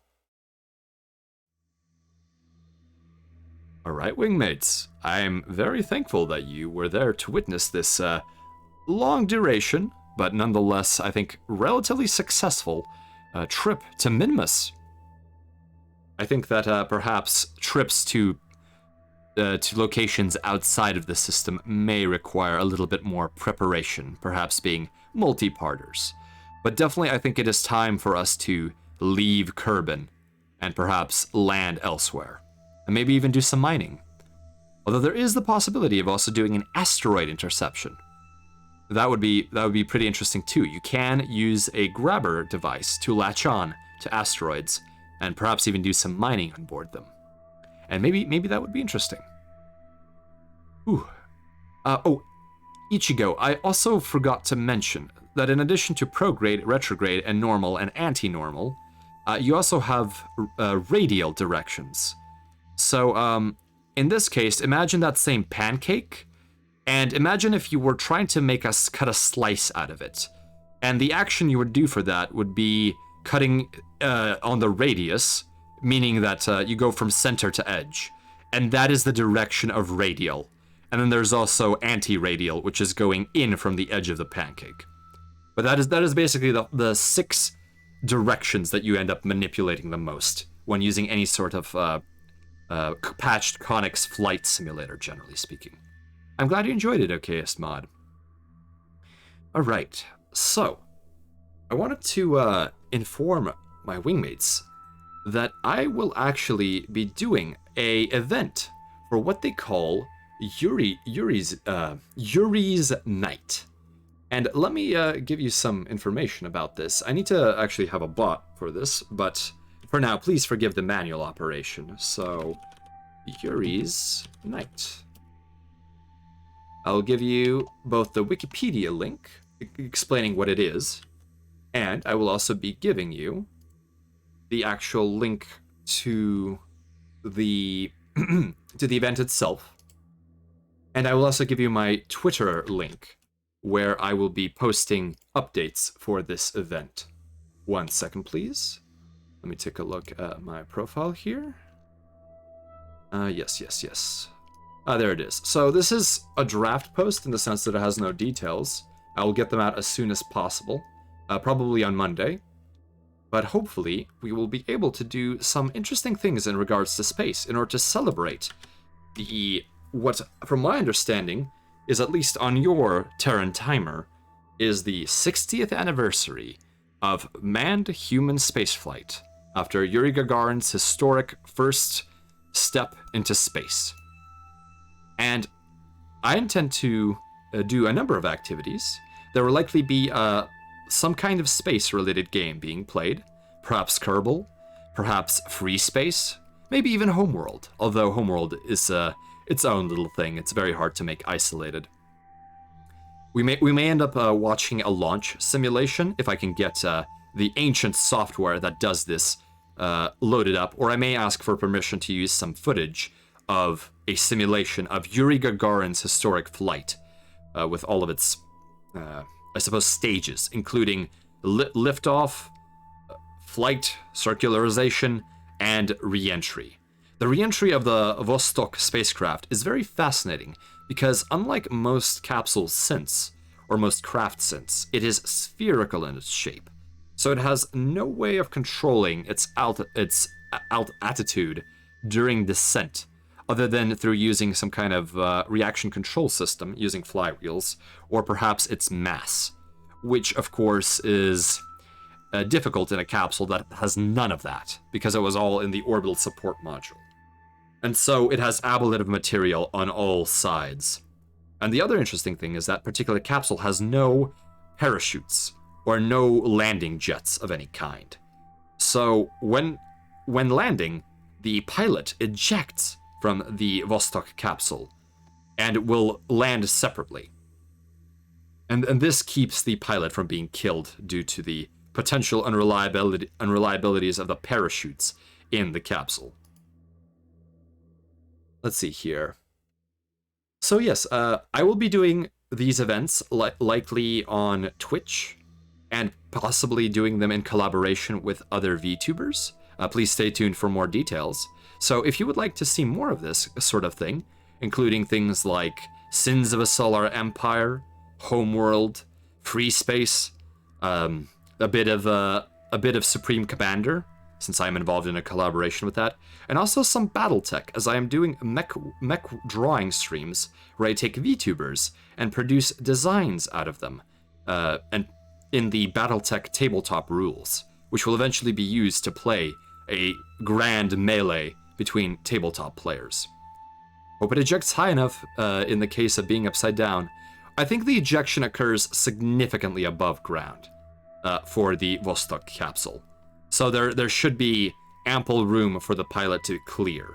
And I think some of the way that it balances means that the ejection generally will eject upward. But yes, that is definitely not done at the very end, close to the ground. Yes. Yes, feel free to follow. No pressure, of course. The flotilla is always welcomes anyone who joins. Also, the chair ejects slows down at first compared to other craft. Yes, there is it is rocketed out, but it is fairly slow as far as landing speeds go. The modern, or I suppose the 21st century Soyuz capsule uses parachutes, but it also uses some retro rockets to slow itself down. So I look forward to having details for Yuri's Day. Oh, one other idea that I have had is I would like to read some fan fiction from the Far Suns Coalition about another historic event in the history of our nation. Just as the flight of Yuri Gagarin was historic for all of humanity, the loss of the Ticonderoga, one of our first home-built cruisers, was also a historic and devastating blow that changed the politics and the outlook of the Far Suns Coalition. And it has only happened in the last few years, but even so, some very interesting fan fiction has been written about that particular event. So it's safe, as long as you didn't forget the parachutes. Indeed, don't forget the parachutes, ever. Always keep that in mind. So yes, I'll be doing some fan fiction reading from the Far Suns Coalition, and I believe that there is a chance that I will be doing some karaoke. And, of course, do not expect the highest quality.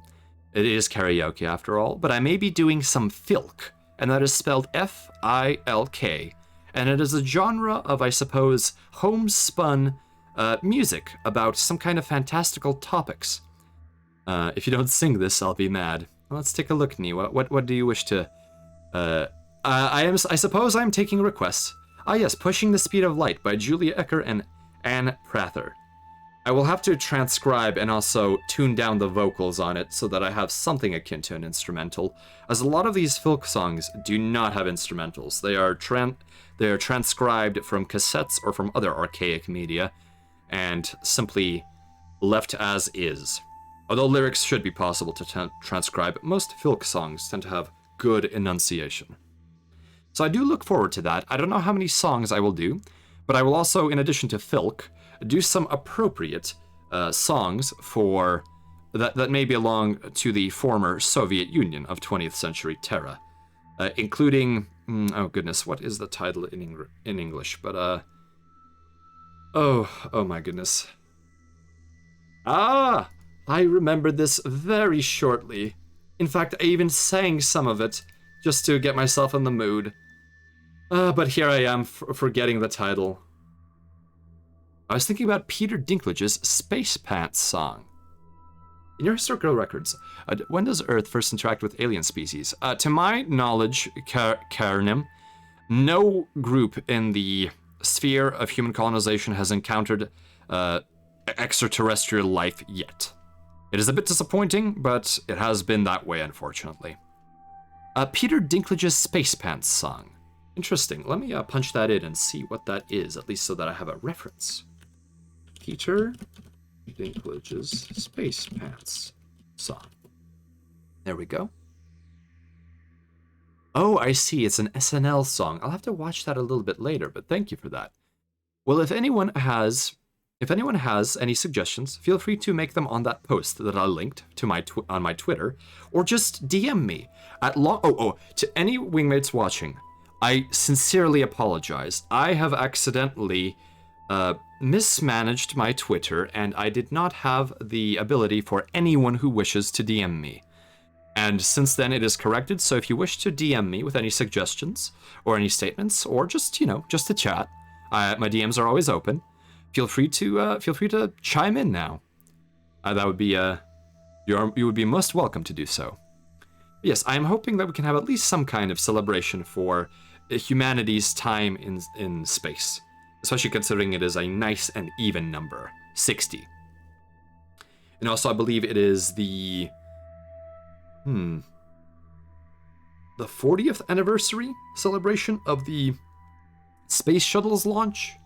I believe it is. I believe it is. Yes, because the launch of the space shuttle Columbia, I believe, was 20 years after Gagarin's launch. So yes, there will also it will be a celebration of all of those launches and of humanity as a whole. Yeah. Well, I didn't DM, just wrote Spacer Haywire at Spacer Haywire. Oh, that is fine too, okay, Smod. That is very much fine too. Yeah, contact me any way you see fit. But please do what works best for you. And yes, Miwa, I am quite excited. I will likely not be streaming as often this week, perhaps only 3 or so times, simply due to the need to prepare for the festivities. But I certainly hope that the payoff will be worth it, with me not being as present as I usually am. Alright, I think that ends my tirade. If anyone has any questions or comments, feel free to state them in the chat. But right now, I will begin looking at my FF transponder for raid targets. And if anyone has any raid suggestions, also feel free to make those known. Here we go. Let's take a look at what Twitch has in store for us.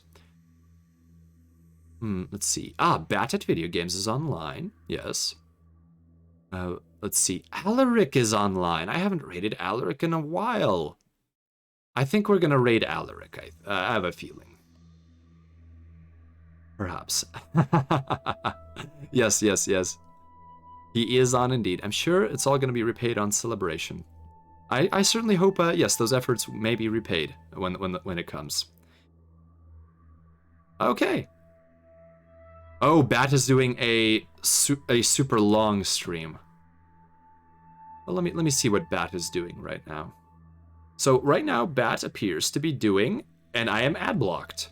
Well, Alaric, I will say, is doing Transport Tycoon Deluxe, which is a very adorable and very old school, I suppose, relative to what the current denizens of Terra seem to indicate,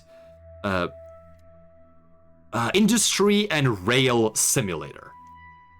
Of course, please lurk. If you would like to watch some trains and some very interesting economic manipulation, and a very cute soundtrack, I think that would be the thing to visit. And if you would like to see Bat playing, she's playing Kirby right now. It's a black and white Kirby Game Boy Advance game, it appears. I do not know which specific one, as I am not an expert in Kirby. So Bat is doing Kirby, and Alaric is doing TTT, Transport Tycoon Deluxe. Yes, holy crap, Bat, indeed. 48 hours is pretty intense. I'm going to make a little bit of a clap here for her. I think I may multi-stream drift both, simply to see how Bat is doing. But I think let us raid Alaric, if you do not mind, wingmates. Alright, let me provide you with the raid message. And feel free to adjust the raid message as you see fit, with different emotions. Yes, Tricky B. I don't think you've, welcome to the convoy that we are just about to send off onto a jump. So here you go. There is the raid message. Oh, thank you for the Easter celebration messages. Happy Easter to everyone who celebrates that particular festivity. I hope that it goes fantastically for anyone engaged in that. Unfortunately, for my particular culture, there is a not many who celebrate that particular tradition. Oh, thank you, Tricky Bee. Okay, let's see here. Allow me to Allow me to select Alaric's channel briefly. I need to type in the raid command. Oh, Alaric already has quite a few trains and planes. Oh my, this will be a treat. Raid Alaric channel. There we go. We have engaged the raid. All right, wingmates. Feel free to raid or attend whoever you wish. This is obviously not mandatory. So please feel free to join us. And we will be heading out shortly. Thank you everyone for accompanying me on this journey as we made Dubel's Kerman a hero twice over. First individual on both the Moon and Minmus. Let me paste in the raid message once again so that you have it. Yes, good night everyone. Wingmates, make sure to keep your propellant tanks topped off. Your jump calculations should be accurate. And most importantly, fly safe. All right, let's be polite in our raid and let's head out. Everybody, I will see you at some point in the future. Tomorrow I may do a Mech Warrior drawing again, but that will be a guerrilla stream. All right, let's do this raid. Thank you everyone, and have a good one. And happy Easter.